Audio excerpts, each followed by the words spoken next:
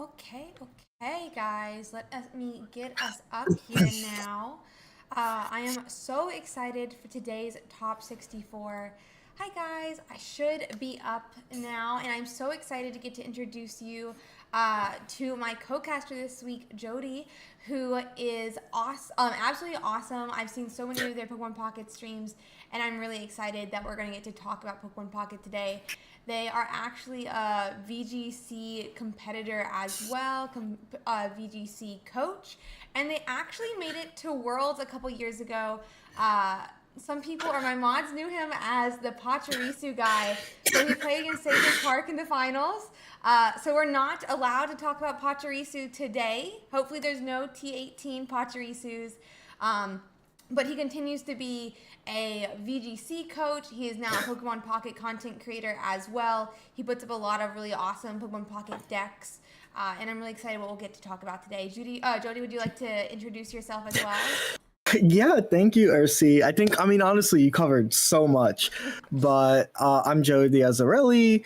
I'm a longtime VGC player. I've been playing since like 2010. I got Worlds Finals in 2014. And uh, ever since I've been back in 2023, I've been just a top player. But really happy to be here. I think that Pocket is one of the coolest Pokemon developments that happened in the last since the last Pokemon development. And I mean, it brings so many parts of this community together, whether you're a VGC player, TCG player, like anywhere in the Pokemon sphere, you probably have played Pocket. So I'm just happy to be here. Thank you for having me.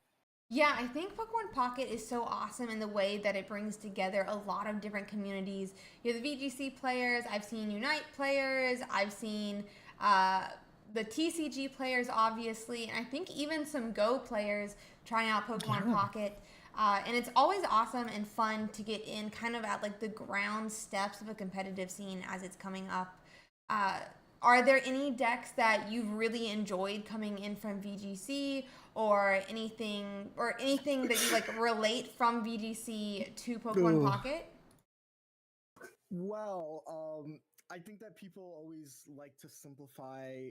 In chat, please don't shoot me when I say this. People love simplifying VGC, calling it a coin flip simulator. So I think it's very quite fitting that Celebi is one of my favorite decks. I even have a tattoo of Celebi on me. Oh my So god. I want you guys to know I'm just as conflicted as you are with how the card plays, but I see there's a bunch of Celebi today in top 64. I'm gonna try my hardest to not be biased. Well, I'm actually surprised to hear they call it a coin flip simulator as well, because that's what they love to call Pocket. So the fact that it just is a little bit funny, I guess we should say, because I've actually heard the opposite, where VGC, is so little, really, what's it called, skill expressive, and so I love to see things like that, I guess. No, I think it's so interesting, right? Because I feel like when someone wants to be reductive, that's what they go for, even in Pocket. But this latest expansion, Space Time Smackdown, it feels like there's been more like player expression than ever, especially with the introduction of Pokemon like Magnezone.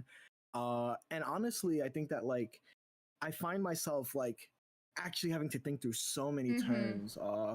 And we've gone such a long way from Genetic Apex. Yeah, I definitely agree. Even like the Darkrai plays, where do you put your 20s? You bring out those Greninjas who are adding that in as well. I do agree that I think there's a lot, or even more skill expression this set than we've seen before. And I can't wait to see how that continues to grow. That being said, I do think it's really funny that you might call a very skill expressive set with Darkrai, Magnezone, or Darkrai Greninja is kind of being countered by, as you called it, the coin flip dispenser herself, Celebi. Uh, so Yeah. kind of, I don't know. I think that's definitely a little bit funny, but we are seeing a huge decrease in Superior this set, at least for what's being played in tournaments. Have you played the Executor version of Celebi at all?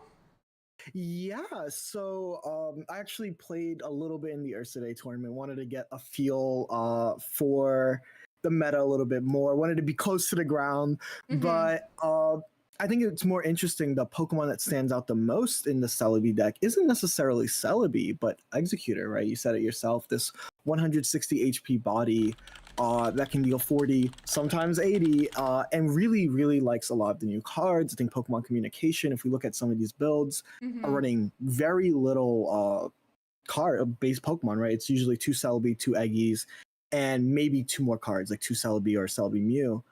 And I think what's really cool about that is the increased consistency with Pokemon Communication.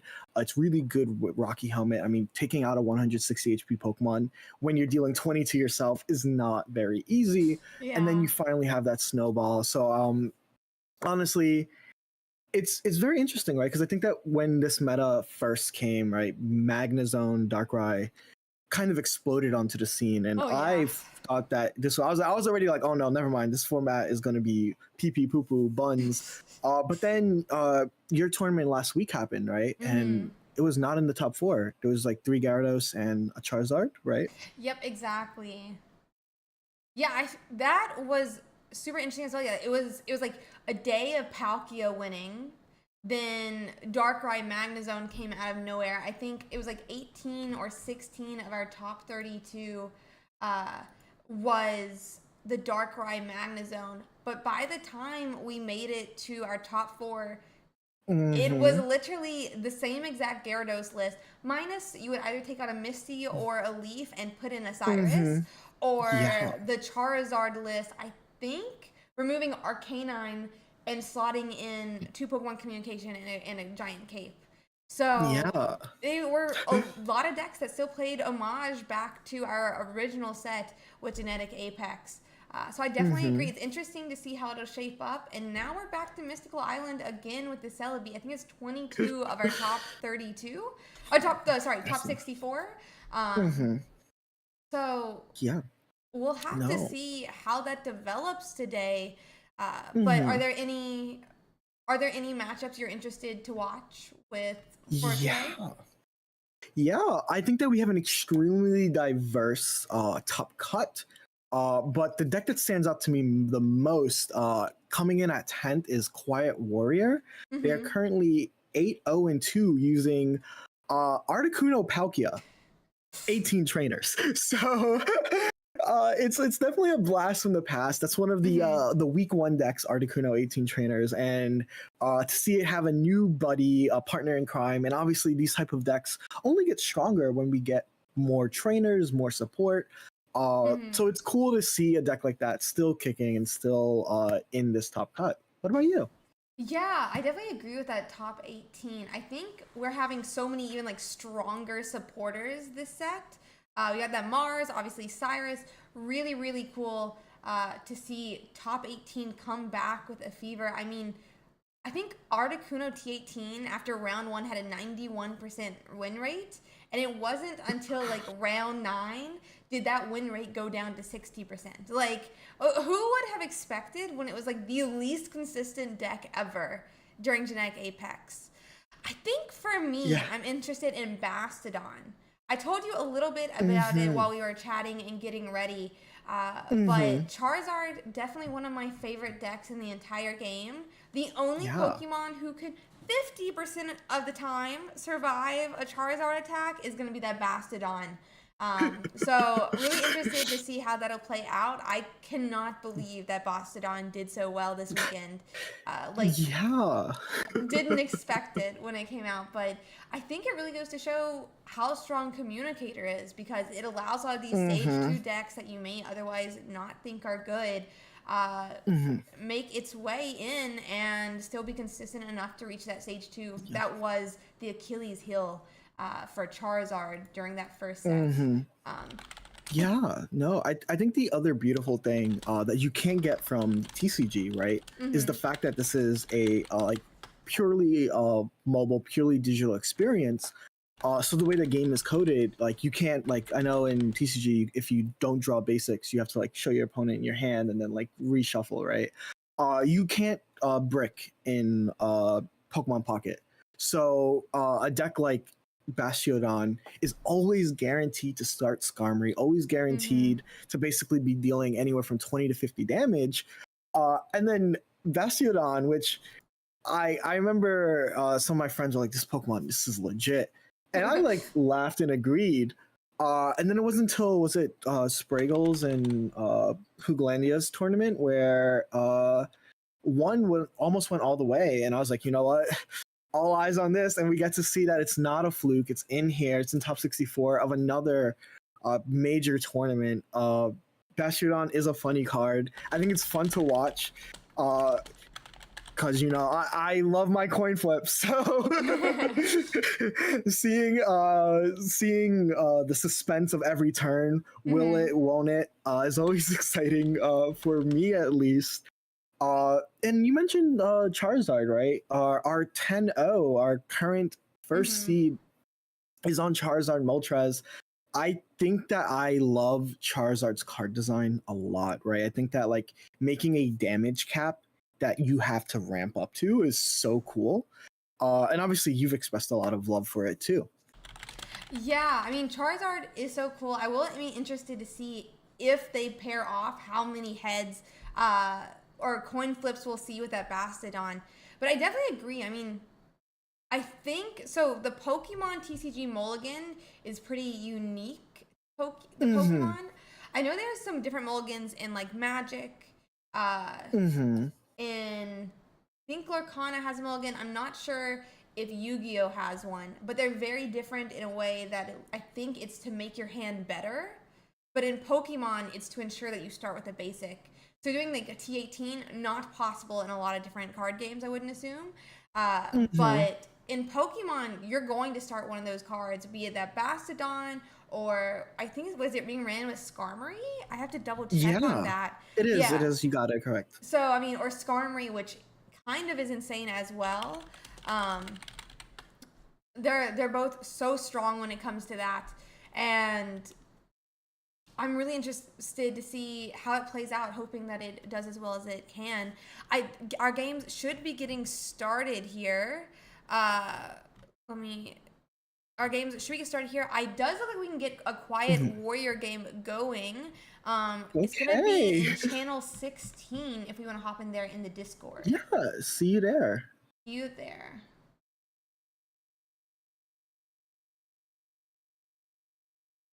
Okay. They should be loading up here. I'm just gonna make sure to server deafen them. And they'll be getting started. So this matchup is going to be that Celebi EX with Executor 1 Celebi versus the Quiet Warriors T18 Articuno and Palkia EX. Really I don't see the stream. I'm sorry. Let's see here. Yeah, they haven't started the game yet. It looks like they're still loading up on the thing. Can you see the Discord? Where it's like 1-1? Okay. Yeah, it's just 1-1. Okay. If you see 1-1 and I see 1-1, then I'm not going crazy here. But it is a very interesting matchup, right? I think that that Eggy usually likes preying on decks with like low HP.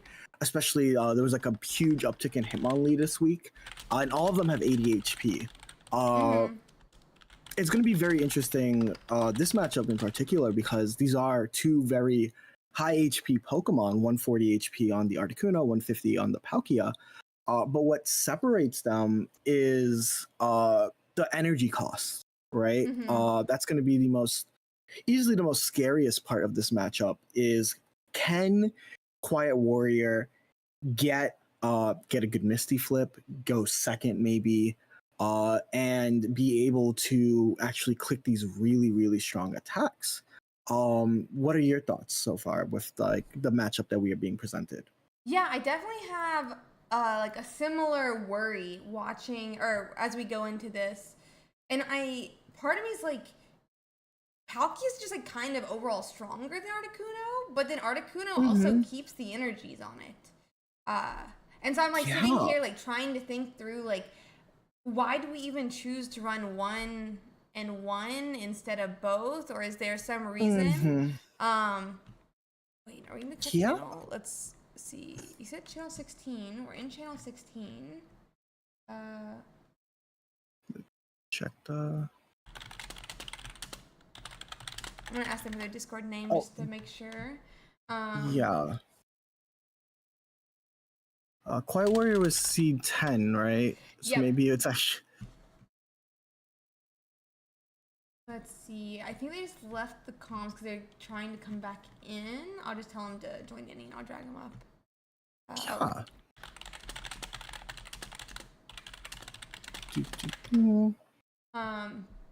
But yeah, so I'm really interested to see how Palkia plays, how Articuno plays today, and how they decide where they're going to put their energies. Because obviously, you have to discard 3 of your Palkia EX, and that's not going to be fun. That is true. I think one of the things that Articuno and Palkia have that 2 Articunos don't necessarily have is that they're on different intervals. Articuno attacks on 2s and 3s, whereas Palkia attacks on 1s and 4s. So Palkia can be actually a good lead while you build up an Articuno, right? Or while you build up, or vice versa. And I think that's like one of the parts that I was always fascinated when we first saw Palkia. And I think that like that differentiates them. Dealing 150 is also good in like the 140 HP health matchups, right? So, well, I think that it is interesting to run 1 of 1. I do think that they can cover different things, so it makes sense to see both of them here. Yeah, that does make a lot of sense. So, what if you started here? What do you think would be the Pokemon you would want to start with versus the Executor EX? And are there any game plans you might have going into this?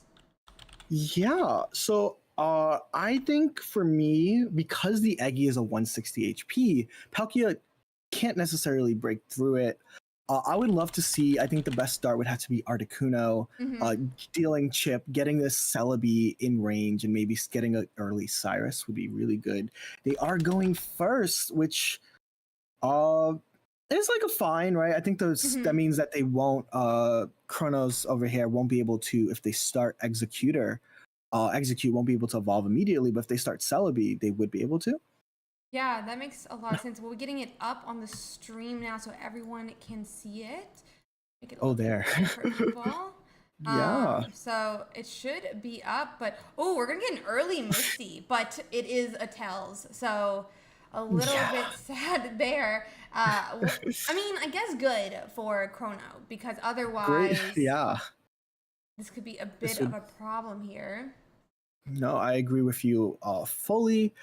It is important to note that this deck doesn't run like any retreats. So while the Sabrinas are cool, the low cost of an Execute immediately puts it in a situation where you can like maybe stall out. But we're going to see the professor's research, draw cards, grab the Palkia. What do you think this first attach might go to? I wonder, right? Because obviously we got some early damage on Articuno.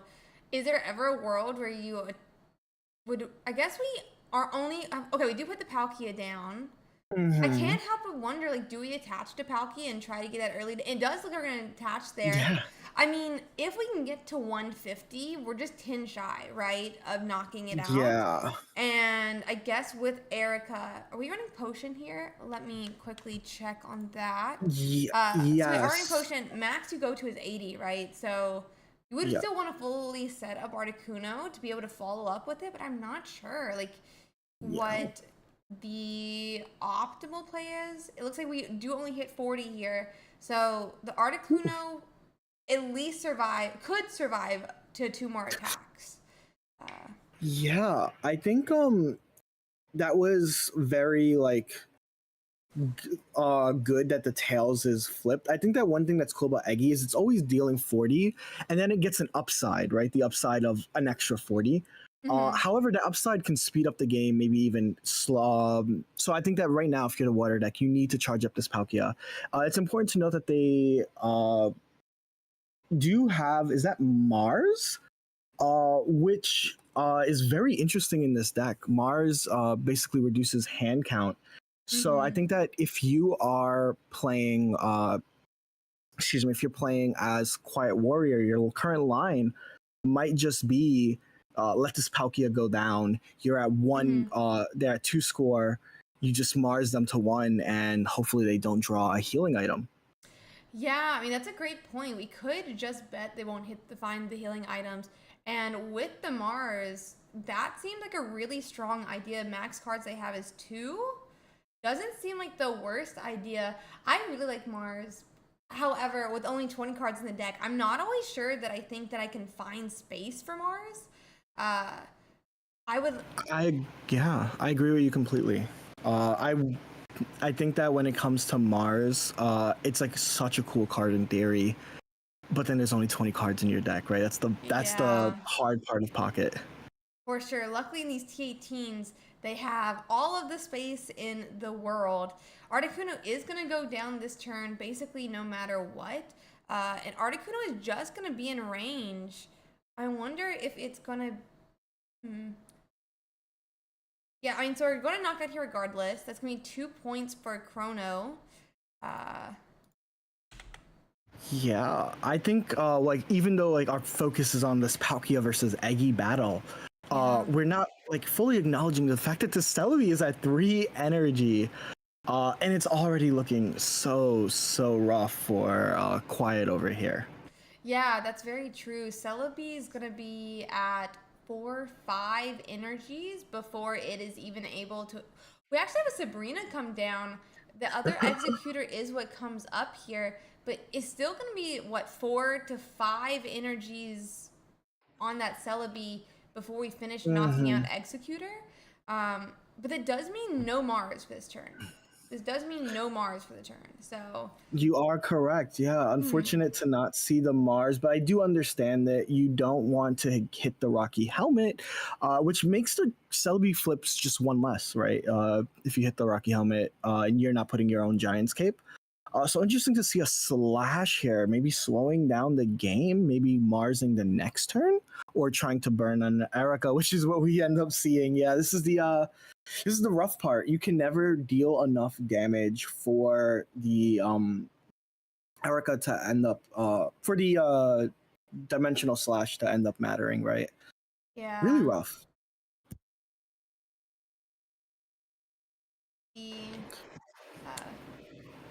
At least it's only a Tails though. So we have at least 2 more turns now. This is true, and a Misty. Okay. Very interesting. I think that if you are down, yes, you're gonna Mars now. But this Misty is going to come in play if the Celebi doesn't flip at least 2 heads, right? Yeah, we're gonna need that. We do get off Dimensional Storm. But yeah, Celebi's gonna need a couple. I mean, we're gonna be at 4 energies if they put Celebi up now. They need to hit 3 right now. They need to hit 3, and you know, if this Misty flips 1 heads, I was counting Quiet Warrior out, but this was a lot closer. The Rocky Helmet attachment was really smart. It made it so that it didn't matter if you have Erica, right? Because you always are going to take 20 damage. Very true, very true. We brace ourselves for the coin flips. 3 flips to win. 1 tails, 1 tails, 1. Ooh, okay. Oh, this is too stressful. Yeah, and that's gonna put him. We can only attack for 30 now. I mean, I guess it really doesn't matter the 30s though, right? Oh, the Misty, yes. 1 and 1 head. That's all they needed, and that's gonna be 150. Game 1's gonna go to Quiet Warrior after that. That's real. Oh my gosh, there was so many cool plays to like, and this is what I said, like with the skill expression and like the ways that we can make different plays. The Rocky Helmet attachment made it so that the only way to counter this Palkia was to have something like the Giant's Cape, right? Yeah. And I think that was like really well played. The Mars showing its value right there, Marsing them to 1 card. I think that we got to see the Palkia's value there, and obviously the singular Misty flip was enough to change this game. Yeah, all we needed was one heads, and just like that, Quiet Warrior goes from being in, well, what we thought was kind of a losing position to taking control and taking game one. Game two is going to be interesting. I mean, there's not really a way that you can play around Misty other than taking out these Pokemon quick, but that's already the game plan. He has to knock out both of them to win either way. We're going to go in and get into game two now, and it's going to be quite weird. This time starting with the Palkia EX. I wonder how that's going to change the matchup. We do get to do some early 30 damage with just one energy, so... Yeah, this is obviously very interesting. Note that they Pokeballed but chose to actually not play it. That is because there is two Sabrinas in Chrono's list. So you don't want to, while you're attaching energy to either the Palkia or the Articuno, get Sabrinaed in, right? That makes a lot of sense, yeah. It's always interesting to see when they decide to make plays like that. Let's see here. Oh, a devastating Mars to 3. Just a red card, right? Yeah, I mean, that's just a red card in that case, but it's really early in. Even then, I feel like waiting to use it when I can take it down to one card might be stronger, but I'm not the one in top 64, so... I think the other use cases is we did see Chrono use Professor's Research, right? Which means that they shuffled their deck, their 5-card hand, lost 2 cards from that. And they also lost a Professor's Research, so they have to dig through their deck a little bit more. But we see Eggy, so maybe the Mars ended up giving them what they might have needed. But we were still in a very interesting game state. Yeah, I mean, it did give them that evolution, but to note, you never want to attach your second energy, I feel like, on Executor to an Executor with an energy on it already. So, presumably, there's not another basic in Chrono's hand here, which could be pretty strong when we're chipping away at this Executor like this. Honestly, you said it best. This situation here is kind of interesting, right? If this Palkia chooses to attack, it will be a guaranteed OHKO through Tropical Swing. However, this Aggie's damage, it's piling up, and we are one Misty Flip again from seeing Quiet Warrior in top 32. Yeah, just one more game and they could take it. I mean, Erica is going to go down, putting him back to 120. Oh, they still don't have a basic. Ouch. Oh my gosh, this is so stressful. I am genuinely, if I am Chrono, I'm praying on this Celebi, this Eggy, anything assigned to show up. This makes it so that Quiet Warrior doesn't even need to flip a heads, right? Just dealing 40 into 80, obviously discounting any Ericas or potions. Yeah, definitely agree. I mean, Misty's gonna come down. We did, I think, just top deck that. Let's see. Oh, Tails? Sad. But we can still do 40 this turn and put it in range of next turn's attack. So let's see. Obviously, I think the way I like to look at Misty is like all you need is one flip, right? That one flip changed things dramatically. But now Chrono can obviously double potion through it, Erica through it. So let's see what the hand holds for this match. Yeah, I completely agree. I mean, will they have another basic? They either need the Erica. I guess potion is fine. Even? No, the concede revealing that they do not have either. And we get to see Quiet Warrior advance to the top 32. Obviously really well played. Mars showing twice now, right? Its effectiveness. If you are someone who's been kind of deciding on if Mars is worth a slot, let this be like a little bit of a masterclass of yes, Mars is worth the slot. Yeah, I mean, that red card, I think, kind of destroyed Chrono. We don't really know what was in his hand before, but not having a single basic, it didn't matter if he got that one evolution. Without a basic to put into the active spot, in Pokemon, you lose. Doesn't matter how many points you have, doesn't how many points you don't have. if there's no basic Pokemon left, it's game over. With that, our fire player has, so our Charizard we were also watching has progressed to top 32. So we should find another player here. Yeah. Is there any others that you would like to watch? Well, you mentioned that there is a Bastiodon player, right? Yeah. Nestor.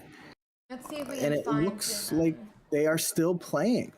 Okay, let's check to see what room they're in. Give me 1 second here. 14. Oh, you're the best. Let's go to 14. Let's go.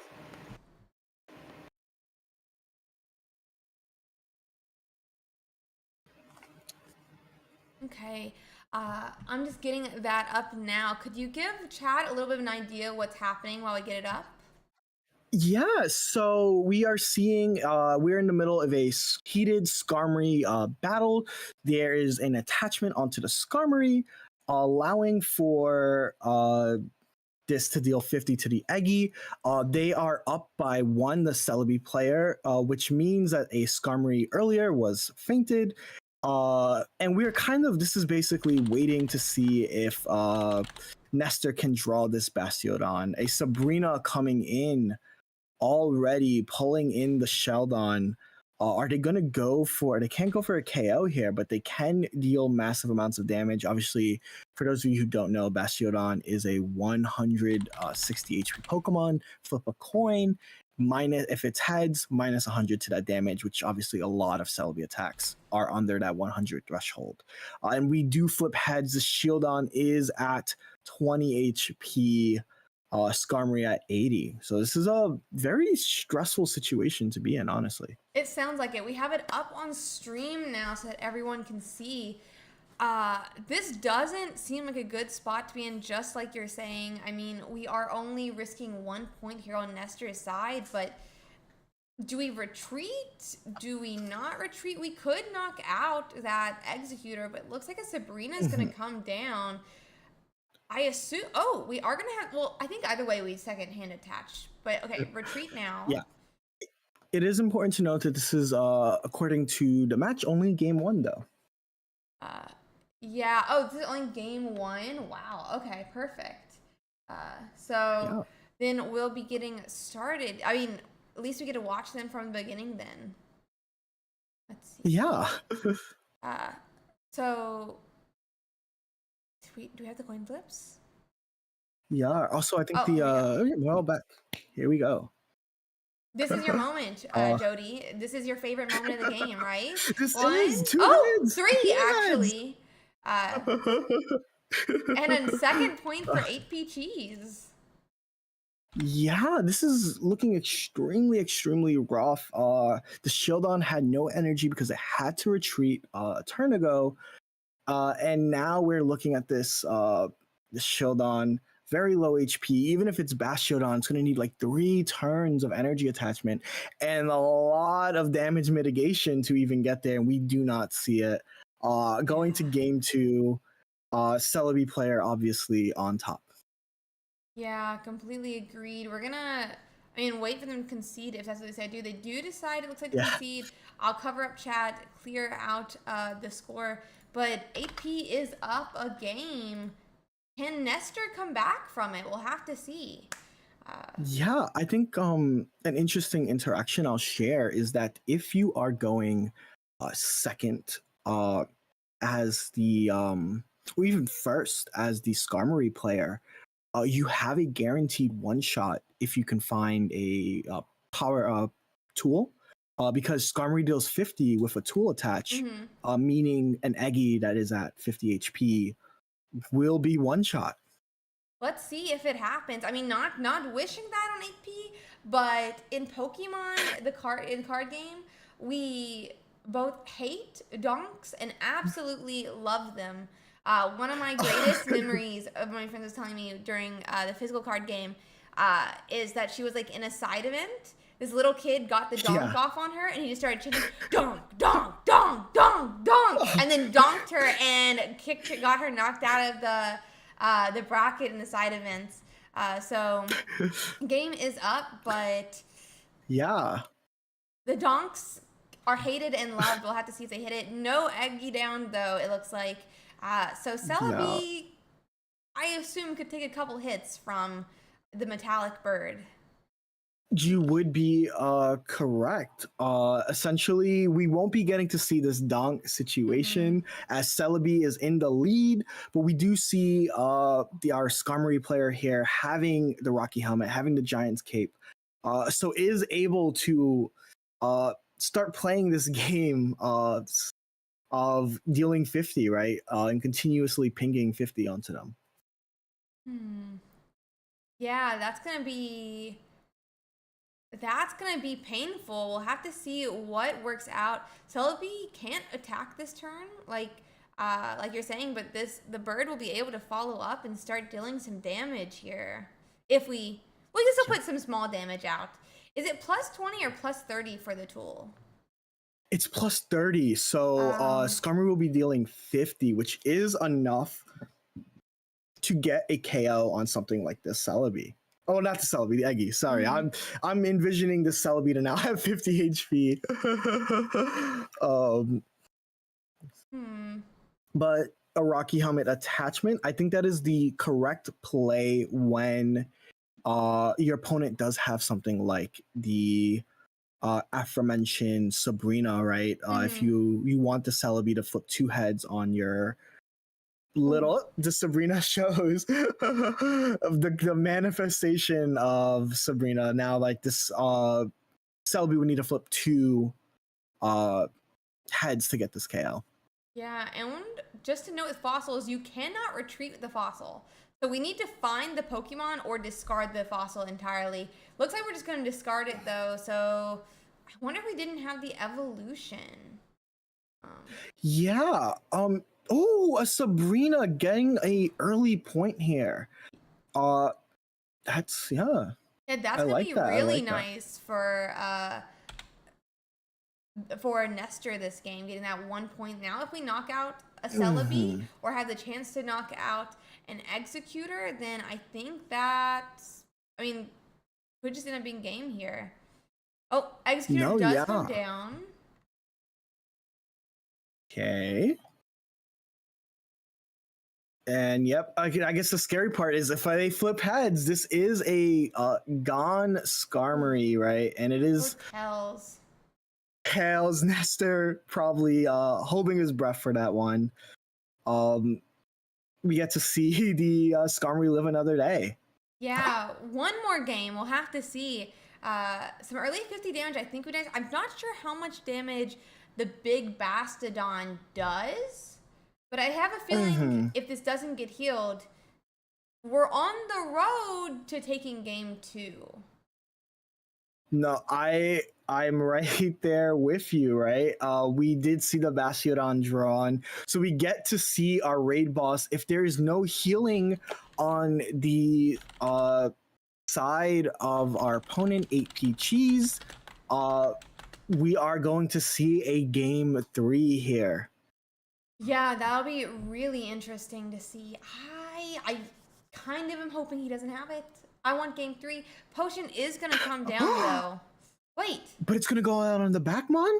Oh, and an Erica. Oh, so, okay. I was like, wait, what? I was just as stressed there, so do not worry. I think one of the things, especially commentating, right, we get to see everything. But we also get to experience the stress of both players, right? Yeah, true. Like I felt like I was getting hit by this Executor just now. Oh no! Well, they're even now 1-1, but I definitely agree. And from this position, it's like you want one person to win, but you want the other one to win too. You don't know who to decide with. We have that third energy. The big Bastiodon is going to come down. 80 damage? So I do. I do want to point out something very important. AP Cheese does not have Leaf, does not have X Speed. So the only way for them to have to win this is through Erica, and it looks like we are not seeing an Erica and an attach. And we will be going to game 3 and our raid boss taking 0 damage. Bastiodon's so fun to watch. Stressful, but very fun to watch. It's kind of funny though. It's like executor coin flip. Well, let me coin flip. Let's see if I even take the damage. Yeah, I think it's very interesting. Is there like a TCG equivalent to this? Because like I'm like it's so goofy to me. I think it's such a funny design. I don't think specifically there is. The physical card game has kind of gotten to like a people are doing a lot of damage to really big health Pokemon right now. Let's put it that way. I love the physical card game. Sometimes it's more like a coin flip. Will I get the one shot? I didn't get the one shot. I wasted my turn. But we'll see. Well, I am very glad that Pocket, has this lower power level, so we get to see decks like Bastiodon shine, right? At least in this week, and links in this tournament, at least in this top 64. And we see the Bastiodon player going first. Yeah, we'll let them get started here. Oh, is this the moment? Wait, Bastiodon's playing first though. Hello? I mean, I think you just pass here. You pretend like you don't have anything. Yeah, we don't have anything. Like, we don't have anything. You don't have. Do you see anything in the hand there, see? I don't even think we have any cards in the hand, Judy. I don't think we even have any cards. For some reason, I only drew one card, and it was my Skarmory. It was only the Skarmory. Nothing else. Nothing else. Second card comes down. Well, we do have 5 cards in our hand, but it's okay. Yeah. We get 20 damage, but it doesn't really do anything for like any thresholds here, because either way you're gonna need to hit a head stock of the Skarmory. We get an energy attach. Do we have a tool? We do. The Giant's Cape. Okay. I think this is very interesting. So what the Giant Cape here is saying, Nestor is basically saying, if you have an Executor in your hand, you're not flipping heads, right? Because we do see the Rocky Helmet. And the reason is that if they attach a Rocky Helmet, this Skarmory would not survive, right? Yeah. So very interesting decision by Nestor here. But sometimes you need to make these decisions to get this far in tournament and like to win these, right? Ooh, Executor EX does come down. I wonder, but yeah, no, I definitely agree. It is kind of saying you're not going to make it. It's not like it's going to be an extra threshold. And we do hit tails, so he made the right bet. He made the right bet here.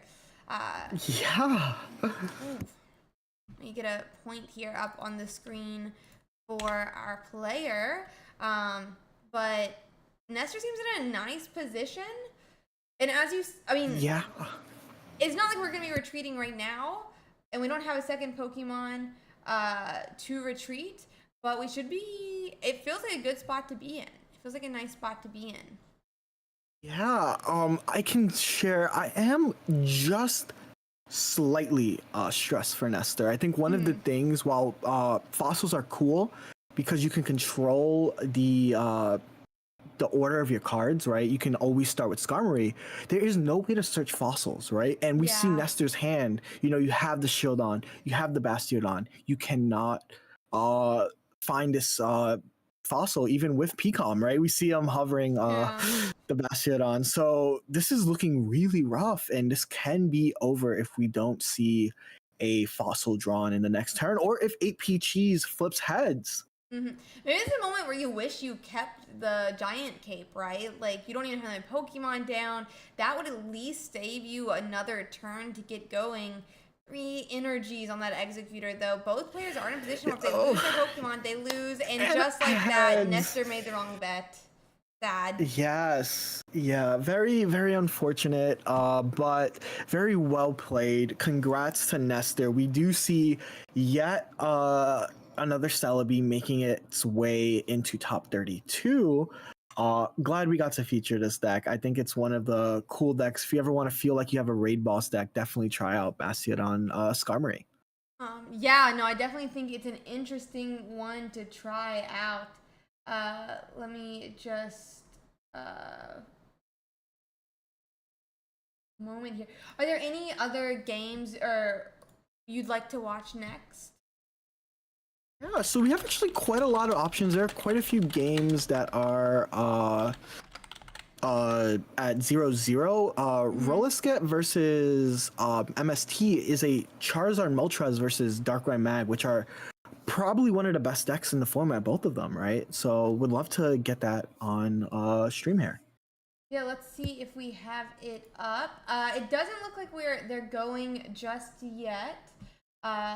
One moment here. Let me see.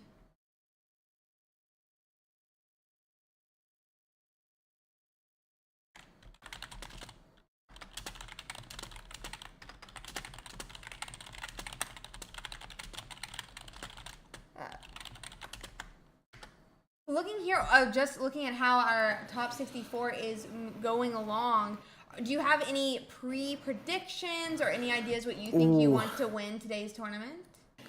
Well, I mean, obviously, I've cast my stake in when it comes to being a Celebi fan. So, obviously, I'll be cheering for the tails with you guys, but part of me that wants to see Celebi win is way too high. But there's actually a lot of really cool decks advancing into this top 32. We've been talking a lot about Eggy Celebi, but there's a Eggy Yanmega, which is not Eggy Celebi. It's a little bit more consistent, right? You're not relying on as many coin flips, but you need 3 heads, right, to get this Yanmega EX online. What are your thoughts on that deck? I would love to see Yanmega do. I mean, we have that consistent damage from Executor EX that we see in some of these Celebi decks already. So Yanmega, in my opinion, kind of there to counter that Darkrai like we've talked about. But is it working? I mean, we have at least one in our top 30, the top 64. Maybe it is. Yeah, I think Yanmega is also just like a very interestingly designed card. For those that don't know, it's 3 colorless energy, deal 120, discard an energy. And I think it's very cool, this set. We've seen a lot of cards geared towards being able to be played in other decks, right? We've seen Dialga Yanmega. We've seen Magnezone with like every flavor of Pokemon. And I think that is one of the coolest parts of this pocket meta, right? Yeah, I definitely agree. It looks like they're going to be getting up and started here now if we want to watch that. I'm going to send you a Twitch stream because it looks like they're both Twitch streamers instead. Let me quickly send that works for me, yeah. And then I will get that going. They're just starting their top 64 as well. So it'll be, I think, a fun game to get to watch. And obviously, these are some of the best decks. Charizard EX, Moltres EX actually supports a like originally has like an evenish matchup. Charizard can just win if you on curve it, but Darkrai Mag has a lot of ways to beat even a fully powered Charizard. Magnezone into Darkrai famously can beat it. What are your thoughts? Obviously, you do enjoy Charizard Moltres. What are your thoughts on the matchup? Yeah, so it's one of those where I can't really tell what should happen. I think Charizard, I can't remember exactly which one had like the higher win rate. That's off my head right now. But like Charizard does well to get to stall, right? Like it can find its Charizards, it can find its Charmeleons, it gets to find those different Pokemon here at the beginning and build up its energies behind a Moltres. We do finally have that up on stream here. But at the same time, so it is kind of Darkrai, right? Like Darkrai from behind Druddigon can just continue to put energies out. At least in this case, Magnezone is a 1-point attacker that is probably going to be attacking with. So is it good to swing with Charizard into a 1-point attacker or even knock out Druddigon, get hit on you, take another 110 from Magnezone? It seems a little bit more iffy than you might expect off of first glance. So it's actually very interesting to note. In the beginning of the format, Charizard actually slightly edged out the Darkrai Magnezone players in win rate. But I think one of the things that makes Darkrai Magnezone the best deck in the format is the level of options it gives to a player. It allows you to kind of outplay any matchup. And over the last 2 weeks, we've seen the win rate slightly favor Mag. But of course, win rates don't really matter when you flip heads 3 times, right? And you maybe get on curve a Zard plus a million. So that's, I think, the power of Charizard. It's like one of the few decks that just plays its own thing. It does not really care too much about what you're doing, as long as you get to accelerate, right? Yeah, very true. It's just kind of like, yeah, do your thing, buddy. Do your thing. I'll be fine. To note, though, Darkrai essentially does actually kind of do 140 turn one, like its first turn it attacks, because to get 3 energy on Darkrai is an additional 60 damage.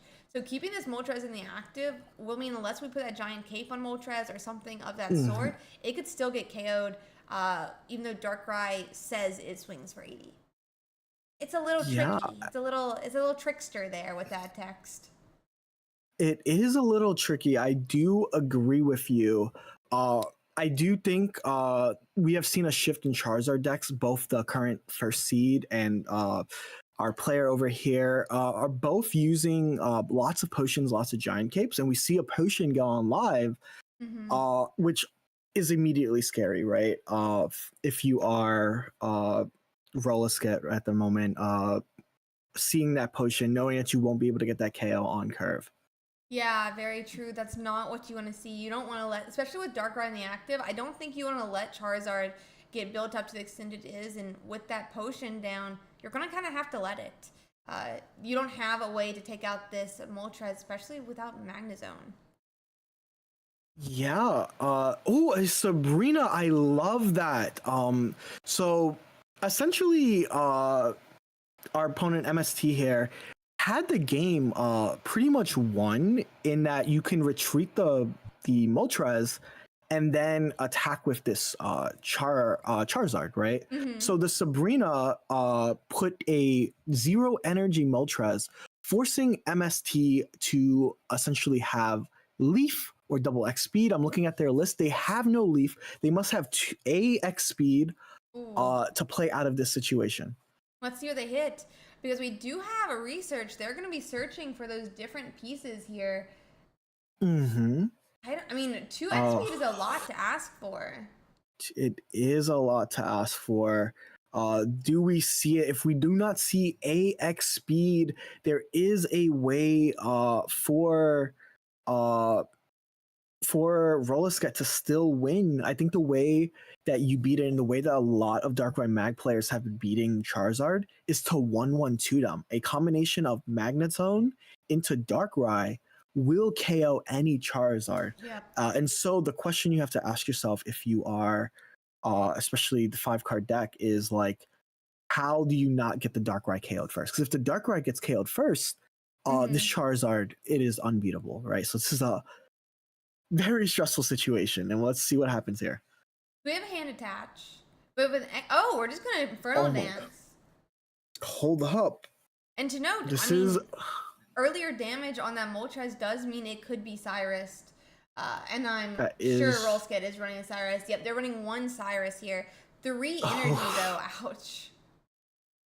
This is very interesting. I think that, like, if you are Rollisket, I'm just thinking, how can I beat this Charizard when it comes online, right?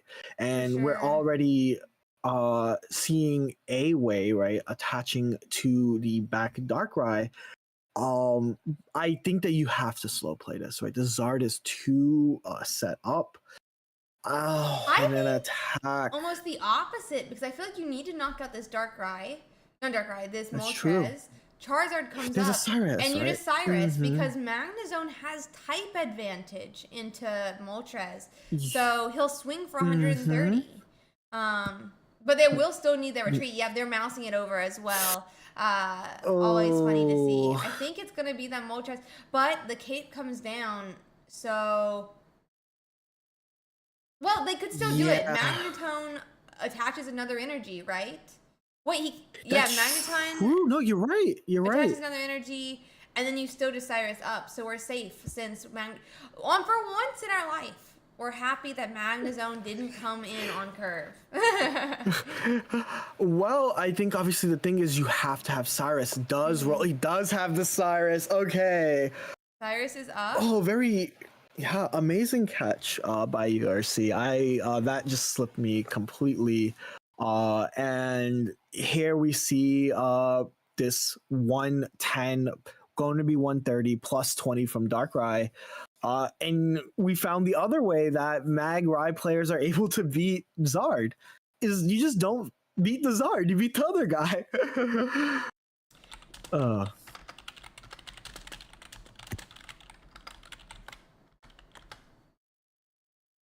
Yeah, that's and that was an ouch, and that's gonna be game one there.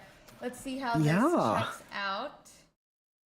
No, I think that was really well played. The Sabrina earlier to set everything up. Like I said, I think that Mag-Rai is one of the best decks because it has such a high skill ceiling in a game that people normally wouldn't think has Sun, right? Like Pocket is made to be very simple, but there's so many decisions that you can make. And we're seeing cards like Cyrus be used. It's really cool. What would you like to see as an adaptation on the Zard side, right? What can they do? Maybe was it a mistake to have played another Moltres, but obviously you had to avoid the Sabrina. There's a lot of questions you have to ask yourself if you're MST right now. Yeah, I think that is really true, and it kind of makes me think really at their deck list. I was looking at their deck list for a second. They swapped a leaf for a blue, and I think this is a really interesting call because now with Cape and a blue, Charizard can withstand a Mew EX attack, like of the Charizard, because it'll be 210 effective health. They survive with 10 health.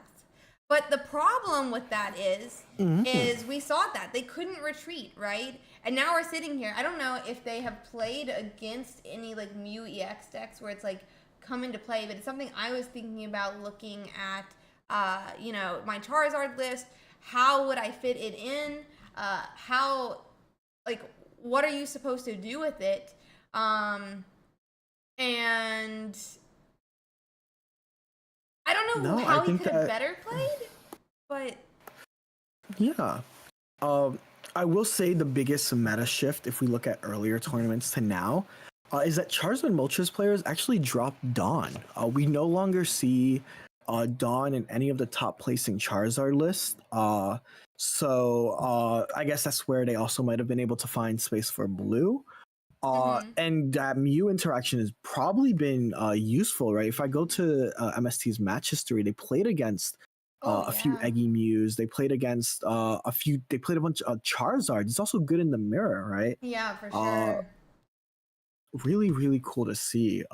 And I think that's again like this game rewards smart deck building, and there's no surprise to see why these two players are in a position to win this entire tournament. Yeah, that's a great point you make. Like, they beat, was it 3-4 Charizards? That blue and Cape probably really came into hand there. But now in our top 64, a little bit of an issue. But at the same time, if he had the 2x speeds, wouldn't have been a problem. So I'm going to go in and get that game up for our game 2 now. That Moltres is in the active spot for MST, exactly what they want. The question is going to be do they have another basic? So I will say we just saw Rollisket actually Professor Oak and draw both Magneton and Magnezone. This is honestly the best board position if you are a Mag-Rai player, is that you want to lead Magnemite. If you lead Druddigan, it gets kind of stuck in the active. And here you're able to pressure. We noted the lightning weakness on Moltres, which means that this is actually able to deal significant amounts of damage, which is very funny, right? You could ping it for 30, but you can also begin charging both of these, the Darkrai and the Magneton here. Yeah, that is a great point. We'll have to see how it ends up playing, but I feel like as MST, I'd be really nervous right now. I'd be really nervous, especially after game 1. Oy. But for sure, that Dawn getting removed, I wonder. I mean, I tried Dawn in my list. I feel like I never actually used it. I wonder. Yeah. Maybe that's just because I'm not a good enough player, though. I'm gonna state that real quick. It could literally be because I'm not good enough at the Charizard No. list. But let's see here. I think yeah, we do. I think what that also means is that you, along with all these players that dropped on, came to the same conclusion, right? And I think that's like really that's like the opposite of bad player. And we are seeing here though the real thing I'm scared of is MST not MST Roskit has like the ideal situation. One thing I also should have mentioned is that Zard players drop all offensive options. They do not have Sabrina, which means that if you are MST over here, you're gonna have to deal with this Magnezone. That's going to be the Magna. That's gonna end up being a Magneton, and then the Darkrai, and there's nothing you can do about it. And that is one of the downsides to playing this potion-heavy deck. Yeah, no, very true. It is a huge problem for it, and just like that, I mean, the Moltres is gonna get KO'd early. 2 points for Rollskit now. I'm not sure how it would feel coming into this game. Obviously, there could be another 110 swing right now. Yeah, Charizard comes down, but I'm wondering if it's too little, too late for our favorite lizard, especially these back-to-back Inferno flips. We're only one heads each, right? So a Zard that could have been online is not, and with no Giant's Cape, it's looking to be Cyrusable, and the Cyrus is drawn. I feel so bad anytime I mention a potential win con, and it just happens. Yeah, he's Drudagoning for that Magnezone, for that follow-up attack that you're talking about here. But he gets Darkrai. So if he doesn't have a second Magnezone, maybe it's okay. Wait, no, because it'll be at 20 health. It's still not going to be good enough. Yeah, I think it's just a 2-0, sadly. Yeah, I don't. There's unfortunately no way around this. The Magneton can just attach twice in the turn. And the Cyrus is just sealing the deal. The Zard, very, very unfortunate flips, right? The Zard only has 3 heads, so it can't even KO this zone without burning so much energy. It's a very unfortunate place to be. Big unfortunate for sure. We have the hand attach. I mean, it's just... We know he has Cyrus, which is the sad part of this. Charizard swings for 200. MST takes their first point, but a Cyrus and attachment to Darkrai is going to be all that Roll needs here. That's the thing, right? Even if they did not have Cyrus, a Magneton 60 would almost just as well seal the deal with this Darkrai, right? Even honestly, I mean, yeah, 100%. So, ouch.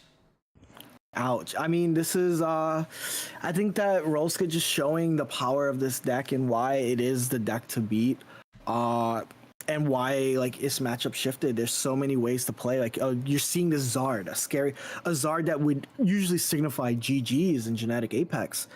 Did not signify GGs. There's so many ways around it, especially with Cyrus now, right? Based on Showdown just gave us so many cool cards. I love this meta. Yeah, it's a really interesting meta for sure. We do still have a Darkrai and Celebi match going on. It's a Darkrai Greninja versus a Celebi. Yeah. So let's hop into channel... Which side do you want to watch from? Let's do it with the Greninja side. Okay, so we're going to be hopping into channel 55. A little bit of a scroll down. Sounds good. But I'll see you there. See you there. Okay, so right, just getting up the we are game. joining. Let me check. What is it? 0-0 still, or is it? Looks like it's 0. So they're 1-0 in the series right now. Ooh, okay. See here. I'm I'm gonna get the names up and the game running. Can you give us an idea of where we're at? Yes, so we are in the middle of a Eggy head flip, which is poised to KO the Druddigon, but it is a Tails, leaving the Druddigon at 10 HP. There is a Darkrai fully charged, as well as a Greninja ready to come in. There is a Cyrus available. We can start seeing these pings that can end up going onto a Celebi, and if they ping the Celebi enough, be what ends up KOing the Celebi. So very interesting spot to be at if you are the Darkrai Greninja player. If I'm correct, I believe that the Darkrai Gren player is already up a game. So already a lovely spot to see coming from our player Iruragen. Really good. The Celebi player, yes, we do see the Greninja ping on the Celebi. The only thing that will save the Celebi at this point is a potion. But then if you potion that, the Eggy faints the next turn. So Starfish is in a very interesting predicament. Yeah, and obviously game up, but yeah, I see exactly what you're saying. This game could be a difficult spot for Starfish to come back from, especially already down a game in the series. Erica's going to come down, protect that Executor. I mean, we knock out regardless whether he hit heads or tails here. I think you're muted a bit here, but oh my god, you're so true. Sorry, I am muted a bit here. No, there's the odd Discord mute. I think the most interesting thing happening here is that we did not just see only an Erica, but also a potion which protected the Celebi from getting Cyrus and KO'd. So it is very cool to see our Celebi player still trying to survive, but we are also very interestingly noting that both Ericas are burned at this point in the game. That's not good. But yeah, I think this is exactly what we were talking earlier with the introduction of like Darkrai. We have the Greninja interactions. With all these interactions, there's so many things that players have to keep account of, be it what your opponents can do, what you're going to do. Celebi 110 with a snipe, with the Darkrai attachment, with the Darkrai attack, or even with the Executor, both could be KO'd. If you forget just one of those, it's game over, right? There's so much to account for now. It looks like we are going to have a new Darkrai to attach to, so no wasted energy here. No, I love this attachment style. I love that Greninja is just being used for its HP at this moment. I think the most interesting part of this like deck, right? And we're seeing all of the like multicolored decks end up being either Greninja or Magnezone, is that they all love Darkrai, right? Darkrai is probably the best EX to come out of the set, right? Yeah, no, I totally agree. I feel like there's been some really cool interactions. I mean, Darkrai is in a lot of different decks. So is that Magnezone, who generates its own energies. Really cool to see what players are deciding to run this set. And so many new mixed matches of cards and types.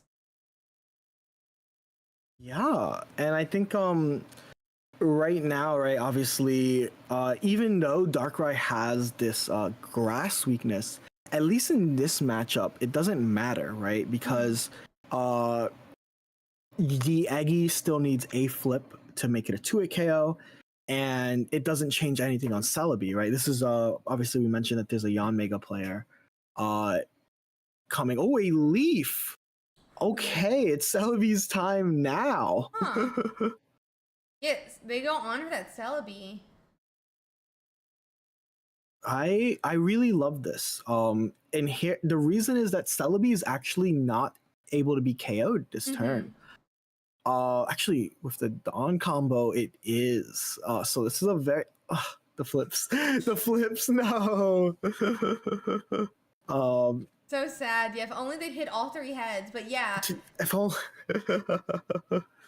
both could be it's KO'd, I actually, guess. yeah. Originally, you can't Dawn plus KO, and this is where we're gonna see a mid game Dawn, come through, a Dawn onto the Greninja, giving it its energy and allowing you to attack with the left Gren. Very cool combo to see, and it is going to look extremely rough. If you don't have another healing item, how do you make it back as Starfish? Yeah, I agree. I mean, first off, ouch. I didn't even think of the Dawn combo there. I'm sitting here like, all you need to worry about is attachments, abilities. No, you also have to worry about the supporters this set. Because we mentioned this earlier with the T18, but there are so many strong supporters that have been introduced this set. Like, it's so many things to account for at one time. We are going to put up that Darkrai here, but I don't know that Starfish can come back from here. We burned both Ericas. We've used at least one potion. I wouldn't be surprised if either we can't find the second potion, or it's not, or we've already burnt it as well. Yeah. We're gonna get the coin flip. It's gonna be 100 with that type advantage. But Can I say I really like this play actually? No, wait, it is too late. You're so true. I don't like this play no more. They can attach to the Darkrai. No. Yeah, not having a potion. You did note that Ericas were used. The single giant cape was used. The potions were used. And this 140, this 80 is going to be just enough. If there was a single potion left, we'd be looking at a game 3. But we see a Darkrai Gren deck, another deck. We get to see so many cool cards from the new expansion, Dawn, that Dawn combo coming through. I'm excited to see what this tournament has left in store for us, but glad we were able to catch the tail end of that game. Yeah, that was a really fun game to get to watch there. Let's see if we have any other matches still going. Yep, it looks like we have one that is a 1-1. We can and try it to is hop into it. They just started a couple minutes ago, it looks like. Okay. 26. I will be there. Perfect. All right, while you set things up, it's looking it's looking a bit dire to say the least. It does show the Darkrai player has a 20 HP Darkrai, and if this Darkrai is down, they lose the game here. So this is looking extremely rough. Is what I'm saying. For those of you listening on while Ursiiday gets this going. Luckily, we got it up just in time, but I see what you're talking about. This Darkrai is at 20 health, and Ursiiday already has a point. I'm not. I'm quaking in my boots if I'm Jinjin right now. I'll be honest. I'm quaking in my boots. Quaking is correct, right? Ursiiday also has a Cyrus. We don't know if the Cyrus was used yet, but that Darkrai, I like to say, is marked for a KO in the future. Very unfortunate place to be if you are Jin at the moment. Yeah, for sure. Not where you want to be at right now. I mean, I'm going to check really quick what our Celebi player is running. There's a Cyrus in the Celebi list. Yeah, there is a Cyrus. So lots to go, lots to think about, and they are just attacking. I love this aggression, right? This Darkrai is so injured at this point that you can't even bring it up, right? For sure. So let's see what we end up happening here. I will point out that this Executor does have 60 HP. Obviously, we are not going to see it being charged, unfortunately. because a 40 from the helmet will get the KO, right? Yeah, it's very true, very true. Are we gonna leave back the Kangaskhan? No, we already done our hand attach. Okay. We've already done our hand attach, so whoa, it Yeah. is the Kangaskhan. It is the Kang. It is just a 100 HP body at the end of the day. I think That is that true, yeah. what we are seeing is just this desperate stall from Jin. Really, I'm worried. There is a Cyrus in the deck, right? But if it works out, right, if the Cyrus at the bottom, this is still very much a game. Tropical Swing here. Obviously, there's also a Frogadair finally coming. I think one of the things, right, with this deck is the ability to just start pinging 20 everywhere. And it's just like it can get out of hand very quickly. Honestly, love to see it. They're currently deciding if they should attack into the Rocky Helmet, which is we won't see it. Oh, yeah, I don't think we need to attack into the Rocky Helmet, right? Like, we can just wait quietly, knock some things out. Only problem being, the longer this game goes, the higher chance they're going to have that not Erica, I read the Erica on screen instead of saying, the bigger chance they have the Cyrus. The bigger chance they have the Cyrus every single time we stall. But maybe they've used it and we missed it? Yeah, we are unfortunately unable to see that. I think the other important thing that we should talk about, what makes the Celebi Eggy deck good, is the longer games go, the longer we're gonna start seeing this Celebi over here like get charged up, right? Yeah. The Celebi is currently on 4 energy. Will be 5 next turn. So lots of things to note there. Yeah, it's a great point you're making here. I'm trying to figure out. Okay, so with this attach goes to 50. If the Executor decides to KO the Kangaskhan now, it'll be in range of being KO'd. Is that the game plan? Yeah, and then you can get. I think that you're gonna have to bring in this Greninja to face tank, right? Because you're a Sabrina away from losing at this point. And of course, I think sometimes a Celebi players, never mind, we're going to see another Erica keeping this Pokemon alive another turn. This is just looking extremely rough, and like another turn passes. At a certain point, Sabrina might just win the game, right? Yeah, Do you honestly. know that they... Yeah. Do we... Oof. Let's see what they decide to do, but yeah, not looking great here. Yeah, we've seen a Pokeball, so a supporter is still on the... Actually, we did see the Erica. So it's just an attach. I love that. That's kind of essentially threatening a switch. This Eggy can switch by next turn. However, I am a little worried, right? Because you are going to be dealing 20 to yourself, plus another 40 from the Darkrai attach and Greninja attach. Is this like too little too late? Should we have done what URSIIDAY did? It might not end up not mattering, but they can still ping it from the bench is very important to keep in mind. Yeah, that's a great point that you're making, though. Like,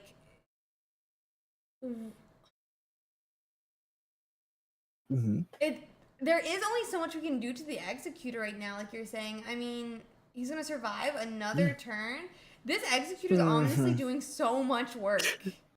Like, I know there's 2 more Pokemon on the bench behind them, but it's like an Executor and a Dream, and he's like, nobody, I got you. He's the Tauros. Nobody. I think we talked about it when we started stream, right? The real star of the grass deck is Executor. Yeah, for sure. Everybody is... This is Executor's ride, and we're all the other guys, Celebi, Mew, they're all just a part of it now. Yanmega as well. Yeah, exactly. Honestly, Executor is carrying the grass decks, even some non-grass decks, I feel like. But let's see here. I mean, so Executor is going to retreat this turn. I'm a little bit surprised. Yeah. I kind of feel like we just like stayed with the Oh, executor there. inactive. Oh, okay. So there is a potion that comes down. I was sitting here like, Okay. he's going to get sniped, but no. Okay. No worries. I think that I was just as concerned as you about the potion, right? I think one of the things, the biggest development in this meta, dropping the superior line, is that you have 6 cards that you can make potions, giant capes, yada yada, and Celebi being its biggest No. op. Oh no. Celebi was offended, by the way, that you called Executor the lead man in this deck. She's like, nuh-uh. If he's the lead man, I'm not working. Whatever. And honestly, she could have won the game there. You need to give her due credit. You need to give her due credit. Yeah. I apologize, right? I think that Eggy is setting the stage, right? And Celebi is just charging up, and when they are ready, when she's ready, she'll come on, she'll get the KOs. I was unfamiliar with your game. If I'm Ursiiday, I'm being a little stressed, a little bit stressed. For sure. I know the stress of playing Celebi. 100%. Or even going against Celebi. Sometimes they flip 8 coins and they're all tails, and you're like, yeah, you didn't even attack, bud. Thank you for passing. But we do apologize that happened to me enough.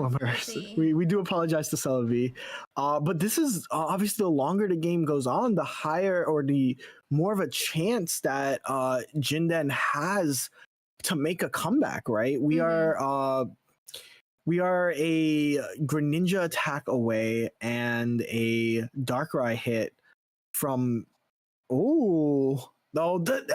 No. Wait. Interesting. They ran out of time. Oh, did we actually run out of time? I didn't realize that. I was like, what? Yeah. Okay. They were debating on playing the Cyrus to just hold the Pokemon in place while you just kind of stall. That's a very unfortunate time waster, and the Giant's Cape coming on.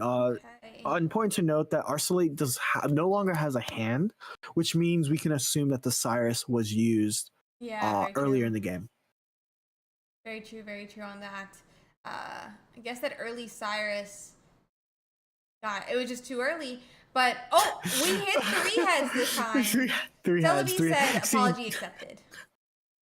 I'm glad we got the apology accepted, and we are done with top 64. Ursiiday with a Celebi Eggy list, making it all the way to top 32. It was very exciting rounds, lots of game 3s, lots of different winners. I think we had a different deck win every time we streamed, which was very cool to see. And now we have our top 32 lined up. It's extremely diverse. I just did a little scroll, and every single deck from the top 8 seeds is a different deck. Oh wow, that's so cool to see. I love that. We will. Let's see if I can bring up the metagame real quick so that chat can see it too here. I'll bring it up for you.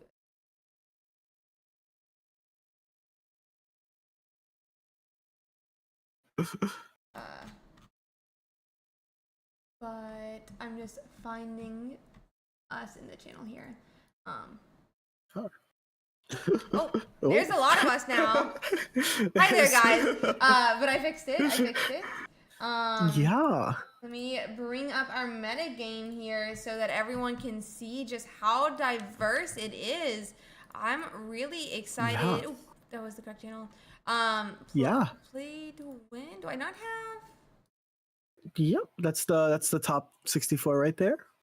There's the bracket. I found the bracket. But yeah, just like you're saying, it's Charizard and Moltres, Executor Mew, then it's Gyarados EX, Hitmonlee with the zone, Weavile Darkrai. I guess there is the second Gyarados, and then, but there's a Yon Mega versus Yon I don't know how to feel about that fight. But it is such a diverse top 32. I'm super excited to see how it's going to go here. But really cool. Let me quickly find us a game. Do you have any matchup you'd like to watch? Yeah, I think that we didn't get to catch Kinka earlier. Kinka is our current 11-0. It means they have not dropped a single Oh, set. They're playing wow. Charizard Moltres, and they're going up against an Executor Mew EX. Okay, let's see if we can get it. Which point of view would you like? Ooh, I mean, it would be wrong to not see Kinka's point of view from here, right? Let's go over to them. Let me quickly get it checked. They're in channel 8, so we can hop over there now. Yeah.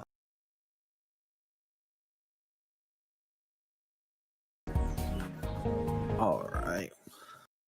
Letting them get their game up, and we'll be going super shortly here. Yeah, very excited. We are I think that like when Mythical Islands came out, right? One of the things that we kind of said was Mew beats Charizard. Like goodbye Charizard, goodbye Mewtwo. But with the release of Space Town Showdown, we got the Giant's Cape. And Giant's Cape gives that Pokemon basically over health here, 220 HP or 200. It's still not enough for against Mew, which is why we saw Blue in MST's list. But Giant's Cape has definitely changed a little bit of Mew's viability.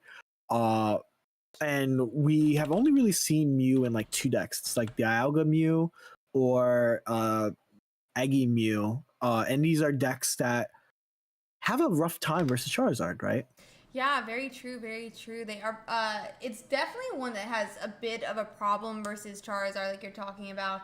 I was looking at it actually this morning. I was going over the Charizard matchup, and it was like, Yeah. I think it was like 40%. Like,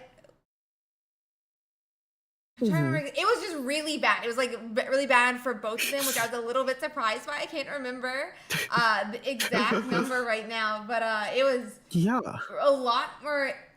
It was a lot crazier than I expected. Almost, it had felt to me like with the Executor that it was a better matchup for the Celebi, and we do have it up here live for stream.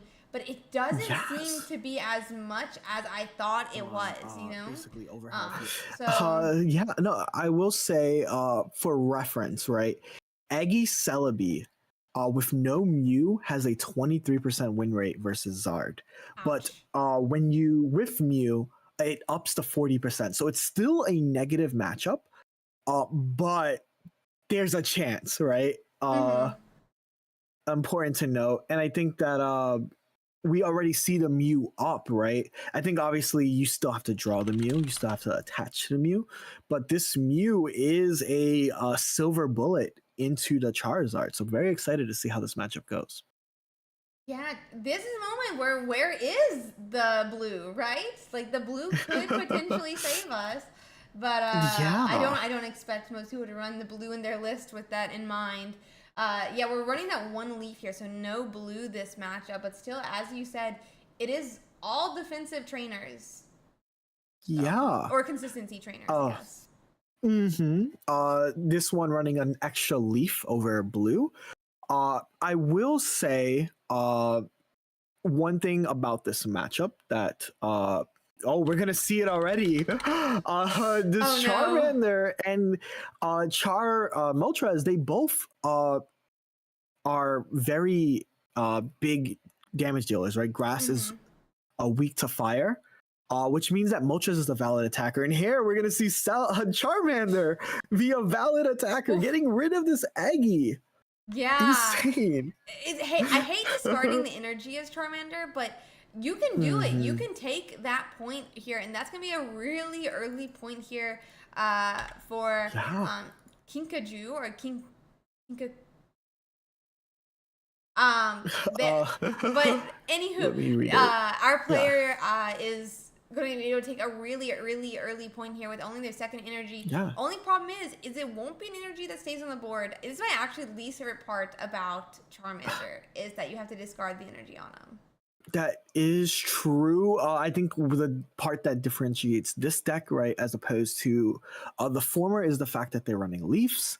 Is the fact that they have X speed, so you're more likely to see it. We saw an X speed, and now we still see a leaf in hand, the discard sucks. But the next important thing, right, is that this deck is all EXs. So Yeah. already getting a point on the board means that as long as Kinkaku can curve into Charizard, all you need is one Inferno Blast.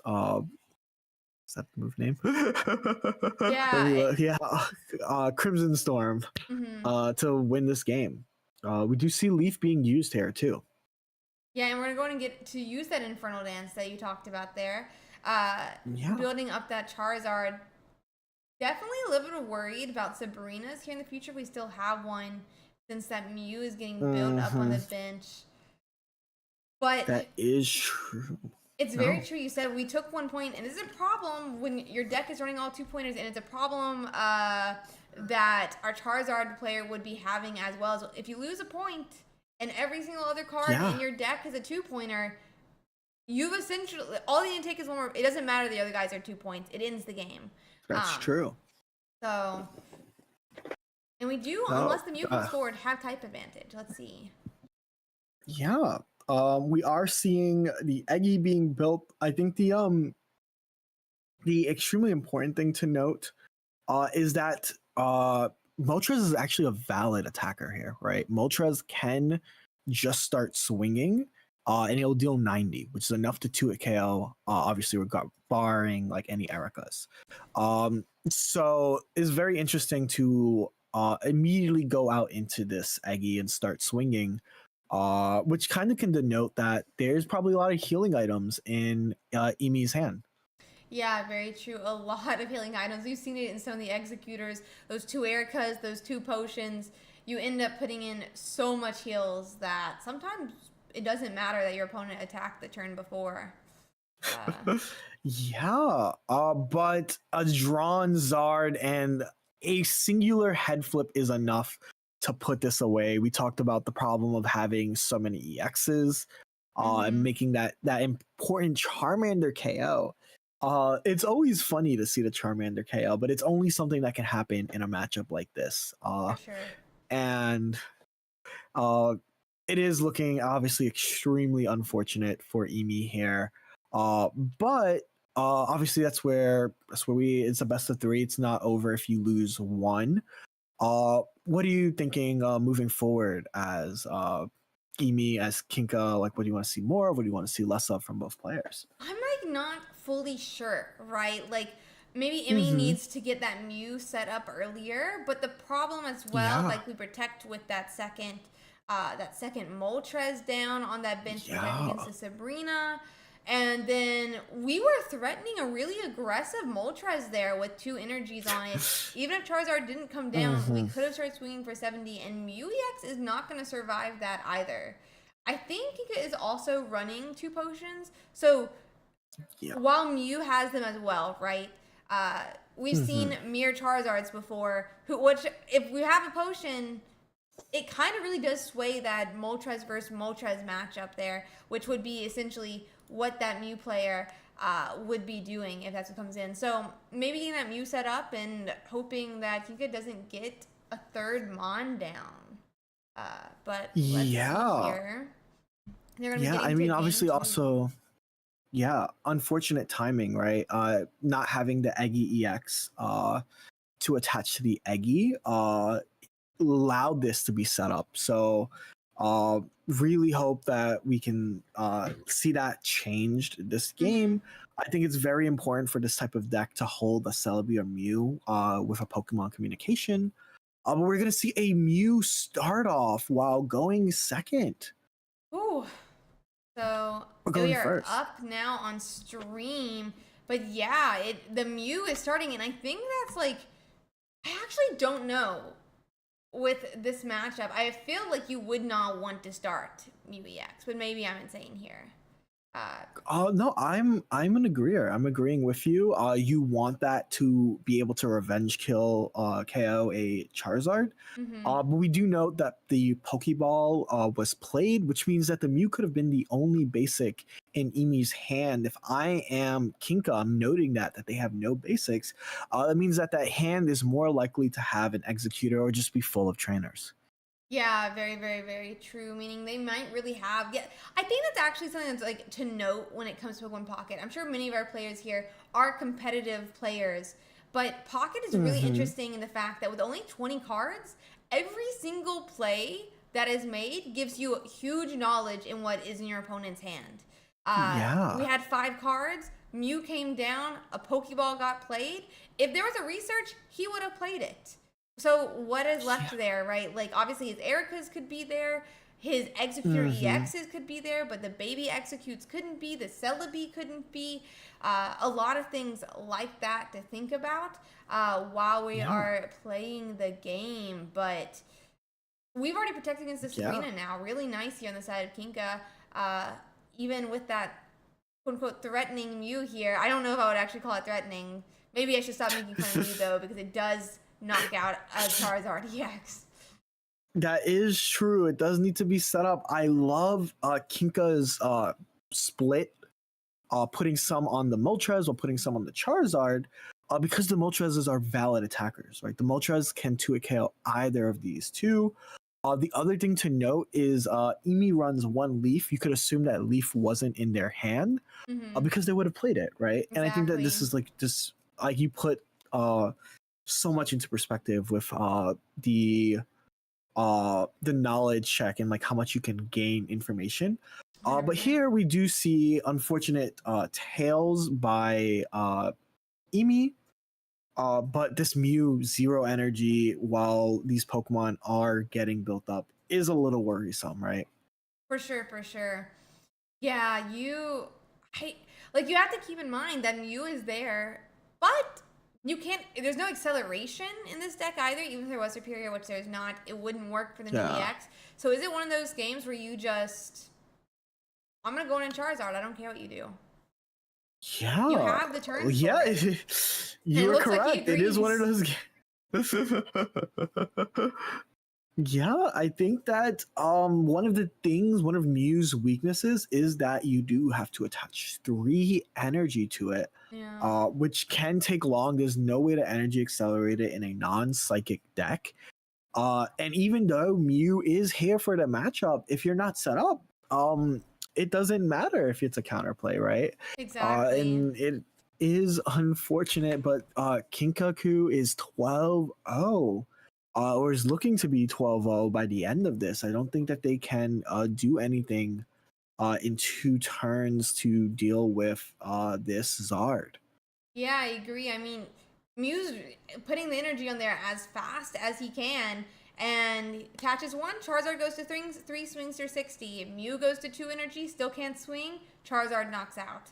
Uh, if Goodbye. only they had the leaf, maybe they could knock out next turn. Just saying.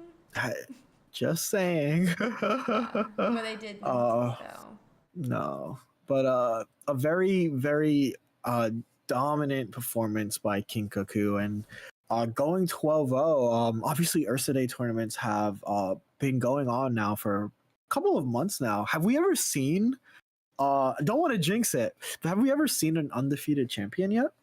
um, maybe I'm not fully sure. Actually, we should check. I'll check that out. But Yeah. definitely seems like a dominant showing. Pikachu. Sadly, all it takes for a Charizard to lose is just not finding the Charizard. But we'll have to see how it plays out because that's definitely Yeah. would be really cool to see. And we haven't had a pure Charizard win the tournament either. So. Yes, I want to say, the leaf, yeah, is not enough, to stall out this Zard coming back in, dealing 200 Mm-hmm. with Crimson Storm. That one leaf could have changed Yeah. everything, but we won't be seeing it. The Mew start was extremely rough, Yes. and Emi's tournament run will stop. We'll see Kinka later on, right? They are now in the top 16.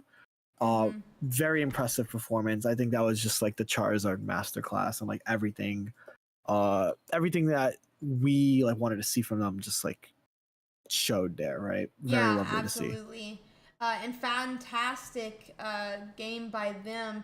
Let's see if we can find us another match here. Give me Yeah. 1 second. Let's see. Do you have anybody you would like to watch in this? Yeah. So a deck that we haven't talked about is Magnezone Hitmonlee, and Sarararu is currently playing their 0-0 versus Otto 256. Okay.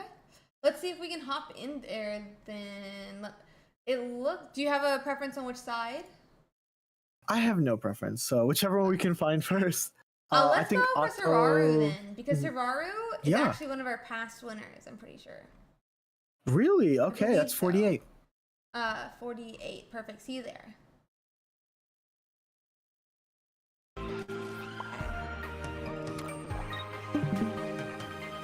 Yes. We are seeing. Oh, this is this is not a fun spot to be in if you are Otto. It should be noted Otto is playing a Gyarados Greninja deck. And they have 3 energies attached to a Druddigon. Yeah. And they have one. There is 1 point on the side of Sararu, so we can only assume that was either a Magikarp or a Greninja, and it is, like I said, not looking great for Otto here. Sararu is currently just in a dominant fashion, Hitmonleeing everything. The Magikarp is effectively locked. If you are Sararu, if you are Otto, I mean, they played both Magikarps. Okay, so I was wrong on what Mon got KO'd. This is still a game. Yeah, it must have been a Froakie then. But this Hitmonlee is going to be able to take out one of those Magikarps. Presumably, he's got the Gyarados in hand. Otherwise, it's game over. It's game over otherwise. Yeah. No, yeah. I think one of the ways to Magikarp, what Hitmonlee excels in is sniping these Magikarps, right? And so a Magikarp to live has 2 choices. You're either going to run a Giant's Cape, which is really hard to fit in your deck. Yeah. Or you are going to just like what Sararu what Otto showed, is you're gonna play 2 Magikarp and just let one go. Yeah. And now prey on the Misty. But yeah, honestly, this is one of the reasons that I still rank Gyarados so strong. Gyarados maybe doesn't always do great in the tournaments, but there wasn't like, I mean, there was a single, but there was not really a mini Hitmonlees. There were no Zebstrikas we were seeing last week. And Gyarados makes it to 3 of the top 4. This week, everyone's running Hitmonlee. Haven't really seen Zebstrika, but we're seeing so many Hitmonlees. We're seeing so many different bench snipe Pokemon. The meta changes around Gyarados because of that bench snipe you need to put Gyarados in its place. And he still loses to Sararu, but he wasn't even allowed to put his Magikarps down until he had 2 in hand and a Gyarados there as well, because otherwise he'd be done for. I wanna say that I say this about VGC players all the time, is that like in any competitors are so smart where if they see something is winning, right, they're going to build the next big thing, right? Coming off the Ursiiday tournament, there was 4 top 4. There was 3 Gyaradoses, right, last week in top 4. Coming into this week, we saw this Hitmonlee Mag deck that has a really, really positive win rate versus 1, the Magikarp deck that just dominated top 4, and 2, the Magrai deck, which is considered still to me the best deck in the format, right? So it's really cool to see that, like, when the cards are like stacked against you and people are trying to find answers, the best players will find answers, and we're seeing one with Sararu, a former winner of this tournament, and also rocking that Hitmonlee Mag. Yeah, for sure here. It's so strong, though, coming to this week. I completely agree. We have gone back to one Hitmonchan, but I think this is how the Froakie got knocked out last time, if I'm going to be guessing anything. I think you're guessing correctly, but I think the interesting part about this matchup, this Hitmonchan, right, is that a lot of, like I said, Magrai players have understood that if you're not running a Hitmonchan, they can just play 1 card, right? They can just play, they don't have to bench anything. And So Hitmonchan says no. You have to bench something, or you're gonna keep getting punched for 30. Very true. Yeah. People try to play around those Hitmonlees by just not putting any benchmons down, but now you're just gonna get punched. Yeah. And Gyarados is here as well. Ooh. The hero arrives. Gyarados is here, but this is looking really, really interesting for our opponent here. I think that I don't think we saw a trainer be used yet, which means that if there's a Cyrus in hand, you can just snipe this Marshadow and potentially end the game, or get close to ending the game. Very true, yeah, because that Marshadow is going to play such an important role in Sararu's win now that Gyarados is set up. I wish we had Hitmonlee, but it's too late. Yeah, it's a little too late. I mean, the Hitmonlee can take out the Greninja, which is honestly probably needed at this point, right? I think I love the tactful retreat by Otto here, realizing that there is no reason to get this Greninja KO'd when you can just sit on a Jodigan. This Jodigan is just so oppressive, and the moment that this Gyarados is ready, it's going to be extremely rough. I can say really good opener. The Cyrus coming back. Interesting. I think that makes sense to me. I think that you want to make them burn as much energy as possible and stall this Gyarados from coming in. And this is one of the ways to do that. And also you can attack. The attachment, though, is kind of an awkward spot. I do not know where you attach as Sararu, and they are currently figuring it out for themselves as well. Yeah, I feel like, in some of the other, what is it? Like the Darkrai version of the Magnezone list, you know exactly where to attach your energies. It doesn't matter. If you have a free energy, attach it to the Darkrai and put out an easy 220 damage. But it's a problem in fighting decks in general, I feel like. Where do I attach? And sometimes you lose the game because you attached wrong. Yeah. I think it's also very interesting. They chose to attack with the Marshadow as opposed to the Hitmonchan here. It does deal extra damage, but looking at Otto's deck list, they do have a Giant's Cape. So maybe you just wanted to get it as low as possible. I do like the Giant Cape edition on this deck. They dropped the Misty and the Leaf to add Cyrus and Giant's Cape. Really cool to see. Interesting. I didn't expect that, for sure. I hadn't checked because I just assumed, got Cyrus. Is that going to be one? No, look, you're so real. The Gyarados list was the same from the beginning of Mythical Islands to the end of Mythical Islands. It was the same exact, and then we just went into last week, and I was like, okay, either I'm dropping a Misty or I'm dropping a Leaf, and it's just gonna be Cyrus either way. And I'm like, okay, sounds like a plan. Yeah, okay. I'm here for it. But no, now we've decided I don't need a Misty or a Leaf, and I want a Giant's Cape, which I think is a good play. I kind of wonder if blue might also be the play, but Giant's Cape persists, so maybe it's better in that way. Yeah, I think I'm happy that they have that we can see meta adaptations even in decks that we thought were kind of unchangeable, right? You need the 2 Leaf, you need the 2 Misty, you have to obviously run Pokeballs and Professor's Researches, but now we're seeing these 1/1/1s. And in a 20 card deck, a deck that's going to be playing for as long, Gyarados needs the setup time.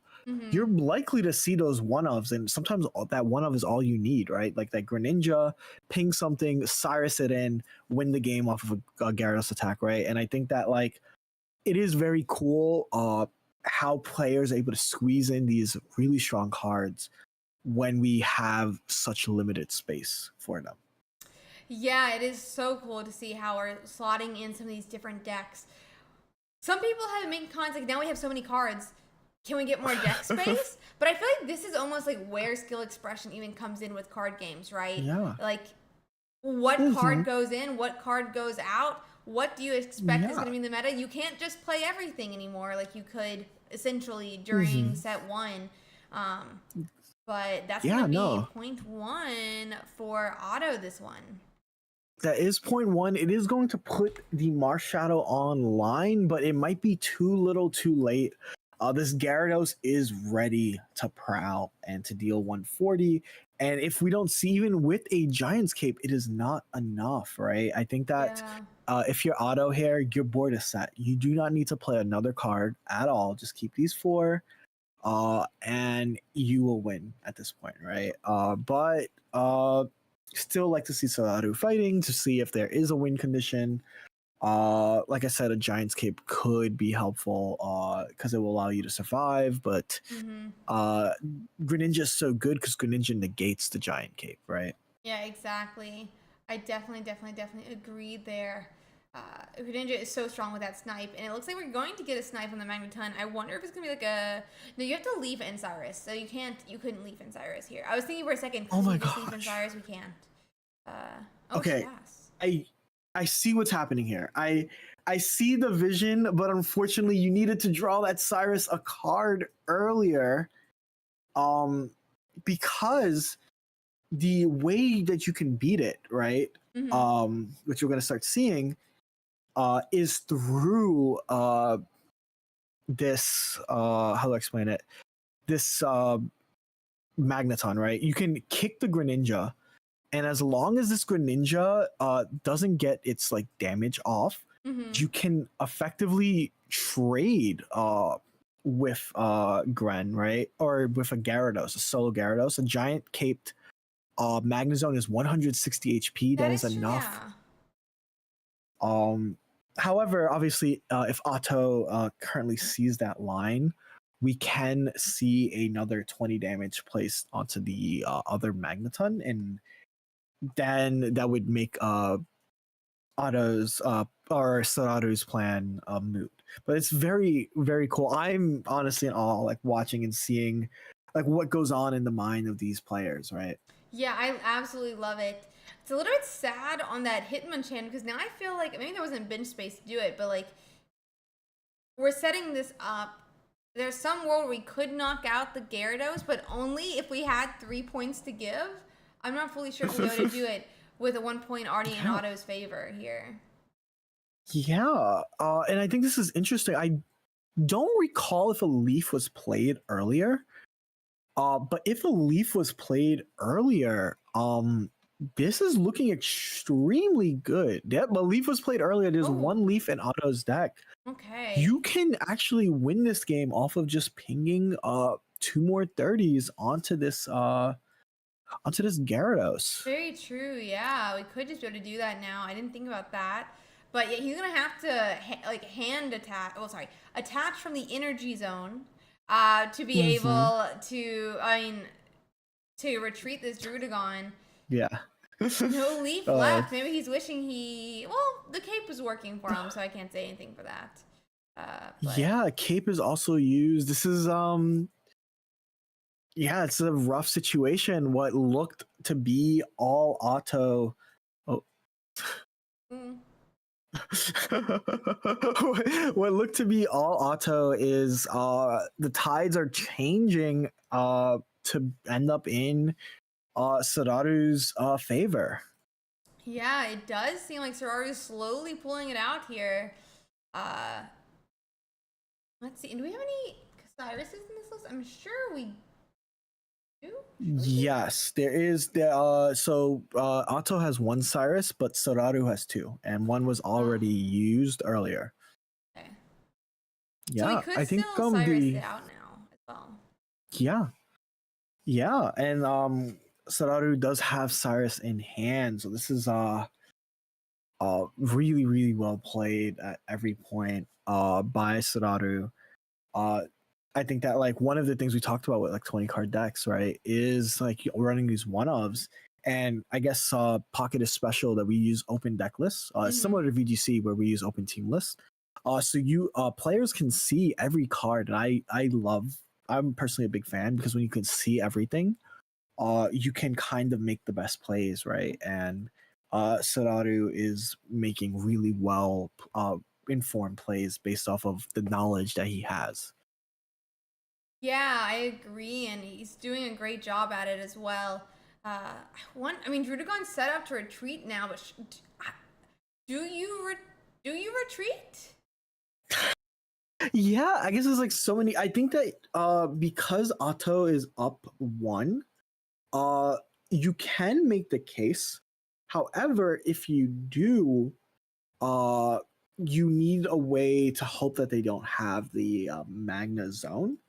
So this is Yeah. like extremely rough. A Magikarp comes down though. Huh. Hold up.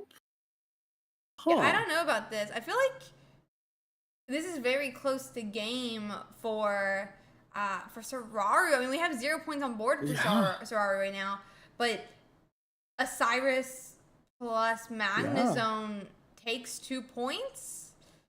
Yeah. I think that if I'm Sararu, all I'm doing is taking the gift of that Magikarp, bringing the Magnum Zone in, right, and shaking my opponent's hand. Mm-hmm. Uh, Oh, we didn't attack. We didn't use Magneton's ability though. that is true. I Oh, guess the good thing is that there's what is that like 4 or 5 lightning energies.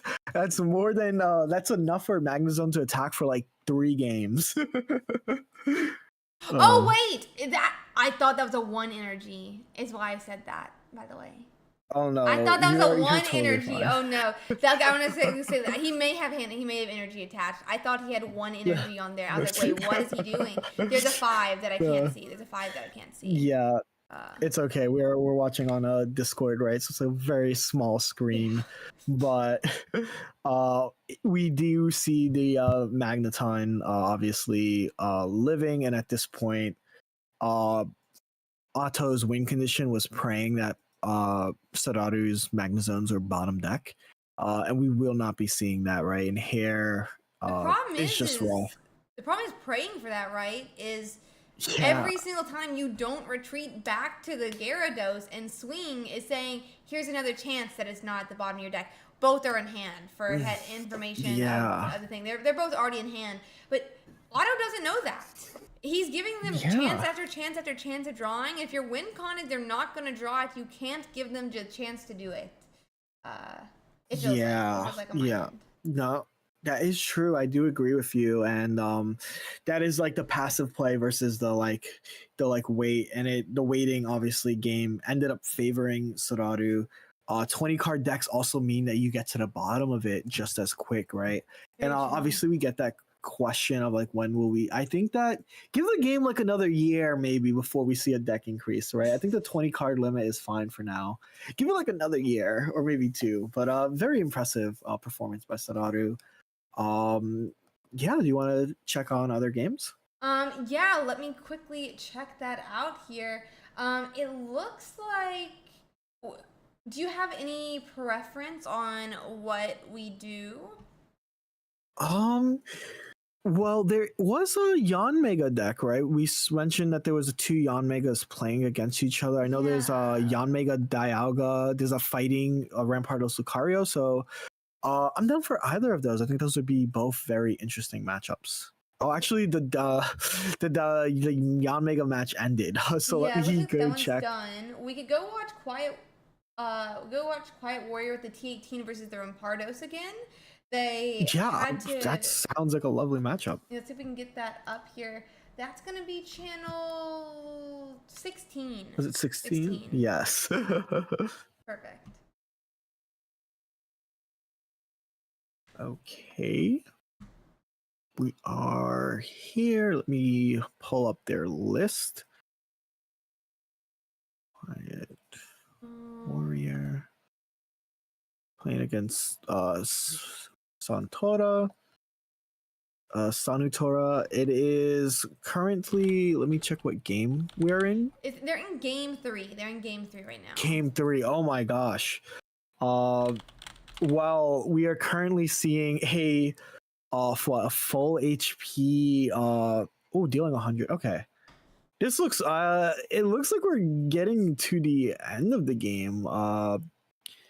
Especially with these Pokemon in their house, right? I don't know how you deal with like either an Articuno or like an Articuno 80 can just end this game right here. Let's see. I mean, yeah, the Articuno 80 could just end it. It looks like we're just gonna go for the Palkia 30 though. Because we don't want to discard the energies that we have on the Palkia. That is true. And I guess it's also important to note that Cranidos has a lot of health, right? So no, it's a 90 HP. 90 is not the most, but it's what 150 for the Rampardos. Yeah. I'm kind of a little bit like interesting choice. I feel like the 80 into 80 would have won this game because Cranidos is a 90 HP Pokemon. 80, it's not just 80, it's 10 to the bench. And Sanutora is not running any they're not running any healing items. So unfortunate, I guess. Obviously it's easier to be a backseat gamer, right, where we don't have the stress of playing. But a very unfortunate miss by Sanutora. Yeah, definitely a little bit of a sad miss there, but we'll have to see how they continue to play this out. It seems a little bit like almost like I don't say like game chicken because we don't want to discard our energies. We're in range of like getting KO'd by the Rampardos if he evolves into it. We're just gonna have that 40 swing instead. Okay. All right. This is obviously very interesting.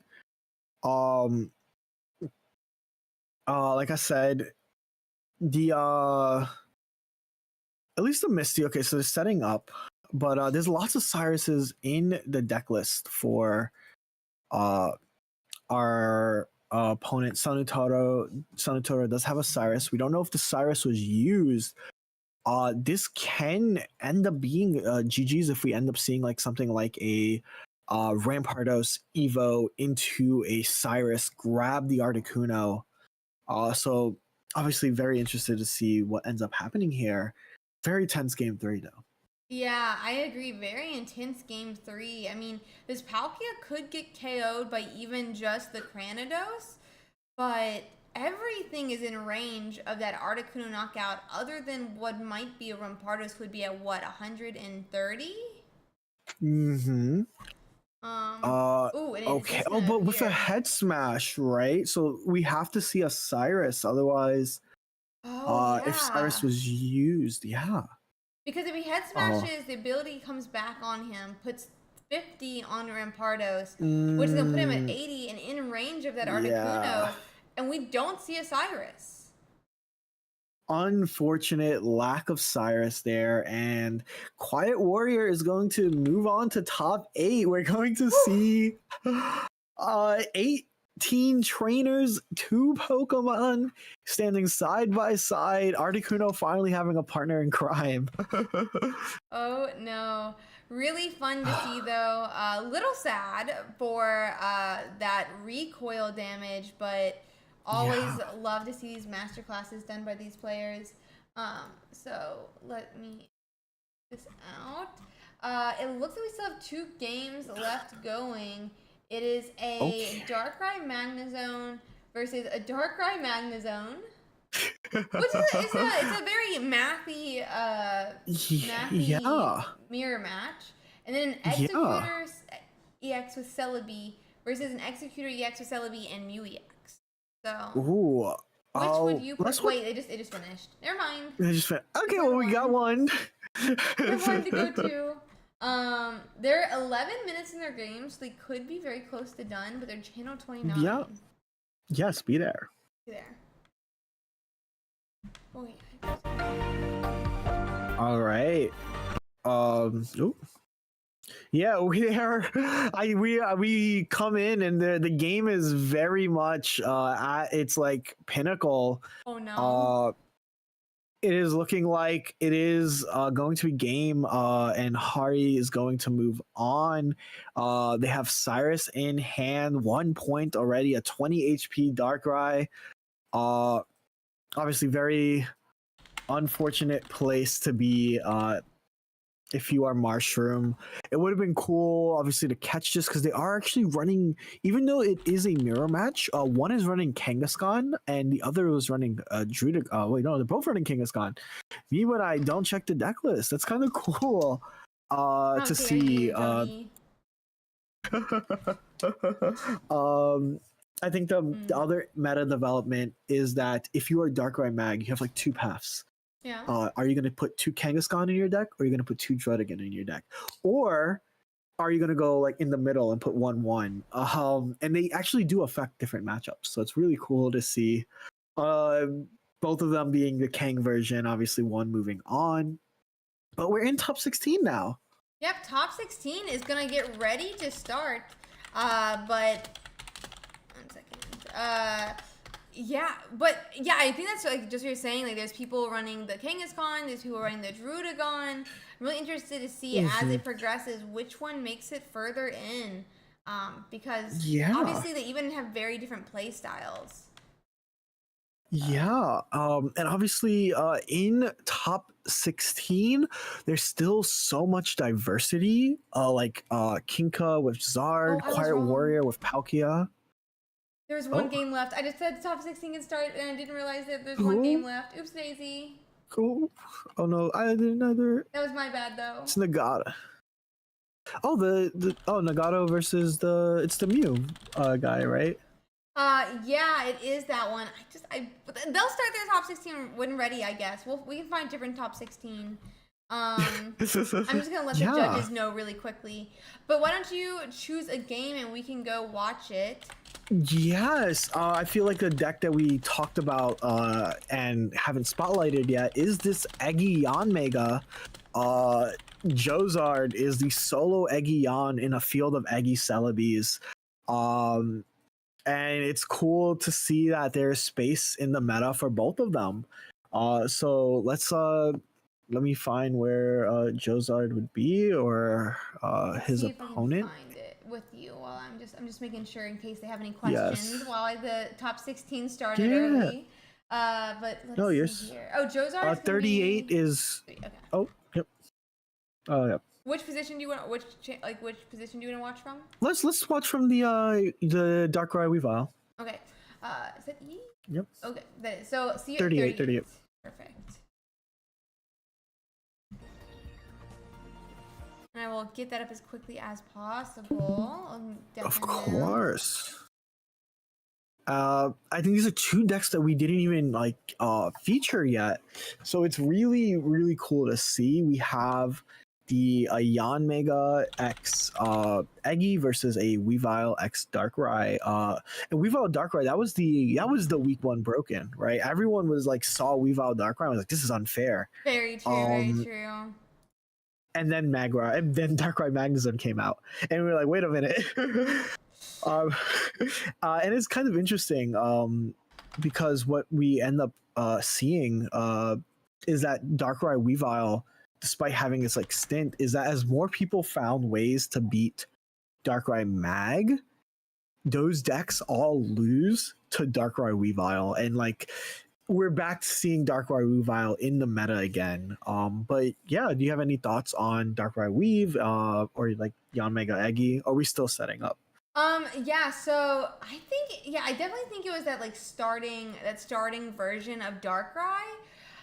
I am interested to see what Jozard does here, because it is a deck probably specifically built to counter this deck. But that early damage that Weavile can put out is just so disastrous and so dangerous.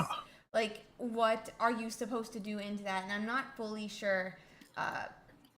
We'll have to see. They are getting into that game, and I'm just waiting till they finish setting up so that we can show it up on stream here.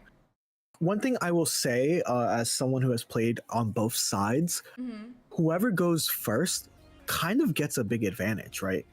Whoever can evolve and set their combo off, if Eggy goes first, a single attach you don't even need to flip a coin, will KO Sneasel. If Sneasel goes first, a Dawn Darkrai into Sneasel into Weavile even Mm-hmm. can secure the game. So this is a stressful situation no matter what, and can, even if Jozard has the typing advantage, even if Yanmega has the potential to one-shot every Pokemon, right? It is going to be rough, right? Oh yeah, for sure. Unfortunately, it looks like they have connection issues, so they are going to be queuing up again. I think it's really funny. Yeah. I remember towards the beginning of this set, somebody posted a photo on Twitter, and they were like, Mm-hmm. "We've all been saying how bad, right? How bad starting first is. Weavile solves the problem." And I'm sitting here like, buddy, did you never play Executor EX? But both in this case, right? Yeah. Both of these cases, they're both kind of fighting for that, starting for that start. We are going to immediately pull this up. I don't think Yanma is what Sneasel wants to start with, though. Yeah, I think one difference of the Eggy Yanma comp as opposed to Eggy Celebi is that one, you have to run 4 cards, right? You need Yanma and Yanmega, which means you're running less trainers.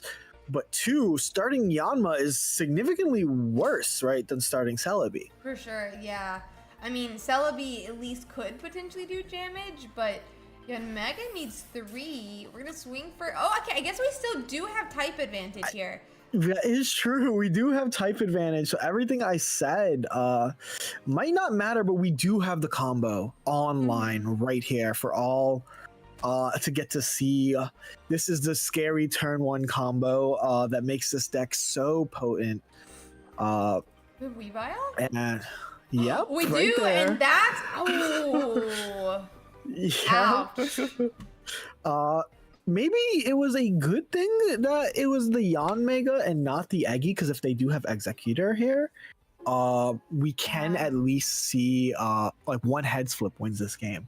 For sure, yeah. One head flip could win this game here. Let's find out, but this is its moment. Here we go. This is. I kind of want the heads. Oh, we actually hit the heads. I was kind of kidding. But again, my uncle does work at Pokemon, so I knew it was gonna happen. You put in a good word for Ev here, Eve. Exactly. Or Jozard. And here we are. This is the type advantage mattering. I thought that the Yanma was a sitting duck. That was something that Celebi could not do, right? If that was a Celebi, that attachment would have just wasted a turn, right? So really cool to see, but it is looking extremely rough. I cannot lie. Very. We're gonna need a lot here for this comeback.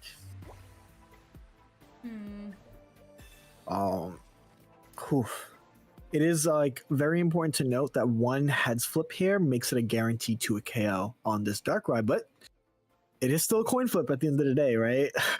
And we see the tails.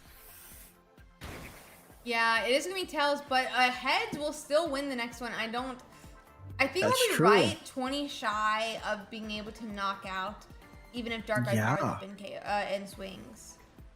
So. Yeah, I think with I am Ave here. I'm actually holding out this Darkrai. Well, this Pokemon communication essentially is a guaranteed Weavile.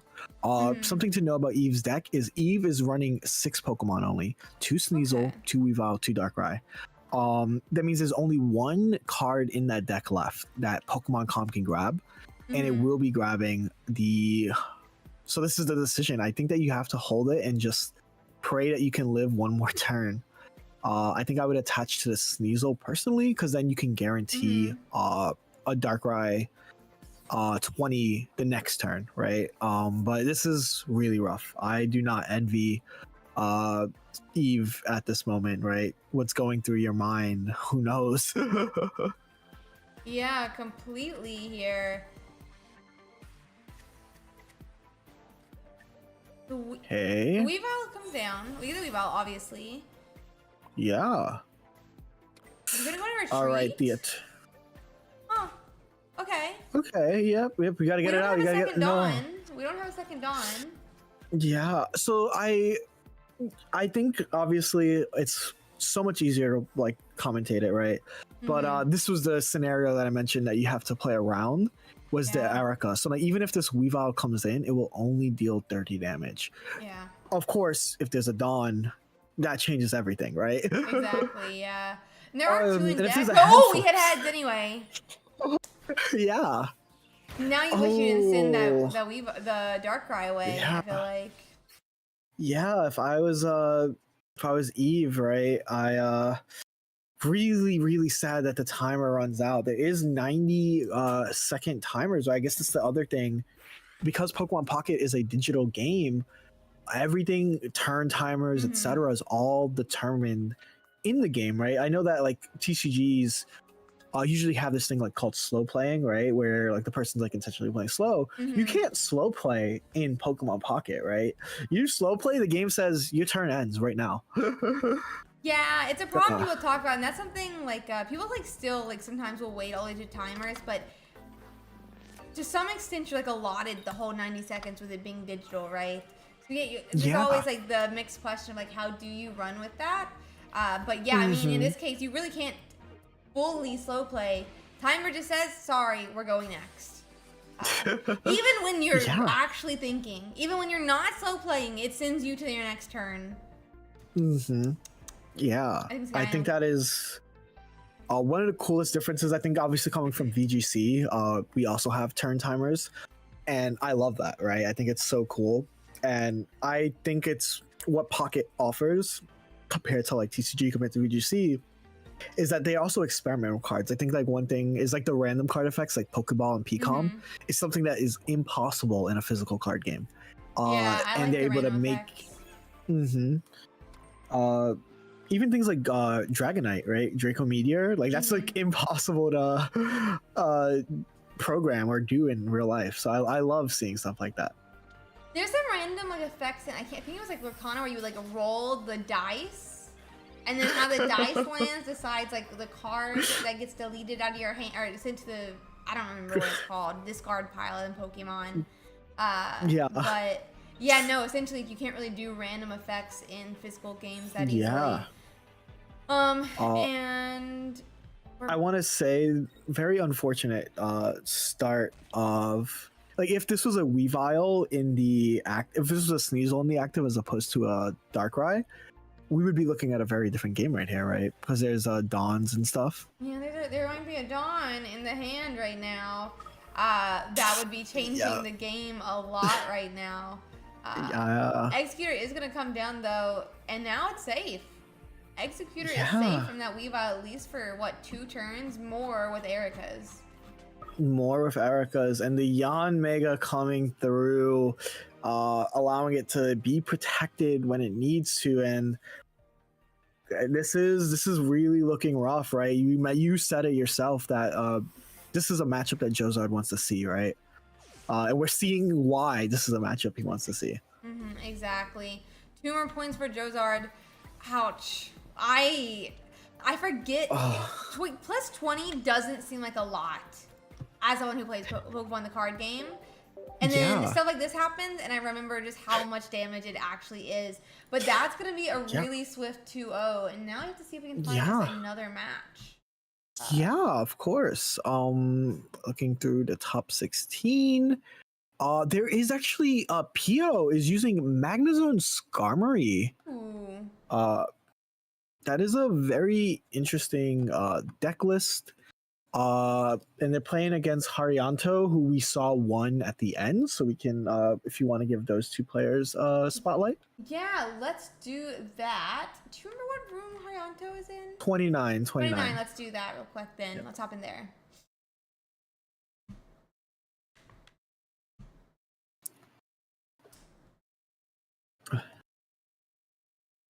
Okay, I'm going to be getting that up here. Would you like to let them know where the game is at? Yes, this game, it is looking like, let me just get the score real quick. It is game 1. This Skarmory is set up, poised to take another KO, and this Magnezone also set up, poised to take another KO. Let me talk about Pio's deck. It's very interesting. It's 2 Skarmory, Magnezone, and Heatran. A card that we haven't seen much of. It's a 3 energy, deal 110. Very unique number. That's the number that Magnezone is hitting, right? Yeah. And this is like we've talked about how splashable Zone is. Like I would call Magnezone a top 2 card in this expansion. Obviously competing with Cyrus.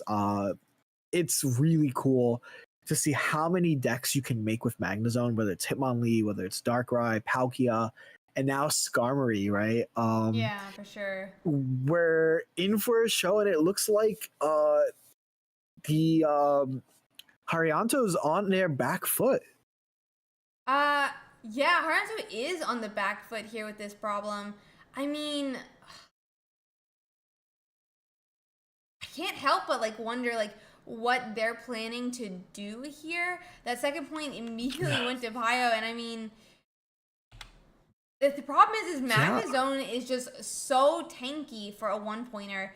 I say that, meanwhile, Dragonite's at 160 health as a 1-pointer. But still, Magnezone feels so tanky at 140 health. It's the same amount as this Darkrai, but Darkrai is going to be 2 points if it's able to knock it out. And yes. Yeah, I think you that's said gonna be it. the problem. No, you said it really well, and I think the important things to note is that Pio over here actually has no cards in hand, so they're just top decking. Everything they're doing is off the top deck. We don't know if Cyrus was used yet. They have only 1 copy of Cyrus, 2 copies of Sabrina. They are on tournament life here, but this Darkrai is going to be able to attack. It looked bad, but it's actually looking really good. Haryanto only needs 2 points to take it.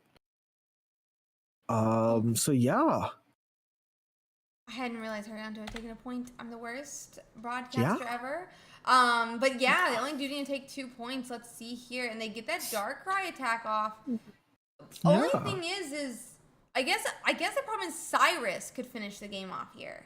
Yes, I do want to note that Pio does have 2 Sabrina, 2 Cyruses, which does mean if this top deck is any of those 3 cards. Oh wait, the Cyrus.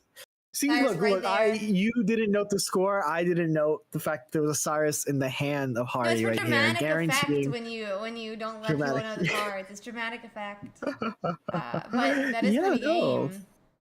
That is game. I'm excited to see this matchup from full. I've never seen this Cyrus list. I know Spriggles had a tweet recently, and it was like how your friend tells you like they made this meta defining deck, and it's just like their favorite card next to a Magnezone.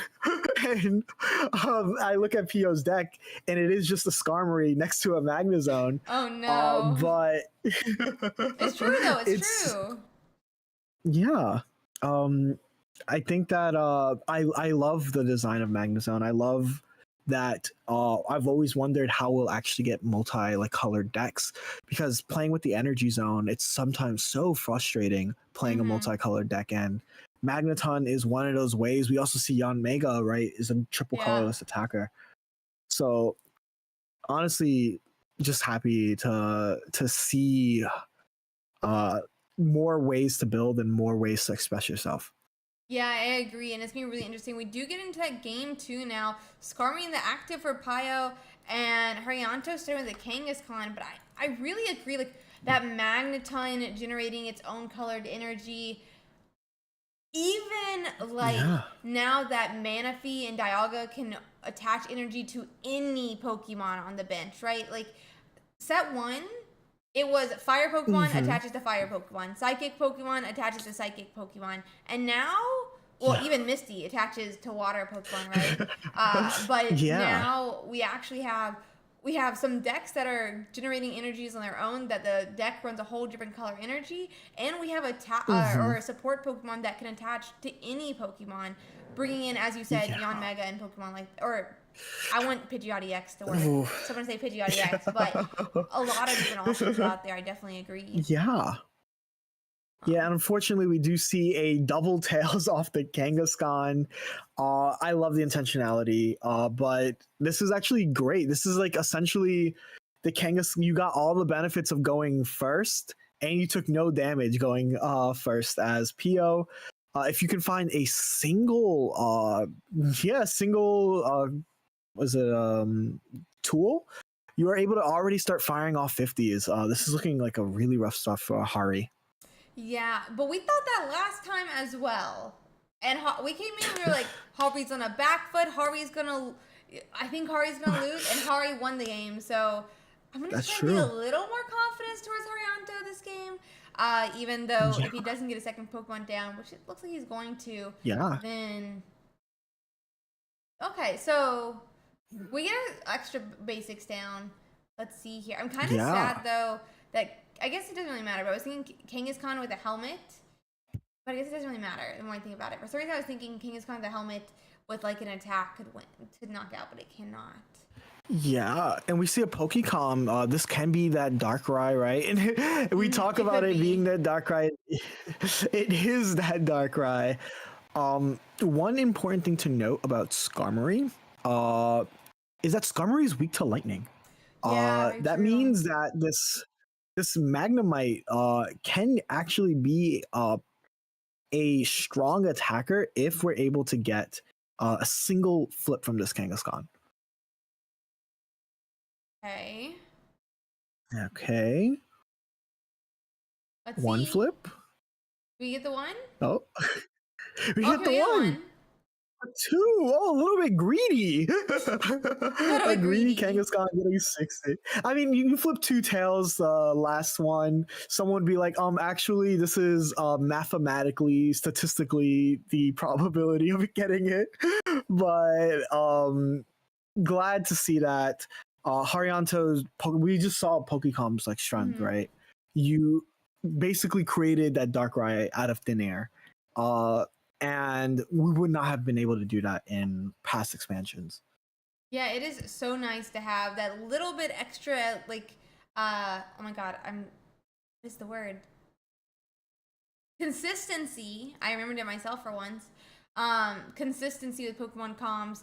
Obviously, in this case, I'm like pretty sure it was bad odds to hit the Darkrai, right? Because there's Magnetons in this list, there's Magnezones in this list, presumably a second Kangaskhan, but we hit the Darkrai we needed, and even though Pyro takes 0.1, this Darkrai could potentially, knock out and just continue to set up here.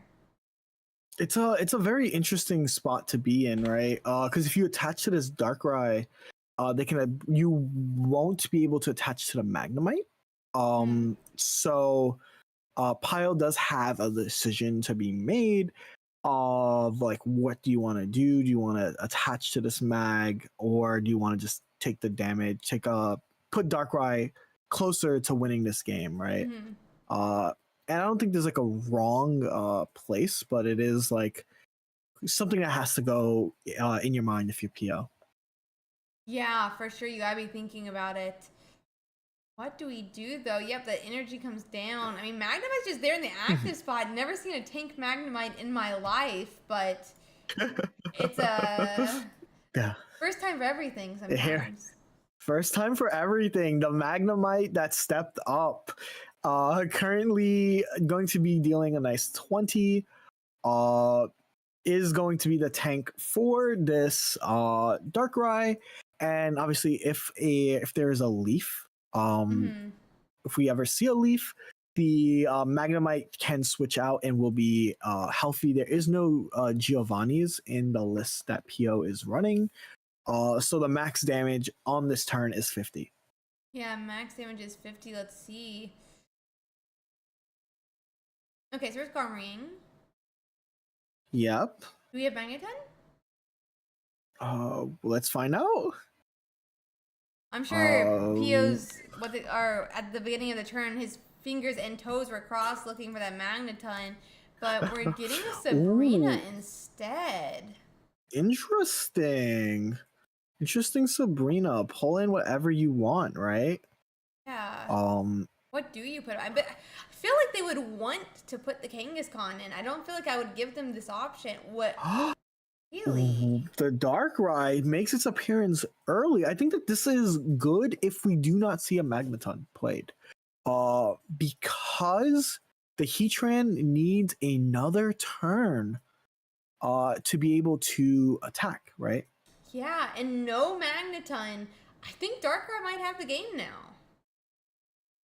Yeah, a very, very interesting game. I will say the other thing with these Magnemites is that they, if a Sabrina is in Hari's hand, this is game, and like echoing on what you said, right? Don't count Hari out. Magrai is one of the best decks in this format for a reason. There's so many routes you can take as a Magrai player, right? For sure. Magneton down now. Yeah.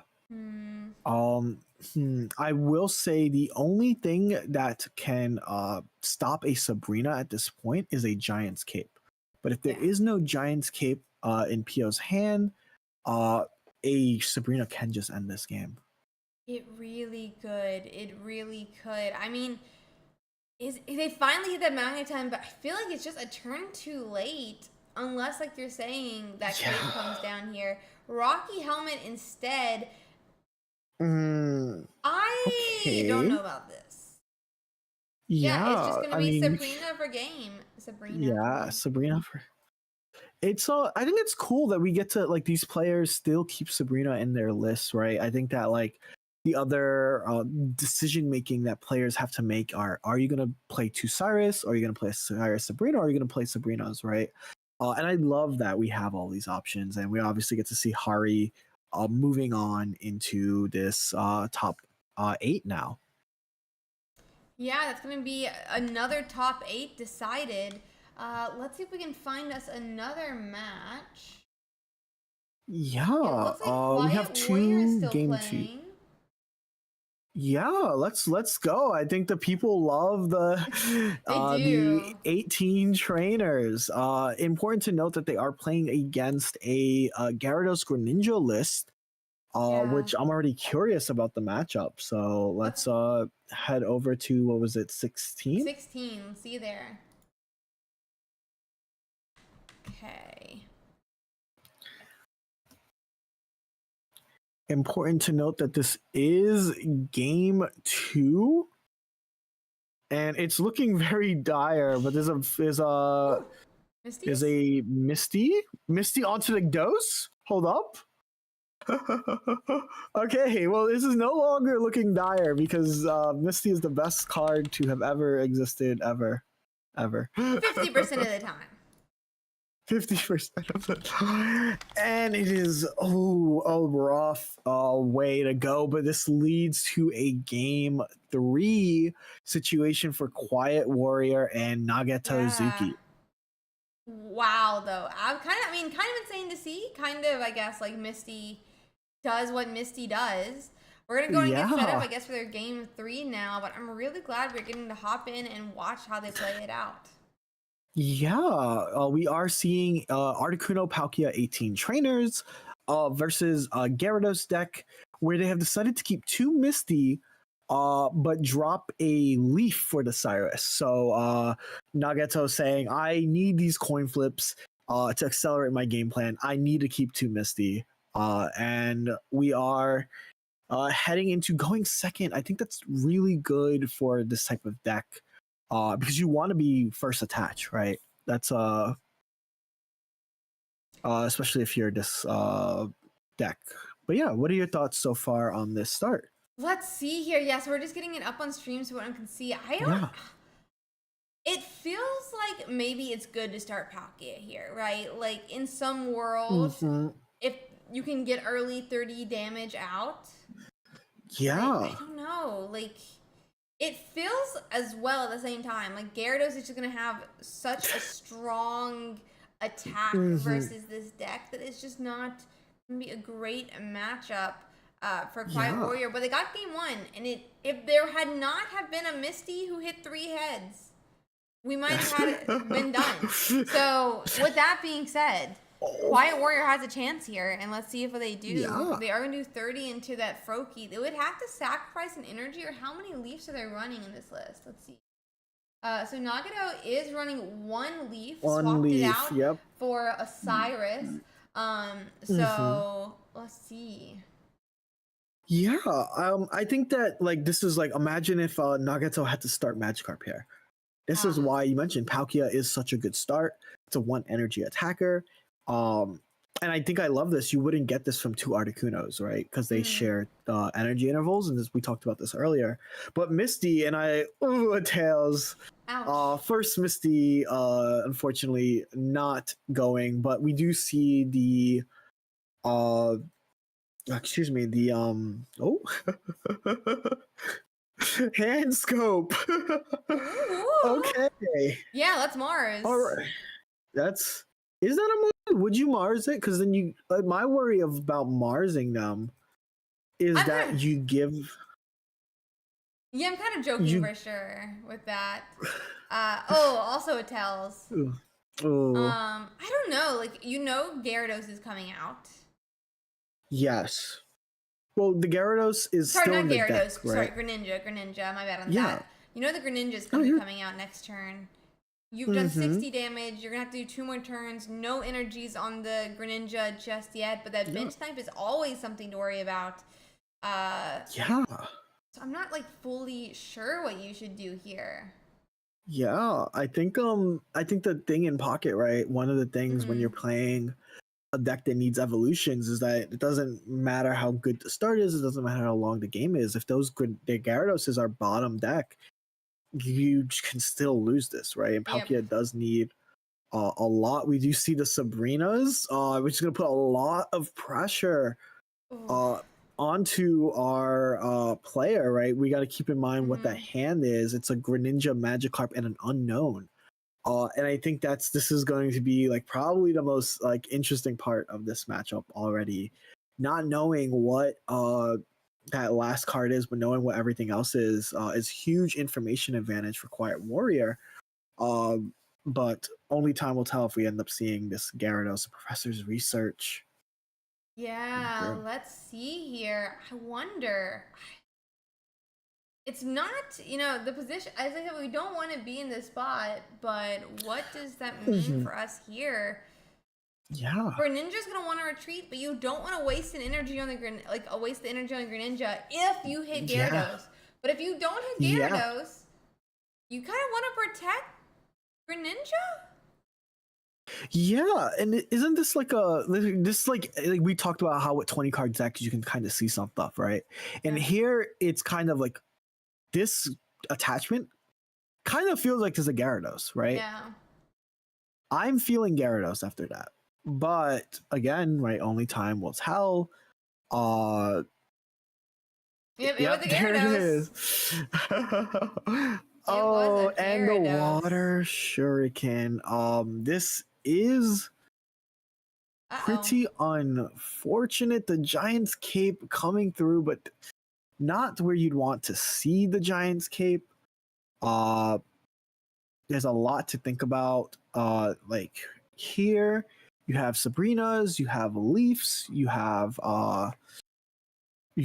Mars, like so many cards. If there's a potion, potion would be good here to see on Quiet Warrior's end.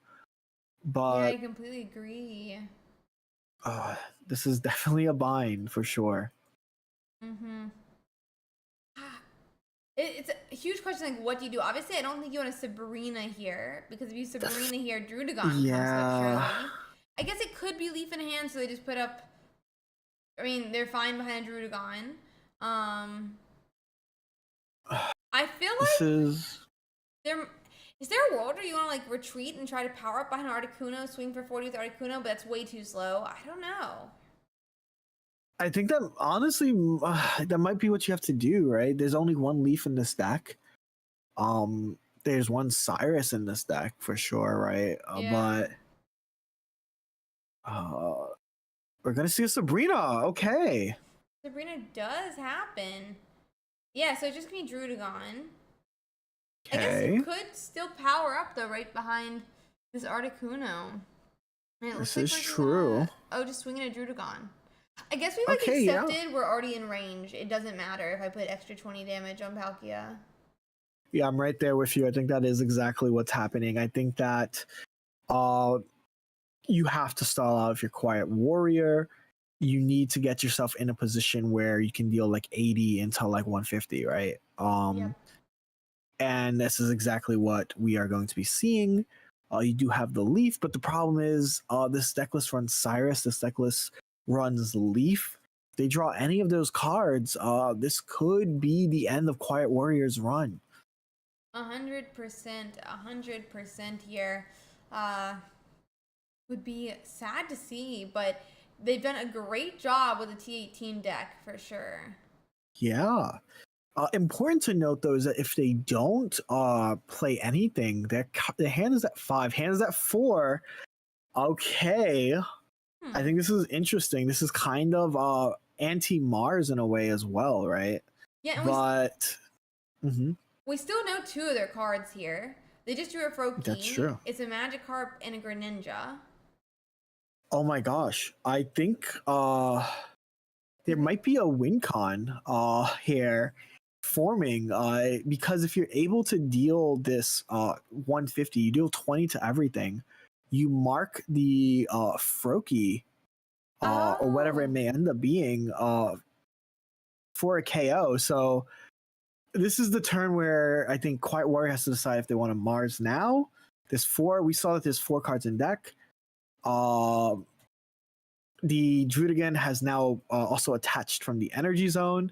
There's so much pressure happening here. Honestly, I'm stressed out watching this. I'm stressed out, but I see exactly what you mean. We get 20 damage on the Greninja. It's at 10 health. There's no potion in Zuki's list here. So an Articuno finishes it off. If it hits Greninja, like as in if that second Froakie makes its way all the way to Greninja, we can't KO it with an Articuno. But we could KO a Frogadier or Froakie or less. But we know the Greninja's there. My opinion, I think you kind of wait till they evolve to Frogadier and then you Mars. I'm here for it. This is such a stressful game. Do we see the Leaf? Do we see the Cyrus? You can't retreat and attack with this Gyarados because it's at 3 energy. There is another Misty, I believe, in Nagato's deck. So there's so much happening. I'm just excited as we get to the final turns here. Obviously, Nagato thinking a bit. There's a lot of lines. Who knows? Is a 5-card hand? Is there a Frogadier in there? Is there a Leaf? There is a Frogadier. Okay, Frogadier does come down. Ooh. Gosh. Okay. Oh my. This Mars is gonna be what dreams are made of, right? I think that's gonna.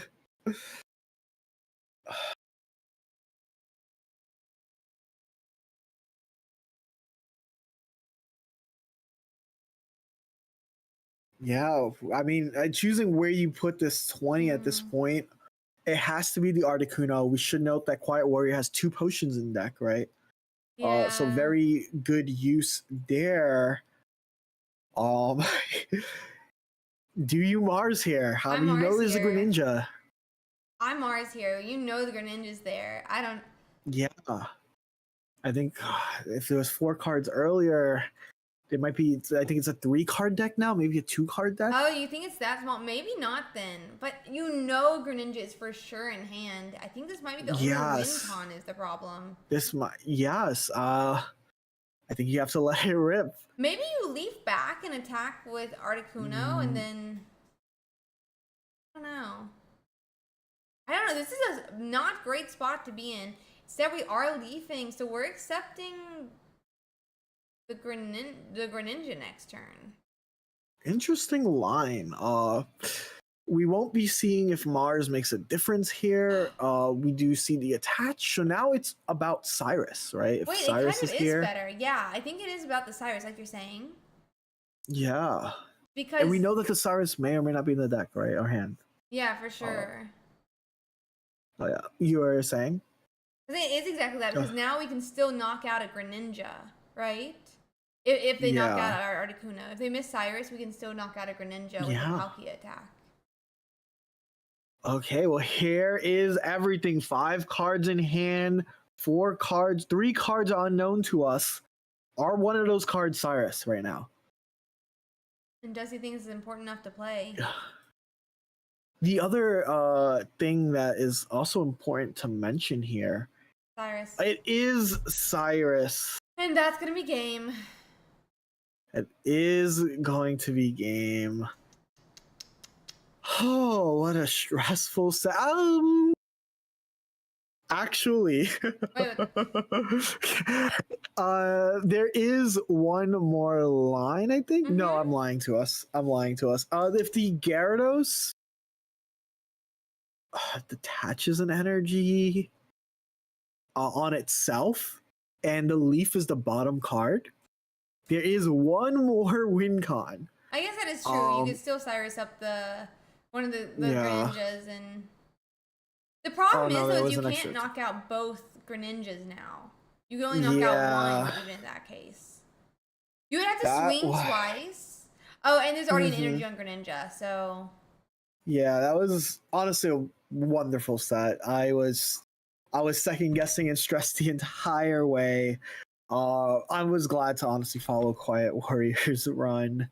They're going to play the Pokeball for posterity. This was a really rough set. I know that like if I'm Quiet Warrior, I'm thinking what that Mars could have done, right? The alternate timeline. Yeah, very true, very true. But yeah. Yeah. Yeah, and then we're going to try to swing, but it's not really going to matter. There's already the energy attached to the Greninja. Unfortunate. And that's the game. It's going to be game, and that's also going to be the last game of top 16. We're ending up in top 8 now. We have a lot of really cool decks. A Yanmega Aggie, Aggie Celebi. We have Zard. We have 2 Darkrai Mags, a Darkrai Weavile, a Palkia Vaporeon that kind of went under the radar for us, and a Magnezone Hitmonlee. A very diverse top 8. I love this. I just love Pocket. That's the best expression. I completely agree. There's something astounding, it feels like to me. Like we make these jokes sometimes, like, oh, Pico was king and Mewtwo, and they're the only good decks, and I'm sure we might say that in a couple weeks as well. But we haven't had there's new decks every single week. I don't think we've really even had a repeat winner. Maybe we had 2 Mewtwo's in a row, at the beginning of Genetic Apex, where there's never where they maybe went back Pikachu, Mewtwo, then to Charizard with Arcanine, but you don't really have those repeats. We have new decks in our top 64 every single week, new archetypes. How do they do it? How do they do it? I don't understand how they can have this much variation in just 3 expansions. Yeah, not even 2 expansions. A mini set there, it's insane. It's insane, and it's only up from here. I think that we have eventually another mini set, another main set, and of course, Genetic Apex. It was obviously 3 main decks, but then Mythical Islands comes out, introduces 2 more really strong decks, and then also the fighting deck that came as a result of Gyarados existing. Yeah. And now we're here, and this top 8 is so diverse. Only one deck in this top 8 is shared amongst players. That 2 Darkrai Mags. Oh wow. Really, really loving this diversity and excited to see what ends up happening. Unfortunately, Kinka, our first seed, our undefeated, would be also out in top 16, so there won't be a Charizard in top 4. there is still, we saw Nagato using Gyarados. There is still a chance for a repeat win, but they're gonna have to work for it. There's a lot of comps here. Mm-hmm. Do we have any a deck that you want to watch this round? Yeah, 1996 Philip. We have not shown a Palkia Vaporeon deck. They are playing against the aforementioned player we just saw, Nagato. But it very interesting to see a battle clash between water decks. Yeah, we'll have to see how it plays out. Let's go to channel 58. Yes.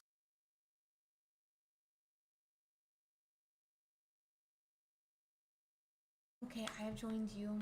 I'm gonna deafen them real quick. And we'll get into this one. Okay. Yeah.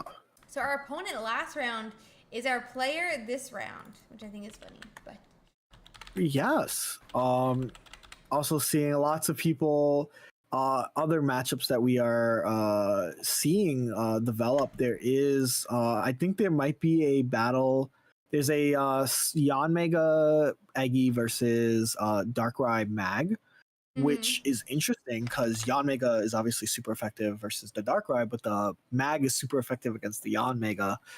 So they're going to have a little dance. There is the Eggy Celebi versus another Darkrai Mag. And the other matchup that we haven't talked about, which was Sararu Hitmonlee versus the Weavile Darkrai. So lots of cool lines. Still a Celebian, so I have my personal pick of who I'm rooting for. But what are your thoughts so far on this top 8? Yeah, I think the top 8 is looking fantastic. I think that's a really interesting interaction that you mentioned with that Yanmega, super effective to Darkrai, but it's a pair being the Magnezone who is then super effective into Yanmega. I mean, what do you do in that situation? I'm not fully sure what you do in that situation. It's a great question. Hopefully we can catch that after this, but of course, Palkia Vaporeon is a deck list that I feel like everyone hyped. I think Palkia has actually had like the most interesting journey so far. We all saw the pre-release and we saw Palkia. I was like, who wants to use this? It's a Raichu, but for 4 energy. And then we saw Manaphy and they were like, I want to use this. And we here with Philip is the last remaining Palkia Vaporeon player versus the old guard water deck Gyarados. One can accelerate energy a bit faster, but Gyarados is still able to just one-shot everything. Yeah, and I mean, Gyarados only has to discard 1 energy, which is super nice. I do think that like it is kind of interesting. It's like Gyarados, the reigning king, fights off versus Palkia. Who will win it? Who's gonna be the better water deck? Because yeah. Well, I mean, Gyarados top 3, top 4 last week. Where was Palkia? We didn't even see him. But obviously, there's a couple issues with Magikarp deck versus a Palkia that can swing for 30. The health of a Magikarp for 1 energy. We are letting them get set up here. I'm letting both of the first Pokemon get put down. So let's see before then, but yes, important that Nagato is leading Magikarp, but they are going second, meaning that they are going to be safe if there's a Palkia lead. But interesting to note that it is important for Philip to figure out what they want to lead, whether that's a Manaphy, whether it's a Palkia, whether it's an Eevee, or this Articuno, right? So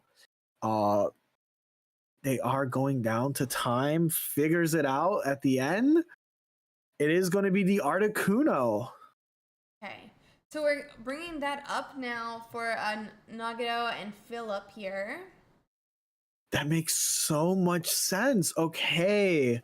If you get 2 heads here, you can just end the game. No. No. No. I don't know how I feel about this. Games like that are why people want Misty banned. Games like that that people want Yes. Misty banned. But my gosh, not the play that Nagata wanted, and that's gonna be game one. Yeah, I think it's interesting. I think I was actually talking about this with a friend the other day. The other thing that Pokemon Pocket has that Mm-hmm. physical card games don't is that you can actually not just ban cards, but you can nerf them, right? And I'm in favor of maybe like making it like a flip like heads, but you can only attach one. Mm-hmm. But because for situations like that, right? Like we didn't even get to play the game.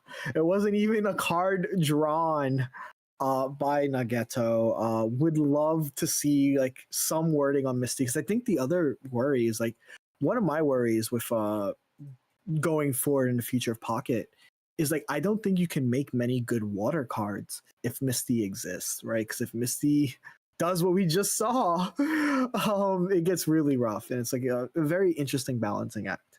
Yeah, I will state that you can kind of ban cards and change them to some extent.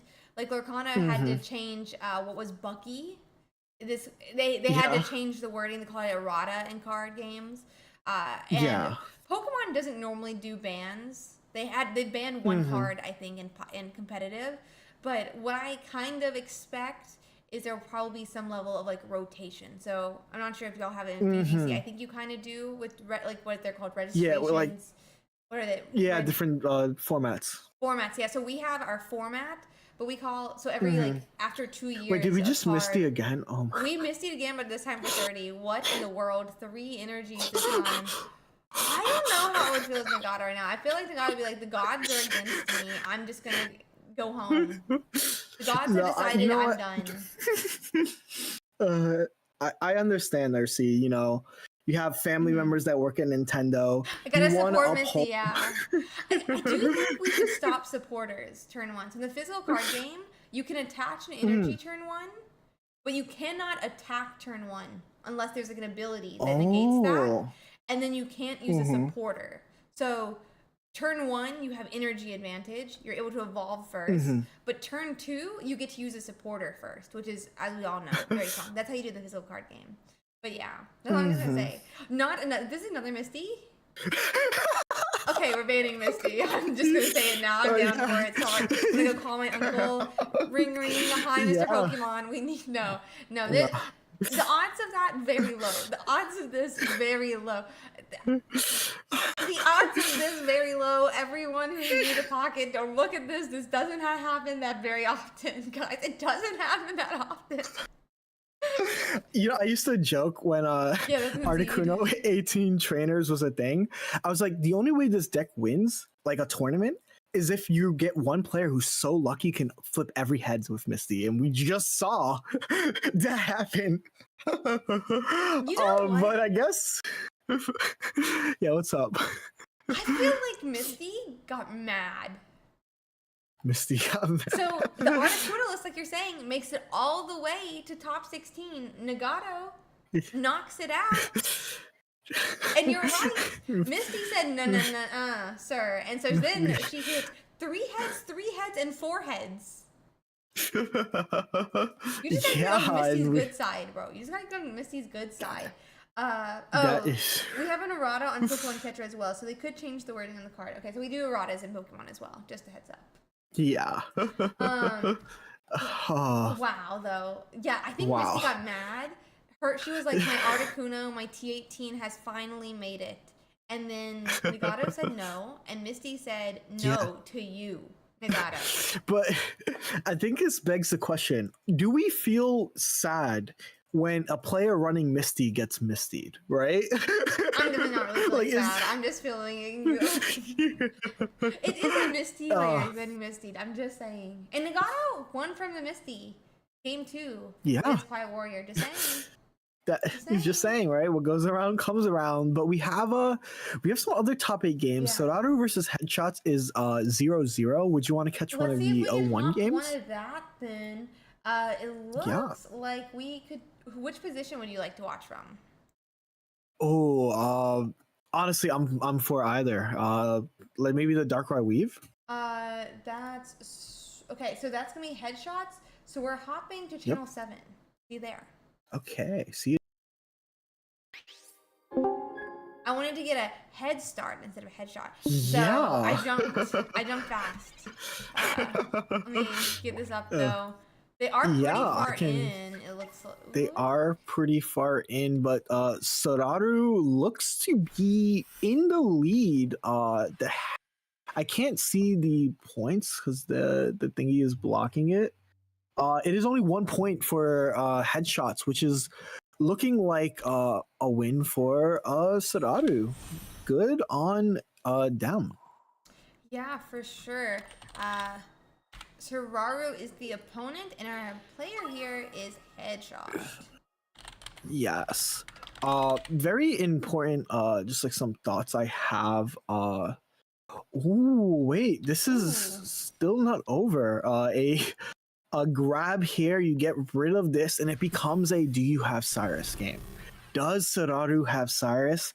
If the answer is yes, we know that this is going to go to headshot to Sararu. If it's a no though, True. oh, true. They must have it. They put up the unhealthy Mars Shadow, and they yeah. have it. That's going to be game 1 for Sararu. Game 1 for Sararu. This is a very interesting list. So Headshots is running the Darkrai Weave, but they do have a Spirit Tome, which maximizes the usage of Cyrus. Uh, Unfortunately, in a matchup like this, you're not going to see it too much. The important thing to know is I do think this matchup is very Darkrai Weave favored because every single Mon on Sararu's side is one-shottable through a Darkrai Weavile combo or do Darkrai itself. But to see Sararu win is a good start. Obviously, winning game 1 is you always want the win game 1, so very cool to see us going into this game 2. Yeah, game 1, and you're feeling a lot more confident into this matchup. It's very scary to go against a card that one-shots basically, if not legitimately, every single one of your Pokemon. So, good confidence boost for this one. Good confidence boost and a Marshadow. Okay. Okay. Let's see. I will say the one thing about these fighting decks, and it's not so much this patch or this expansion, is that they love going second, right? Going second means you get the energy attachment. So Darkrai getting this attach puts them in a huge advantage. The advantage of going first is also being able to evolve. Yeah. But we see Soraru does not start with Magnemites. Very unfortunate on their side. Yeah, they don't get to take advantage of that. Instead, that Marshadow is just sitting there in the active spot. And with Marshadow in the active spot, it can't really revenge attack. So we'll have to see what they end up doing here. I'm hoping they'll have something to retreat to. So they can use Marshadow for its whole ability. Yeah, I mean, the only card that they would retreat to that would make sense to be able to deal damage is that Hitmonchan, right? That one of Hitmonchan. If they bring in a Hitmonlee, it's unfortunately not going to do much, as one of the ways to play around this deck is to just never play a bench, right? Very true, very true. Yeah, you could just do that. And I mean, when you can swing for 80 per turn and all the Pokemon are 80, why not? Yeah. And I think it's very like cool to see this another Marshadow coming from the back. And a Magnemite. Okay, okay. Wait, that means they had Magnemite in hand. I wonder if they're afraid of or one of them in hand. Yeah. Maybe it's either they had the Magnemite in hand or they drew the Magnemite and had the Marshadow in hand, right? Yeah, very true. Both could be the fact. But with no basics to play, it seems, yet they do have a PCOM, but no basics. This can actually, it's starting to look very good for Sararu if we can see something like a Magneton. Yeah, for sure. Magneton would really swing this into Sararu's favor. They get a Pokeball. But do we have that stage 1? Yeah. Do we have it? We are waiting with bated breath. This can change the dynamic of this entire matchup. I feel like every stage 2 deck's like, yeah, I like Communicator, but like, could I just get an evolution search right now? Like, wow, guys, a little greedy, but let's see here what happens. Yeah. I'm sure they want that Magneton pretty bad, or at least another Pokemon. Oh, can we deafen headshots? I feel bad. Oh, I didn't realize that they were Yeah. undeafened. My bad. I thought I deafened them. Sorry. No, you're totally fine. I think that this is interesting. Not a single card shown on their part, and obviously not like a. I think it's still fine, right? There's a Magnemite and not a Magna Zone, which is like very good. We talked a little bit about Pokemon Com. I think it's actually kind of cool how they've drip fed us consistency cards. Yeah, I do like that. I was kind of upset to see like in Mythical Islands the slab like buff on already like tier 1 deck. Yeah, I was like, bro, what is this? And now we have PCOM, right? So slowly but surely we'll get to that stage 1 or stage 2 grabber. Let's see. So we are gonna be able to. We do get Magneton, which is an okay timing. It could be worse. Yeah. It's protected by a Hitmonlee now. We're putting some early 60 damage in. Pretty nice. Okay. Finally, second basic as well. Finally, I think with a Sabrina or Cyrus, this can secure the game. All Headshots has to do here is damage the Marshadow to market, right? And then get a like a Sabrina, and they're kind of in a rough spot. But we see them hovering over the dark energy. Obviously, like I said, it's so easy for us like watching, right, to say the play, but it's hard to see the play sometimes, right? Yeah, it's so much easier with the like omnipresent spectator view. Yeah. And unfortunately, I don't think Headshots themselves saw the con. And it might end up biting them because they have no real way of dealing damage to this Magneton. All right, this Magneton, if they do have Zone here, is going to be rough. It is a 5-card hand, so pretty good chance. Only problem is we'll need a follow-up attacker because Magnezone can only attack twice. So it can take the 2 points of the Darkrai, but it can't knock out the Weavile. That is true. That is true. I think that like one of the things with this expansion, right? We talked about how there's so much like skill expression. There's also multiple routes to win, right? Like I pointed out one route, but that is but one of many ways for this to go. And it is still far from over. Oh yeah, for sure. So we could do 30 this turn, but we can't.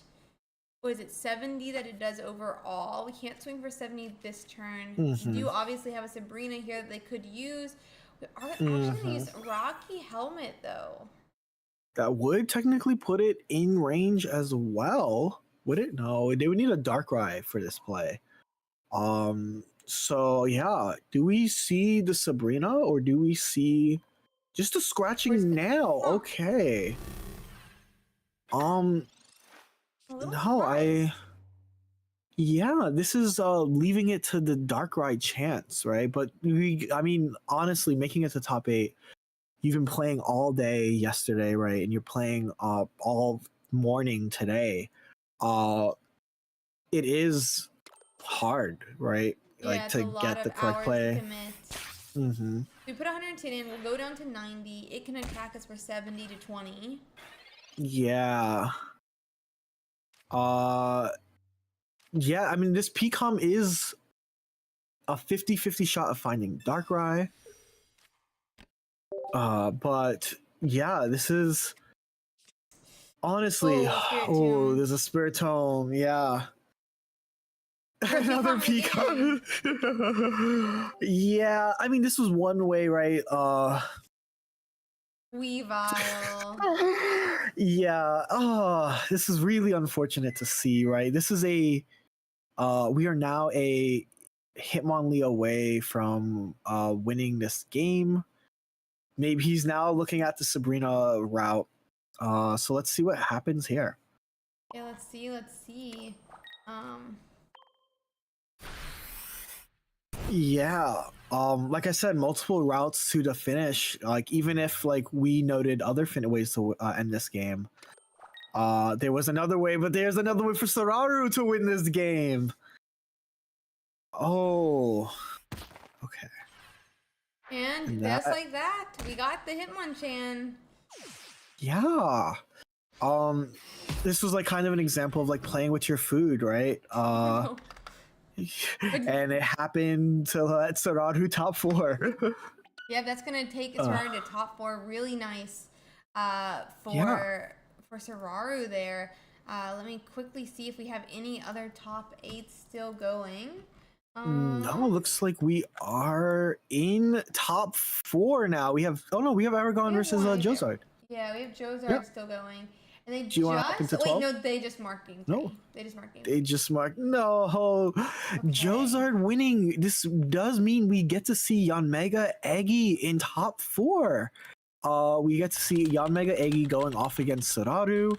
And on the other side, we have that Palkia Vaporeon deck going up against Eggy Celebi. It's an Eggy world.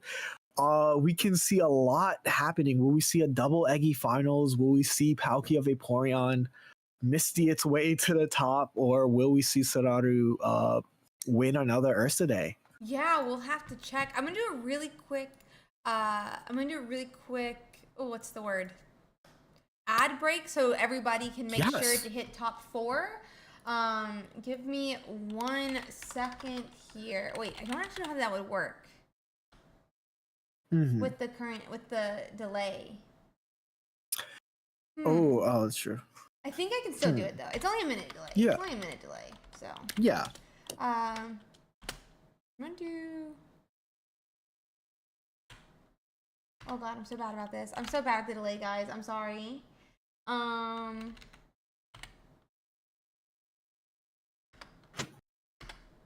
Is this the correct one? Yeah. I'm so bad about this. Oh, it's commercial. There we go. There we go. So we're quickly running commercial so that we can let who do that. While we wait, though, because we're gonna do Sararu. Oh no, yeah, we do Sararu and Jozard first. We do them separately. Are there? What do you think of this matchup? Because I'm remembering correctly. Hitmonlee is weak to Psychic, so they don't have to worry about the grass effect here, where Golem did, right? Golem was weak to grass versus Psychic, which was good in that current meta. This one, though, not so much. What is your view on this? So I myself played in the Ursiiday tournament yesterday, right? I was only able to play 6 rounds. But in those 6 rounds, if I go to myself, I played against 5 fighting decks. I won 5 times against all the fighting decks while playing Eggy Celebi. Okay. And this matchup is extremely, extremely rough for Sararu. It is really, really hard to break through an Eggy. If you're the Eggy player, you never have to bench another card, making Hitmonlee moot. Hitmonlee, Marshadow, Hitmonchan, and Magneton all have 80 HP, so any coin flip that goes onto Jozard's way ends the game. It is rough. Like, when I was playing yesterday, I was just like, wow. I get why Eggies are doing so good, because Hitmonlee was the flavor of the week, right? And yeah, for sure. This deck, it's so hard. You're playing against this 160 HP tower that has the potential to essentially KO your entire team if you flip heads once. And then obviously you have Yanmega, who, if it ever gets charged, is also going to deal 120, which is going to, with like a Rocky Helmet attachment, will make this Magnezone go down. But Sararu has beaten the odds multiple times, right? Every time we've watched them, they were down, and they found a new way to come back. So I'm super excited to see what happens. Yeah, it's going to be super, super exciting here. I do think we're gonna go on and let them get started. Yep. Just saying, Soraru. Oh, I thought that they won an Ursiiday tournament. They were very close, I guess. Oh, did they only get second place, or? Yeah, someone in chat mentioned that. So I'll tone down that story there. My bad. That would have been awesome, though. I also thought that it was repeat winner. I was gonna send someone to check actually very shortly. I was like preparing my message to the judges if somebody could check it, but it looks like they already did. Yeah. Do you have an opinion on which point of view we watch? Let's give Soraru a break. Let's go watch Jozard, right? That's the deck of the hour now. Let's go check out the Jozard then. Let me check the list. Oops, where there. They are. 12, right below us. See there. This time you beat me. Yeah. Also important to note that every single loss Soraru has is to an Eggy deck. Oh no. So yes, when I said this matchup was like rough, I was not just playing that up. It is something, and going first, especially if you can get the Eggy execute combo going off, we can see what we saw in Philip's game, turn 1 shake my hand, right? Yeah, let's see if that happens. We see the Eggy as the executor player. You see the end turn. Even if you have Yanma in hand, you have no reason to play it. If you have an Eggy in hand, no reason to play it. This is just so rough. Yeah, it's gonna be a rough matchup for sure, like you're saying. Making sure the size is correct here. Okay, yeah, everything is good now. So let's check it out here. I mean, is Eggy also weak to? No, it's weak to fighting. Okay, just making sure on that. Yeah. Okay. Okay. Double Marshall. We do see Pokemon coming out. They do exist. They do. Marshadow coming out. Oof, that's a rough. That's an energy zone attach retreat. And obviously why that's rough is you're down energy, so you can't threaten a Marshadow if this flips heads here. Yeah, it's gonna be, I mean, a really painful spot to be in. Obviously, that does point out just how important Magnemite is to Soraru's plan to sacrifice an energy like that when they could be swinging for 100 next turn, assuming that energy sticks. Or assuming that Magnemite gets knocked out. Oh, but Magneton. But yeah, we do get the saving grace, right? We do see that the Marshadow lives. But this is still pretty rough. Still pretty rough if you are Soraru, but we got a lucky break, and that's what you need sometimes in these matchups. 100%, 100%. Yeah. At least you can go. No, you're good. Oh, yeah, at least in VGC, I always say to go far in a tournament, you need to be playing great, right? You need to be playing great, but just a little bit of luck sometimes, right, can go a long way, and you got to capitalize on that luck. And if the luck is in top 4, your opponent is flipping tails on Eggy, that's what you need to win, right? For sure. I mean, you always need a little bit of luck, right? Like, even if it's your matchups, you want to go against the people that you do well with. Nothing wrong with using some luck as well. We're going to get a heads here, but it's the heads we don't need. It's a head we don't need. So, I know every coin flip is separate, right? I know every coin flip is separate. Yeah. And I know just because Jody got head here doesn't mean he won't, it doesn't mean he's burning his heads that he'll get over his lifetime. But part of me is like, well, buddy, I don't know if you're gonna get 2 heads in a row. Yeah, I'm right there with you. It is important to note that they Jozard played the Yan Mega or the Yanma, which means to know in the attachment energy that they obviously have either Yan Mega in hand or a way to get to it. Yep. And like I said, I talked about it in the pregame. Even if this Magna Zone gets to a attack, it will, with this Rocky Helmet chip, be the end of Magna Zone. There is no defensive options in Soraru's hand or deck. Yeah, very, very, very true there. I mean, don't think they have room. Do they have potions in this list? I don't think they do, just like you're saying. No, So, no, or capes. Yeah. oof, that's going to be painful then, because that's going to put him in range, just like you mentioned. I don't know Yeah. what the And we play is see going to it. be. Oh, yep, there it is. Yep. And another Rocky helmet. Uh, yep. This Okay. is. I mean, we are still at the mercy of these coin flips, right? Technically, if it's not a Hmm. heads flip here, this Marshadow gets to live on it's a head flip. It's hit. It's another head, just like you said. We'll have to see, but Yeah. oof. uh, yeah. This is a locked board state, even with Magna Zone. Um, our Jozard is up by 2, which means they only need 1 for this game to conclude. Yep, very true here. Only one more and we'll be done.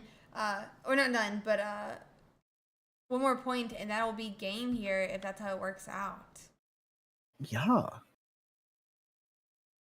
But here it is, right? I think that like I said, like even with like the tails, that one tails, right? The one it's still so rough. This matchup is so like I think that even if Jozard Oh, good one. flips tails, right? It's still so rough to break a Rocky Helmet Executor, especially with the Yon Mega. This is a nightmare matchup in every sense of the word. Yeah, what are you supposed to do into this matchup? You know, you said this is a terrible matchup and that he lost, the only losses were to the same exact deck. But I was like, surely there's going to be a chance. And it doesn't seem like it. It doesn't seem, but maybe Sararu will prove us wrong Yeah. and we'll see something in game Yep. two that shows how Sararu got here. Yeah, I think going first again, I think that the thing is like sometimes you just have to get like a little bit lucky, right? With For sure. like draws, right? You still have to draw. Like the drawback of like a Yon Mega Eggy is that you still need to get those stage 2s, and in Pokemon Pocket, stage 2s are unsearchable. Yep. Like unless you draw the Yon Mega into Yanma combo, That could you can happen. forget Because everything I just said. Never mind. yes, Uh, Sararu has that a second Pokemon. They do get attached this turn though to Marshadow, which not saying it does change the game, but I do think it's a better spot to be in. it helps, right? I think that's the most important thing that you can say. And it is a tails. Okay, we get to Okay. last one more turn on this Hitmonlee, right? I think that what this means is that you can't really put down a Yanma or even another Eggy unless you're prepared for it to take that stretch kick. Yeah. Which I don't think we have to with 160 health and the Rocky helmet on. There's no reason to take that extra 30 damage.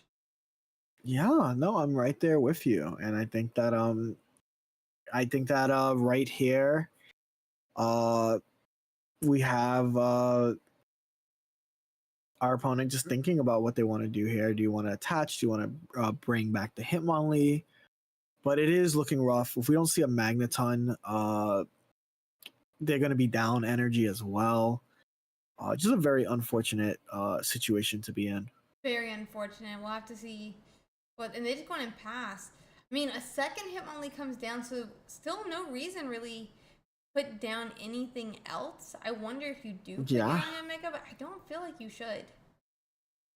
Yeah, I should note that if you end up putting a Yon Mega, it does faint to a Hitmonlee plus Magneton, a Magnezone combo. Yeah, that makes a lot of sense. Only problem I just realized though, you do need the energy, so putting them in Yanma is important. But yeah, you're right. That is true. It does make it open to being knocked out by Magnezone. Yeah. I guess the other thing, Yon Mega, even though it is a colorless attacker, it is a grass type. It does benefit from Erica's. Hmm. If there's even a potion or a giant's cape, that can also change the game. Yeah, it really could here. Uh, I'm just quickly checking the... Yeah, we are running 2 Ericas. No potion, though. I'm a little bit surprised. Yeah.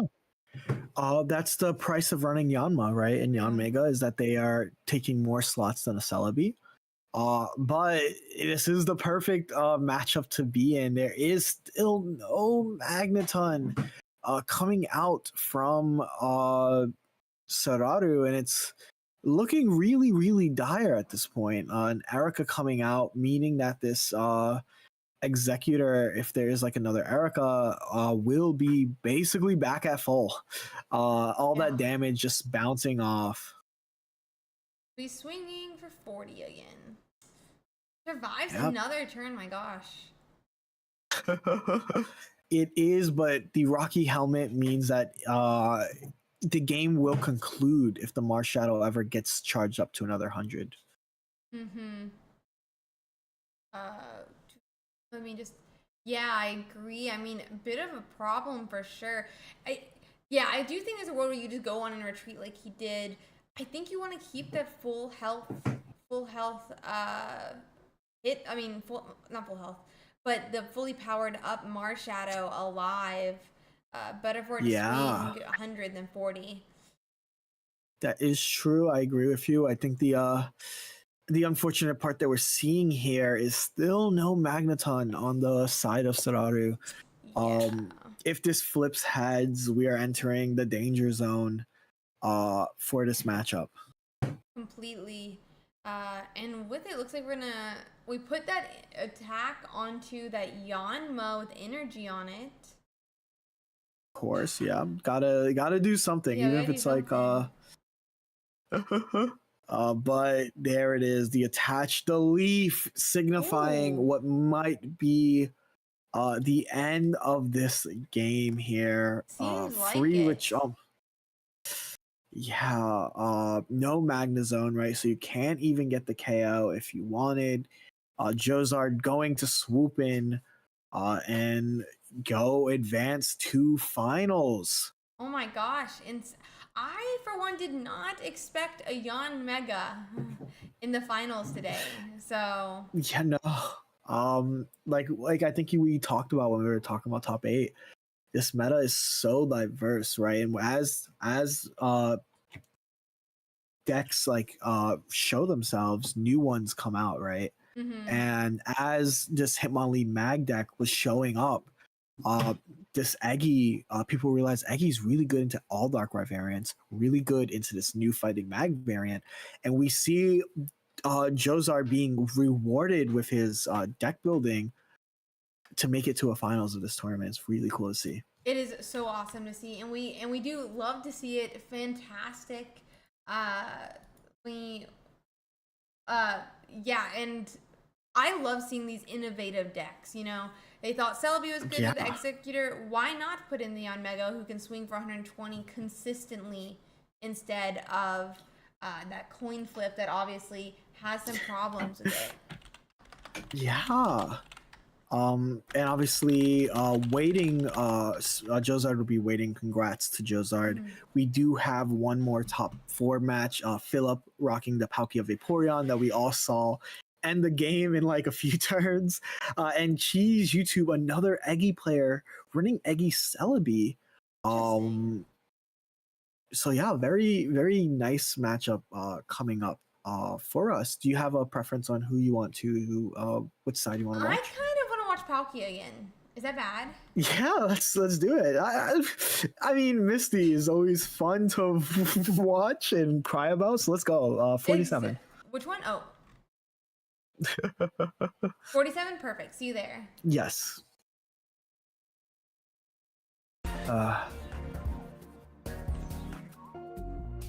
Let's see, I'm just getting that up for everyone now. Really excited to see how this plays out as well. But two executors and 2 different executors in the top 4 is absolutely insane. Absolutely, yes. I honestly could not have expected. Like, I knew that Celebi was going to do great. Like, I felt like it lined up really well. Yep. But to see, well, Eggy, of course. Sorry, I gotta give Eggy their flowers. But to see a potential double grass finals is really cool. But of course, before we get ahead of ourselves, we are playing Philip versus 8P. We saw what Misty can do. Can it do it again? We'll have to find out, but it's a great question. I'll be honest, I think I'm on the side of the Palkia this game. I know you're a Celebi fan, and you're the guest here, but I think we can. We'll just be on different sides of the house this game. That's okay. It's okay. You know, and at the end of the day, we're here for some good Pokemon Pocket. Exactly. But I mean, if Celebi wins, I wouldn't complain. Celebi already got wonder what 2 everyone wins. else is. Celebi already got 2 tournament wins. It doesn't need a third. I mean, I'm here for a third. Let's go. And we're gonna start. They are going first, which is the preferred place if you can get the Eggy into Executor combo, right? Yep, very true. And we pass back. He's got that perfect setup with that rocky helmet. Pretty nice for 8 PGs, but Philip does have the Palkia in the active spot that could swing for 30 already this turn. So if they don't get exactly next turn, they're going to be in a bit of a pickle. And we have, a Manaphy here. I think though, like, this is like obviously awkward. You can't really retreat the Palkia because you have to press Professor Oak. So if you have a leaf in hand, you can't even do that. The question is, do you as Philip attack into this Eggy? Yeah, it's a great question. We'll have to find out. It's like they've already used research, so they can't retreat this turn. Surely we just attack into the Eggy, right?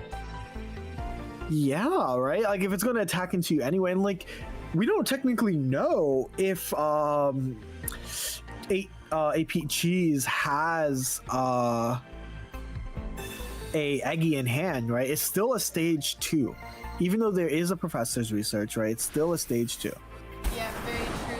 You just still have to find it, and there is always the chance that your deck's just not going to give you your evolution. Yeah. I mean, so here we go, dude. Oh, and there it is. Executor needs an art after how much work he's putting in. Yeah. Of course, there is still a lot of... a head. The heads. That's going to deal 80 damage. It's going to put them in lower health. Just as an aside, I think chat is saying the music might be too loud. Oh, sorry. Literally turn it off about that. Thank you. Yep. But no, this is really rough to see, but we do see the Manaphy coming up. The Vaporeon is all set up. The wash out, okay. And so we're gonna get it down. Yeah, I actually really like that. You want to get the energy off of Palkia, because what if you get Cyrus, right? If then you flip heads and then you look at your Palkia and it's a gone Kia. It'd be really unfortunate. That would be very unfortunate. But very like obviously very interesting place to be. For sure. But I think, yeah, as you said, it's like a really smart play, putting it onto 2 different Pokemon, maybe even 2 different Pokemon, right? Like the Eevee and the Vaporeon, like they end up doing here, that we don't worry about that Palkia as much. And because Palkia is a basic, you could just put in a new Palkia if it gets knocked out, right? Go in and power that one up. No, I love it. Yep. Erica to heal. That's good, because even if this Palkia does get set up, 160 HP is enough to survive, right? And the heads, that is going to deal just enough damage so that we are ouched. Ouch is correct. Yeah. And it feels like we could attack, but it would not be a good idea to attack. Do you like him attacking Palkia here, though? Oh, it looks like we're gonna go for it. Boy, looks. I think that if you're doing this, and you are Philip here, you are kind of just saying, "I need you to flip tails to win," Yeah. right? And if that is your win condition, that is like completely okay, right? You have to get a little bit lucky somewhere, but it's still a really tall order. Yeah, for sure it is. I mean, he has hit a lot of heads. Maybe it's time for him to hit a tails. That is true. That is true. Maybe but- it is time for a tails. But they're using washout, which means that they are going for. Oh no! You can't wash out Eevee's. Eevee's a normal type. I didn't realize you can't. I didn't realize it was only from water Pokemon too. No. Yeah, that is the unfortunate keyword here.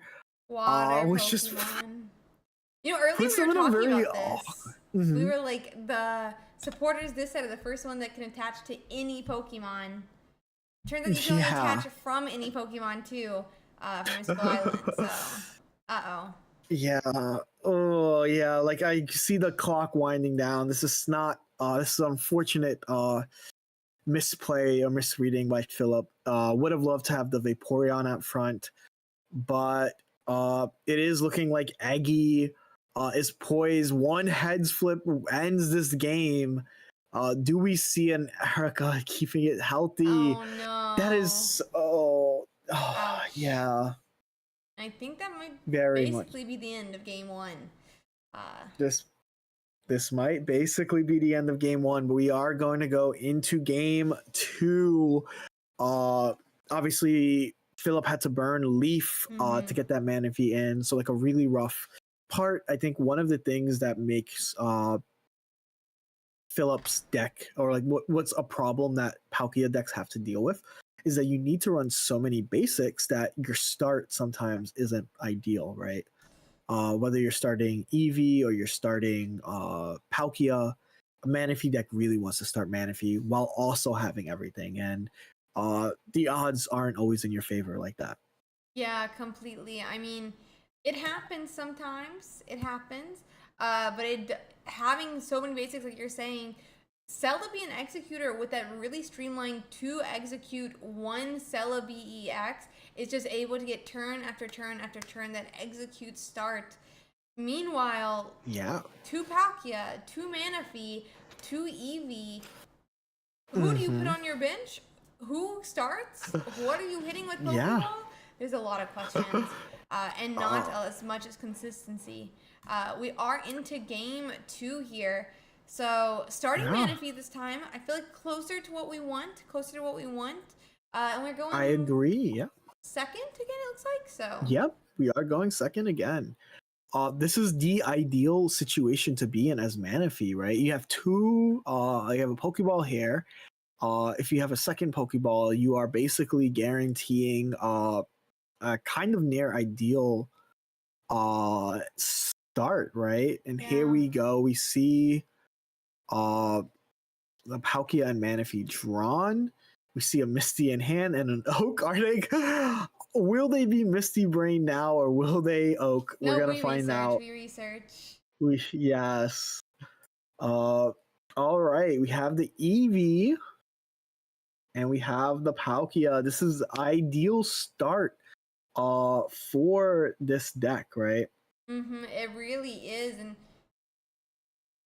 I mean, they're thinking about putting on a second Manaphy almost in response to the Eevee not evolving in time last time. But it won't really matter in this case, because if you have one Eevee and you're able to move energies, it'll have evolved to a Vaporeon. So that is true. I think that if they're playing Manaphy, that's kind of like if I am AP, like maybe they don't have like maybe they don't have Vaporeon, or maybe they want to prize control really well, right? So that like after this Manaphy, you bring in another Manaphy and you keep building until you can do enough 150s that it doesn't matter if you have Ericas, right? That's like probably the idea behind this. Yeah, no, I totally agree. It's probably just to go with the Manaphy here, but I mean, thinking about how they're dealing with that Manaphy there, we actually hit Tells. It's been a while, but it's Execute can hit Tells sometimes. Yeah, it's surprising to see it sometimes. You're like, oh right, that can happen, right? Only 40 damage. I thought he was 80. Speaking of other things that can happen, they are hovering the Misty. Yeah, I'm down for it. Bring the Misty on. Let's go. I do want to note that enough heads can change this game around. Yeah, no, enough heads definitely can on both sides. So let's On see. both sides. Both sides are flipping. They love the. Can you really hate Misty if you're playing Celebi? Can you really hate Misty? But Misty is only assured one coin flip. You're like 20 coin flips in, and you're like, man, I wish I just had one more coin flip. Buddy, how greedy do you get with your Celebes? I can't. We hit Tails, but okay. Celebi would have had more coin flips. That's true. That's true. But I like to call it upside coin flips. Misty is like steal the game from nowhere coin flips. I don't know. But we do see the star herself, Celebi, coming in, getting an attachment. And this means that you the moment you start attaching to Celebi in this matchup, the unnecessary heads, the moment that you start attaching like this, right? The longer the game goes on, the more grass energy goes onto the Celebi. You are completely right. I mean, just more and more grass energy onto the Celebi every single turn. We could have that 4 energy Palkia go up this turn while he's still. Oh. Ooh. Okay. Okay. Okay. I think we're powering this is up. Interesting. We're powering up. We're going Noom, right? I think that it is better to 1-1-2 than bring Palkia in and potentially lose the game in 2 flips. Right? Actually, no, it's 170 health. All right, let's see what's happening. I guess we are just going to go Noom. Let's see. It's okay to admit that Nintendo messed up, Ursi. No, that's my uncle, guys. You don't talk bad about family. You don't talk bad about family, guys. Yeah, Misty is totally well designed. I love Nintendo. Thank you, Misty and Nintendo. Like Celebi. You like Celebi. You literally can't talk. She was doing like 800 damage some turns last set. I can't with Superior and Celebi. Like, buddy, I can't. I want a Superior for Misty where I get 2 coin flips for everyone. No, I see nothing wrong with Celebi. Perfect game design, well balanced. Can't, bro. I can't. Anywho, we do get that Rocky helmet finally on the Executor EX. Yeah, this is kind of what you want to see, right? This negates the Giant's Cape, which means that it turns the amount of flips that Celebi will need towards the end game by 1, right? Because it's a 170, it goes to 150. I love to see that, but also we love to see the Manaphy living. Okay. Yeah, where's the heads now? This actually changes a lot. Because the question is, do you start attacking with this, or do you leave? And we see the leaf. Yeah. Still haven't hit a Vaporeon yet, though, so we're kind of in a bit of a pickle here. If we have Vaporeon next turn, we could 150, 150. Not that you would want to, because obviously you need to swing for 30 as well, but... Look, I'm all on board, but it is 6 energy, which means it won't be able to do a 150 yet. However, there is still Vaporeon in the deck. 2 Vaporeons. There's a professor's research that can get to a Vaporeon. So I think that this decision is, hey, I see what you're doing. I need this because I need the Celebi to stop accelerating, essentially. And this is the way to stop that. Yeah, the hairheads, not the biggest deal. Oh, wait a minute. The Celebi is at 110. Oh no, Philip hovered over Cyrus. Let's do it. Cyrus, Oh, Cyrus, Cyrus, Cyrus, Cyrus. Cyrus. I'm with it. No, this is exactly the. It still becomes a one coin flip game. I'm okay with the one coin flip. Oh wait, we're actually going for it. Yep. Hmm. Here we go. All things are possible through Let's Cyrus. see. Yeah, agreed. Whew. Here we go. Let's see here. This is the suspense. I think like you making sure you did everything right, did all the math. Here comes another 150, 20 being dealt to. Oh. And that might have been a yeah. Oh my gosh.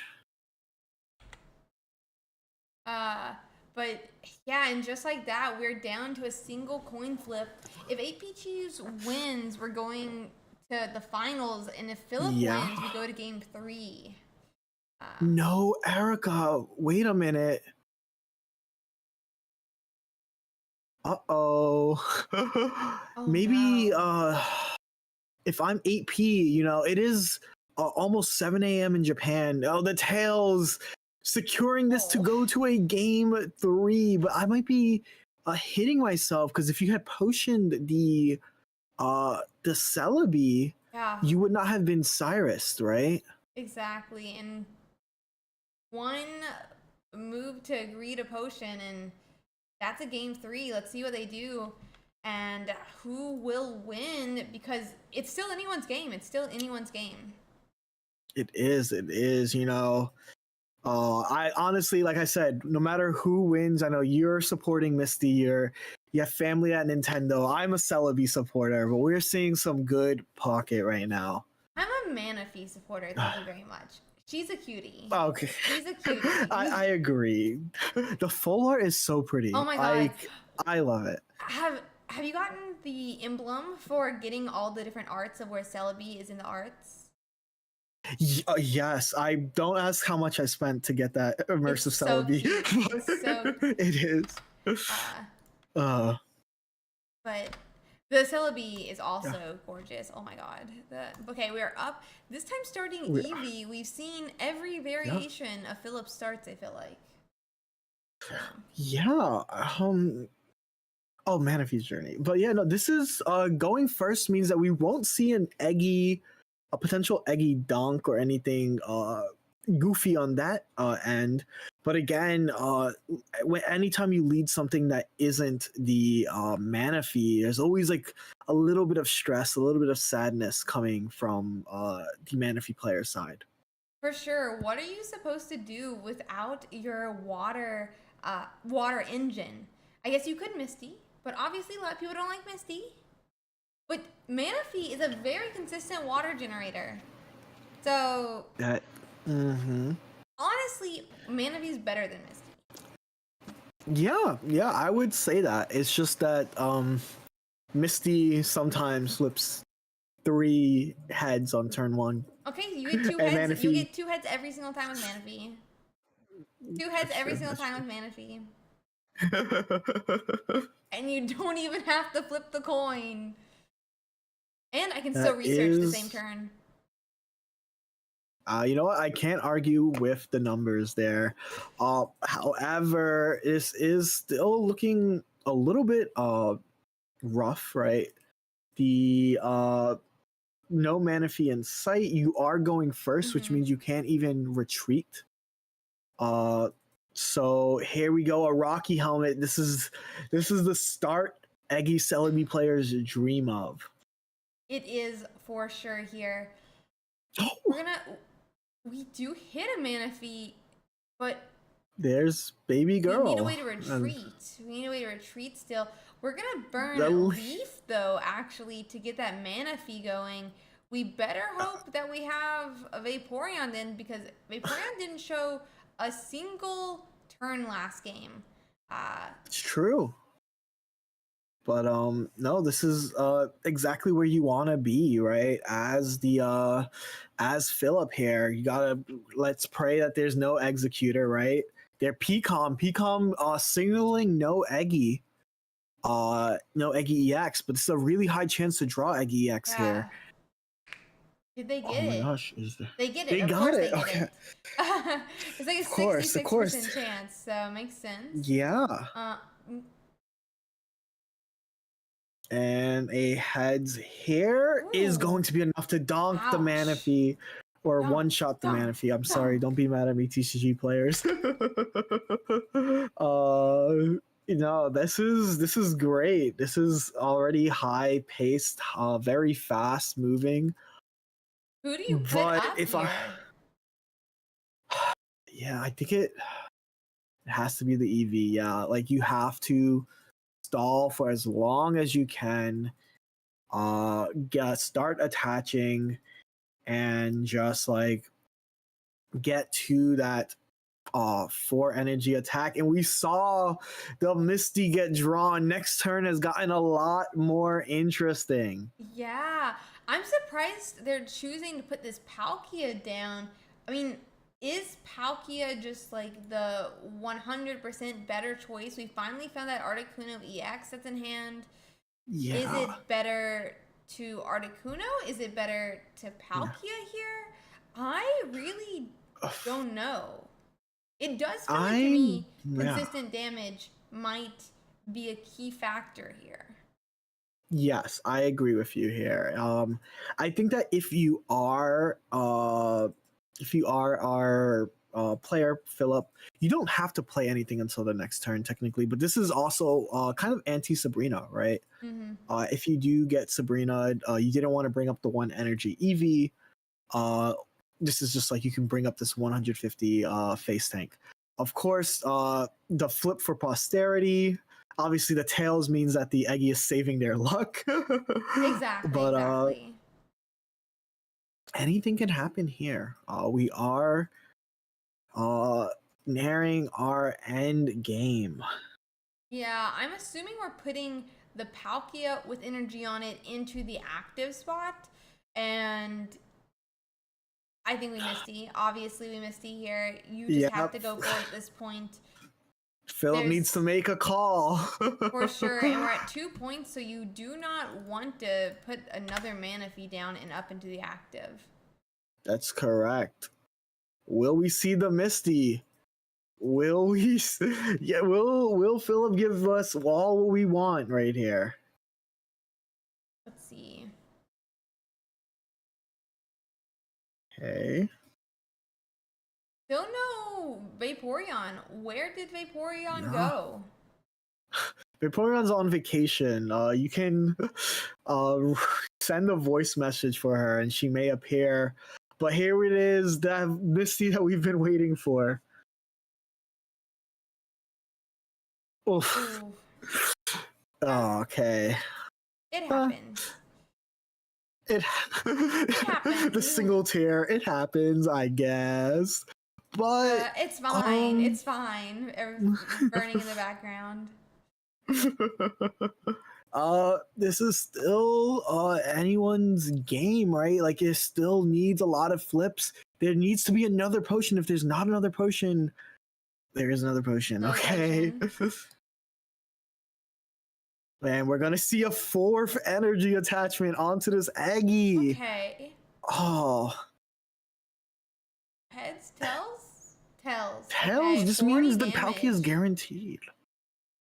Oh my gosh, this Palkia is guaranteed to live another turn. The Vaporeon. Finally. Is there ever a world where you retreat here with a leaf and power up the Articuno?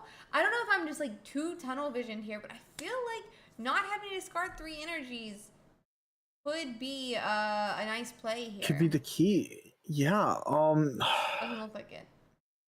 It does. I mean, it could still look like it, right? We don't know, and they are just going for it.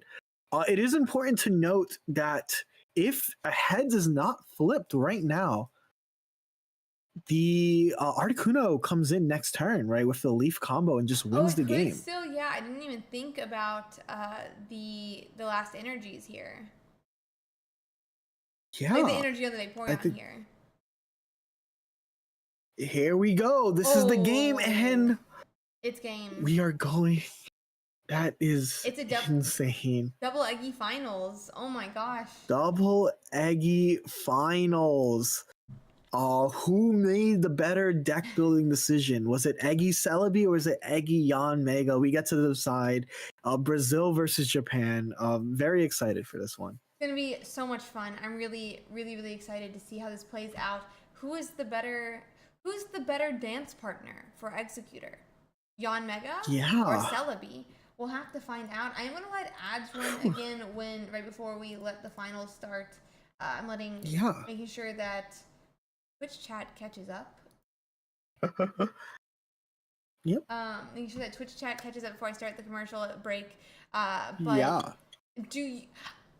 The only thing that I can think of, I've said this over and over and over again, is the consistent damage in Yanmega might be really nice, or Celebi's 20 coin flips is going to be able to burst the Executor and take an Executor down.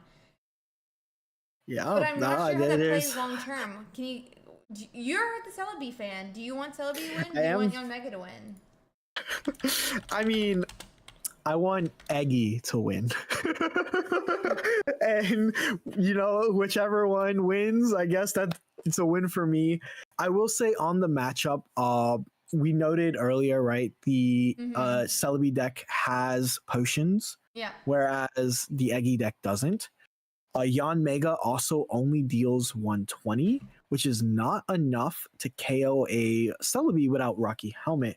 So we're honestly in these two decks are very slow, which also means that Eggy can be built up. But the real scary part is who goes first. We'll have to see, and what goes first. Like, imagine you go first and it's a little Yanma in the active spot. Yeah. There's so much. Is it better to start Celebi? Or, okay, let me reword. Is it worse to start Celebi or Yanma? It's worse to start Yanma. Because if you start Celebi, if you're going second and you start Celebi, you can attack by turn 4. If you're going second and you're starting Yanma, you can get dunked by an Eggy. So that's where I'm at. I think that Celebi has a better turn 2, but they both have a broken turn 1. And this is a game, I guess, unlike the physical TCG, where after game 1, you can't choose who goes first or second, right? Yeah, that's something I think they need to change in this game as well, is the never, because you can do a whole series and never go first one time. Yeah, I think it's obviously very interesting. I used to play Shadowverse, which is another online card game. And that game had a similar problem where you couldn't choose who went first or second for the longest time. And so that is something that obviously props to the TCG for having. It would be a little bit harder to implement in this game because we technically don't have best of 3 support, right? So in the physical card game simulator, you don't have best of 3 support, but whoever calls the coin flip selects heads or tails. So if whoever loses calls it in chat, essentially. Say, I want to go first, or I want to go second. So you could then make it where if you call the coin flip, you're able to choose. Let's go ahead and hop to channel 12, though, where Juicard is. Yes. So we can watch it get started.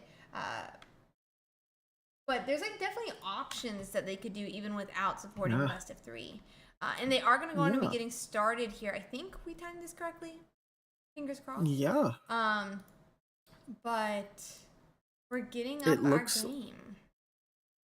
Yeah, it does look like Yanma is up on the active. We talked about this, and it looks like uh, the other player, Philip, went first. Is there an Eggy? That's the question on everyone's mind. Okay, there's no. Or maybe I got it opposite. Yeah, Yanma went first. Oh, okay. And they attached the back. Very interesting. They had chose to actually lead the Yanma as opposed to the. Well, I guess it doesn't. Well, I guess The Eggy comment. Mm-hmm. if they went first, right? Then I guess they could just go in a retreat here. They know they can't be really knocked out. So do we get the donk? Is now our question. Heads. Yep. Heads. Heads. Oh, we actually heads. We hit heads. Okay. I want to say very good energy placement at the very least by 8P. Choosing to place it on the Celebi. I talked about Celebi going second is actually really strong here. Because Celebi is going to start flipping their coins, and if they keep flipping heads, who knows what type of game we'll be looking at. Honestly, yeah, I totally agree. Oh. So we're hitting second. Even if they hit both heads, we're still going to have at least one swing into the Celebi. That is true. However, obviously we don't know hand. There's so many Ericas, there's so many potions, there's even a giant cape. Yeah, very true. Okay, the first one is doing 50, and this Pokemon only ramps up. It only gets scarier from here. Yeah. So we're gonna start powering up a Yanma. Oh, we're going straight for the execute. I'm a little bit surprised by this. We miss, but I feel like putting damage to Celebi might have been the correct play. Yeah, I'm inclined to agree, but this is still scary. I don't actually like that 8P dropped an Eggy. Obviously, we don't know their hand, but I personally feel like at this point, you gotta load it all up on your girl. If you are playing Celebi right now, you're just putting it all on red, right? All on this coin flip right here. Let's see. Oh, and Yanma's getting knocked out, but I would have loved, obviously. I'm sure they would have loved for those double heads to be on the Eggy, but their damage ramper is gone now. Yeah, I cannot believe it. I kind of had thought they would just evolve the Executor EX. If they're putting it down, that means they had it, but we're retreating back regardless. I don't know. Yeah, well, I think that playing an Eggy at this point would not be good. Because of the fact that that's a 2 prizer and also a 3 retreat cost. Yeah. At this point, like I said, all on Celebi. I'm all in. We're flipping 10 million heads. Yeah, we just go in on the Celebi, just like you're saying. All she needs is 2 heads here, and okay, so now we're out of range as well. This Executor. We're looking for it. Wait, did we have an Erica last turn? We didn't use it? No, they had to research. Oh, okay. Into it. Found a research. And one heads. Hey, we're all on Celebi's timing. This is her world. We're all living in it. Now, that's true. Right now, it's very true. If she doesn't want to flip them, she doesn't have to. It's her world. Exactly. We're just living in it. Exactly. If I could, I would retreat here, but obviously we're trying to as fast as we can. Heads on the Celebi. She's in potential range of being KO'd. It could just be Erica, though. It is important to know Eggy has 3 heads. That means it has 3 retreat costs, unfortunately, and we are seeing a potion. Do we see another Erica? And a Giant's Cape. Oh my gosh, yes. This is the difference of their decks, right? I want to point that out there, is that one player has potions, capes, Ericas.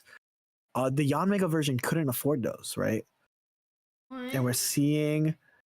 No! Oh my gosh. Oh my I mean, gosh. she's got the cape though, so it's fine. But we can retreat this turn. Actually, we could retreat this You turn. can retreat this Do we turn. Erica's the unhealthy? Yeah, okay, we I do.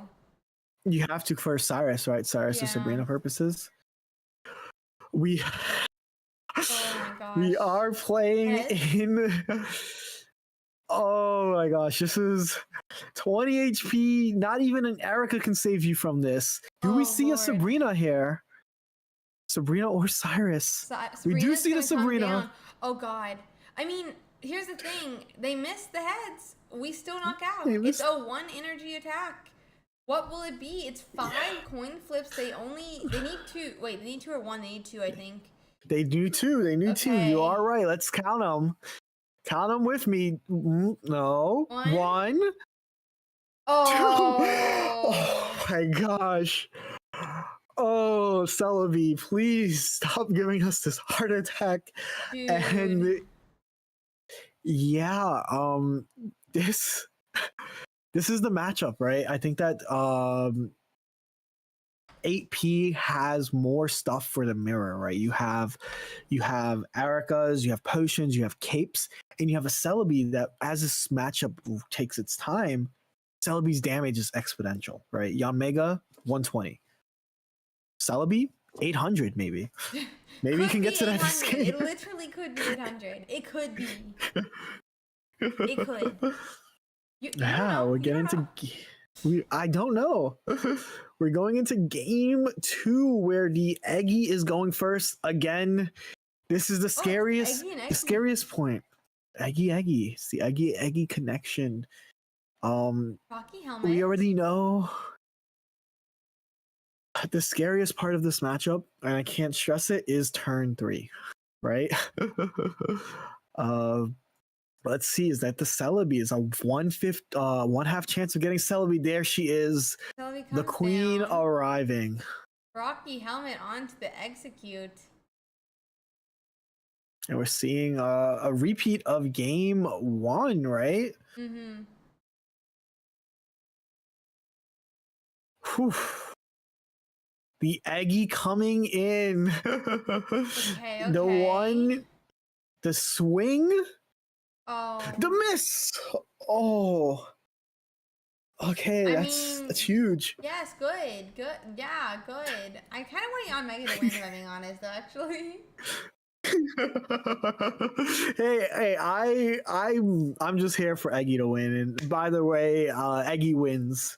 We all might lose, but very interesting development, right? Mm-hmm. Eggy, 2 different variations of Eggy here today, and also an interesting just attaching all to the Celebi.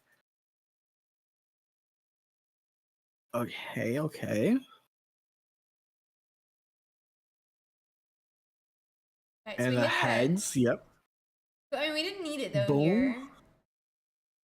This is true, but the Celebi can technically come in and end the game right now. It's really very true. Don't want to. Then the Celebi makes her appearance again. She could do 3 heads. She just needs to hit a what is it? A 12% coin flip, I think. 12. Think so? Yeah, right. It's 50-50. Oh, Sabrina choosing. To do not that 1-pointer. Yeah. Huh.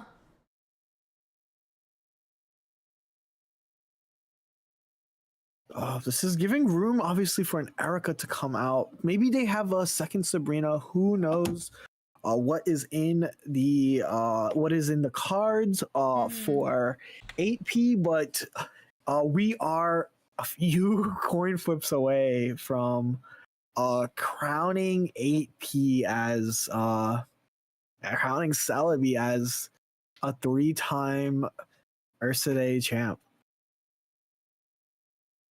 Wait, oh yeah, Celebi could be a 3-time URSIIDAY champ. Like, wait, 8P Cheese has won the tournament twice. I didn't know this. And then, okay, wait, I had like the moment of like a brain fart. But yeah, Celebi could be a 3-peat winner here. You're so good. We've been going for like, what, 4 hours now, right? And an important, very important hit right there Ooh. Oh my gosh. Yeah, will Oh, wait a Celebi minute. have... Celebi needs to have Erica and a potion. Erica and a potion. Erica? Potion. Erica? Erica? Okay, can Erica? the game... Erica? No, No! we're just flipping them. Here we go. Let's see. Tails. Tails. Tails. Oh my god. Now let's see what the Executor can do here. No, one leaf. One leaf Oh, might we end do have this. a leaf. This could end it if we have a leaf. No Mm, leaf just yet. no leaf just No yet, but Erica, one though. heads can also end it. And that's gonna be game This is 2. That's gonna be game. That is gonna be game. Oh We're gonna let my them get set up gosh. for game 3 then. My gosh. Yeah. Wow.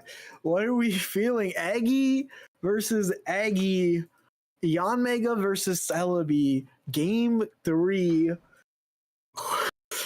I don't even know. Insane. These coin flips are stressing me out. For sure. Yeah, no, they're a stressor. I totally agree. Let's see here.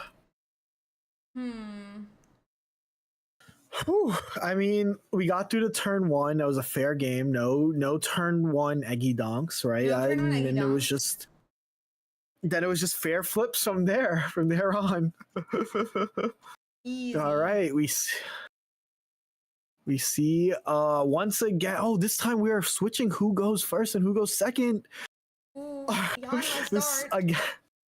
Oh It's no! a big Yanma start and no. an execute start this time. Executey start. The cutie. Oh my You're gosh. nothing. Oh my gosh. It is cute.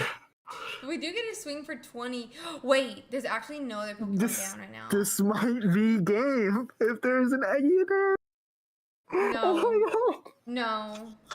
No. No. Please don't let it end like No. this. Don't let the finals end like this. No. No. Say it ain't so. Oh my gosh. And it is here. One flip to the side, everything, and it's a turn. I was so scared. Oh my god. I was so scared. Oh my gosh. Oh my lord. Yeah. I don't know. Is your heart rate also rising? Because I'm stressed out too. I'm over here like, why in the world? Why the world? Wait. Now it's like on the other side. Is Yanmega on top again now? I'm so. Wait, so if we hit heads, he needs air. Okay, so he needs another potion or an Erica He or needs another potion or cape. cape. Oh my god, what is happening? What if he doesn't remember the helmet? What if he doesn't remember the helmet and he just swings into it What and if he goes down doesn't? to You 120? got a mind control. What if he doesn't Okay. remember it? Celebi. All right. Ah, Okay, there's a potion.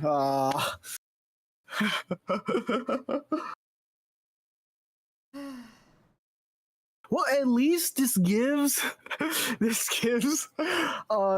Jozard a chance to see the But we don't even have the basics down yet. yeah, a basic, right? Here we go, draw. Okay. That's technically a basic. It's technically a basic.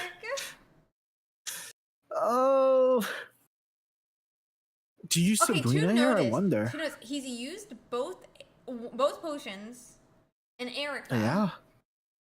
He's only got an Erica and a cape left.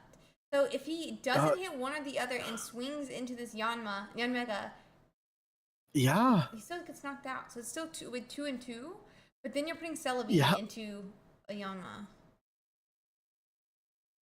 Oh, and a giant's Okay, cape comes down, coming so he's through. coming So in. much healing. Oh my god, oh my god, oh my god. Here it comes. Okay, Tails. Tails. Survive. Okay. Oh my god. So now, Oh my obviously, god. Yanmega. I almost Wait, feel like does can- Yanmega retreat here and attack with Low Yanma? key and a Pokeball? Wait, Hold what on.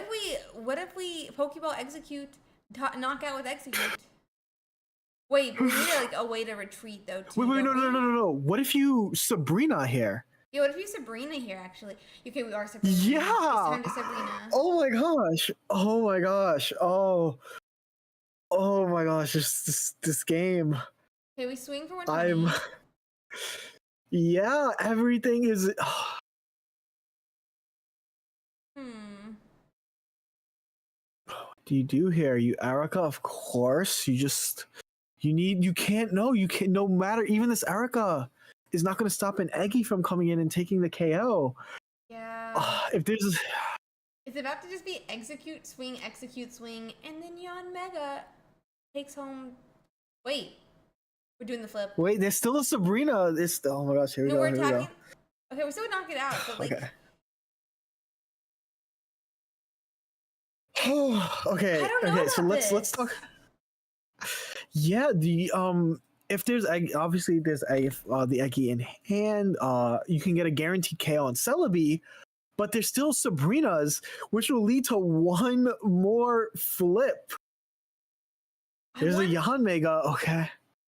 I wonder if there's some world where you should run like the 2-2 of Executor and then a 1-1 of Yanmega, or like a 1-2 of Yanmega to like get the Executor more consistently. We hit Tails. Wait, we only needed Tails because of the. Oh my god, I didn't even realize that. Oh my god. The Rocky Helmet. The Rocky Helmet. Jesus Christ. And there's no heals left for our final guy on the bench here. Oh. Actually, there is one Erica left. I if thought we they look used back, the Erica on. no, they're only potion. Yeah. Erica right here. In order for them to win right now, they just need 2 heads flips. Oh my gosh. 2 head flips wins this game. That's the first one. Yes. Oh my gosh. Does Executor bring it back? But which Executor am I talking about? You will never know. Does Executor bring the game back? But which one? You will never know. Okay. This is it. One heads wins this game. Which one you'll never know. Tails! No. Okay, well, what is the other guy gonna do? What is the other guy do? Does he hit heads or does he hit tails? I think Executor's bringing it back, guys. This is peak. One more. No. Oh my gosh. It is Eggy. Oh my gosh, that is a win. No. And we take the win. Let's go. Opponent conceded. That's a win takes for its first tournament. Saying it right here. Darkrai still to win in Ursiiday Pokemon Pocket. And yet, Yanmega beats Darkrai and Magnezone to the tournament win. Yeah. Yanmega, best EX. Who's got the best EX now, buddy? Who's got the best? Sorry, anyway. I'm just a little bit surprised by this moment. No. I'm my heart is still recovering. I think that that could have gone any way, 10 different flips. Honestly. So congrats to both players. This brings a new deck into the meta, right? Eggy plus your favorite Grassmon here. And it's good into every mag deck. So yeah, I'm insane. Actually, that was absolutely insane. But I had so much fun today with that. That was I don't know if that's even the finals I wanted, but that is the finals that I had so much fun watching and enjoying. Yeah, so, had the time of my life there. What in the world? And huge congrats to our first place winner. Uzard. Yeah. I can't believe he's not playing Charizard, but Uzard gets the win with Yanmega. So happy about that. And huge shout out to you, Uzard, for getting that. Congratulations to our new King EX, Yanmega. But more importantly, Executor EX. Executor EX. It's going to be an interesting week of Pocket now as this deck cements itself in the meta. These Ursiidays have always been unpredictable. Will Darkrai eventually get its win? We'll have yet to see. Find out next week. Well, to be fair, Oh, Executor didn't even show its face in a top 32 week 1 of Ursiiday Pokemon Pocket Weekly in Mystical Island. And now Celebi didn't win it, but Executor has won 3 different Ursiidays Pokemon Pocket Weeklies. So really, really cool and fun to see. I do want to give a huge shout out to all of our players in Top 64 today. Huge shout out to them. Thank you guys so much for playing. Thank you guys so much for streaming. I do also want to thank my awesome co-host today, Jody, who was awesome enough to cast with us. For those who don't know, !cocaster. He is a fantastic VGC player. He's a world's finalist in VGC. He is a coach that you can, if you are interested in getting into VGC, he's super helpful for new players who are interested in learning and filling in that knowledge gap that VGC really requires you to do so before you can do well in the game, which plus side, Pocket's new, not too much knowledge gap here, but he's someone awesome that you can reach out to for coaching if you are interested in VGC coaching. World's finalist and awesome Pokemon Pocket content creator. Judy, is there anyone else you want to shout out here? Honestly, thank you for having me on, right? This has been a lovely experience. I know it's funny. I think when you first started Ursiiday tournaments, I was like, this is huge. Like I sent that message, like, if you were ever looking for another caster, I'd love to be a part of this. And here we are, right? 4 months of Ursiiday tournaments later, I'm truly grateful to be a part of this. So thank you for having me. And I'm just excited. I love Pocket. This is an amazing game. I hope to play this game for as long as I can. So shout out Dina and them for making such a fun game that we get to cast to you guys. Yeah, for sure. And thank you again so much. For those of you who are interested in the competitive scene, we kind of have a tweet out there right now if you guys want to check it out, with a lot of really interesting competitive Pokemon Pocket stats. If you can comment, retweet, like it would really help getting that in the eyes of Pokemon, play Pokemon, and the different people that it needs to hopefully get some type of official commitment for Pokemon Pocket, because we have an awesome grassroots competitive scene that I have so much fun with every single weekend, that we had so much fun with today, that I think you guys really enjoyed to watch today. But I think it would be such an awesome step next to get that official commitment from Pokemon. So if you guys can put your support behind that tweet, it would really be helpful. I do, however, want to give a huge shout out with that to all of our players. We had 1,890 players today, not today, but in this weekend that played in this tournament. Absolutely insane. Honestly, it's Pokemon Regionals numbers, and I really want that to be seen. Huge shout out to all of our players. Huge shout out to our top 64 today, and because y'all are such a huge reason of why this game has such an awesome competitive scene. Furthermore, though, I do want to give a huge shout out to all our viewers, because we would not have this scene without our viewers either. Even people who don't play, who just watch. A part of getting competitive commitment is because of you guys out there being able to say that we have those viewers, people who want to watch the game even if they don't play it. Thank you guys so much for watching. Thank you guys so much for playing. Yeah, Judy is a gigantic VGC goat, absolutely insane, and we are so glad to have him on today. We do also want to give a huge shout out to our sponsor XP Collect, though. They put up that 400 USD prize pool every single weekend. That really helps out with the tournament. And so we are so happy to have them as our sponsor. Again, huge shout out to everyone. Is there anything last words you want, Judy, or anything like that? No, I mean, you guys saw it there. Keep flipping coins. Let's go. Let's bring more Aggies to the next Ursiiday. No, don't say that. You can't say that. But honestly, it was so much fun, so why not? But yeah, with all that, I do want to give a huge shout out to our judge crew as well. We could not do this stream, we couldn't do this broadcast without our judge team and our mod team that helped us try to keep the chat in order today. But the judges put in upwards of almost 20 hours a weekend, and they don't even get the chance to win a prize pool like our players do. But huge shout out to our players for obviously putting in those same hours. But I do want to say thank you so much to our mods, our judges, our our sponsor, to Pokemon. And with that, I do just want to do one last shout out to all of Jody's different platforms. There is a link that you guys can follow to do the coaching. He has a Twitch channel that he streams on regularly, even our tournaments. He has a YouTube channel that you can check out, and he posts very frequently on Twitter with different deck lists if you're interested in anything like that.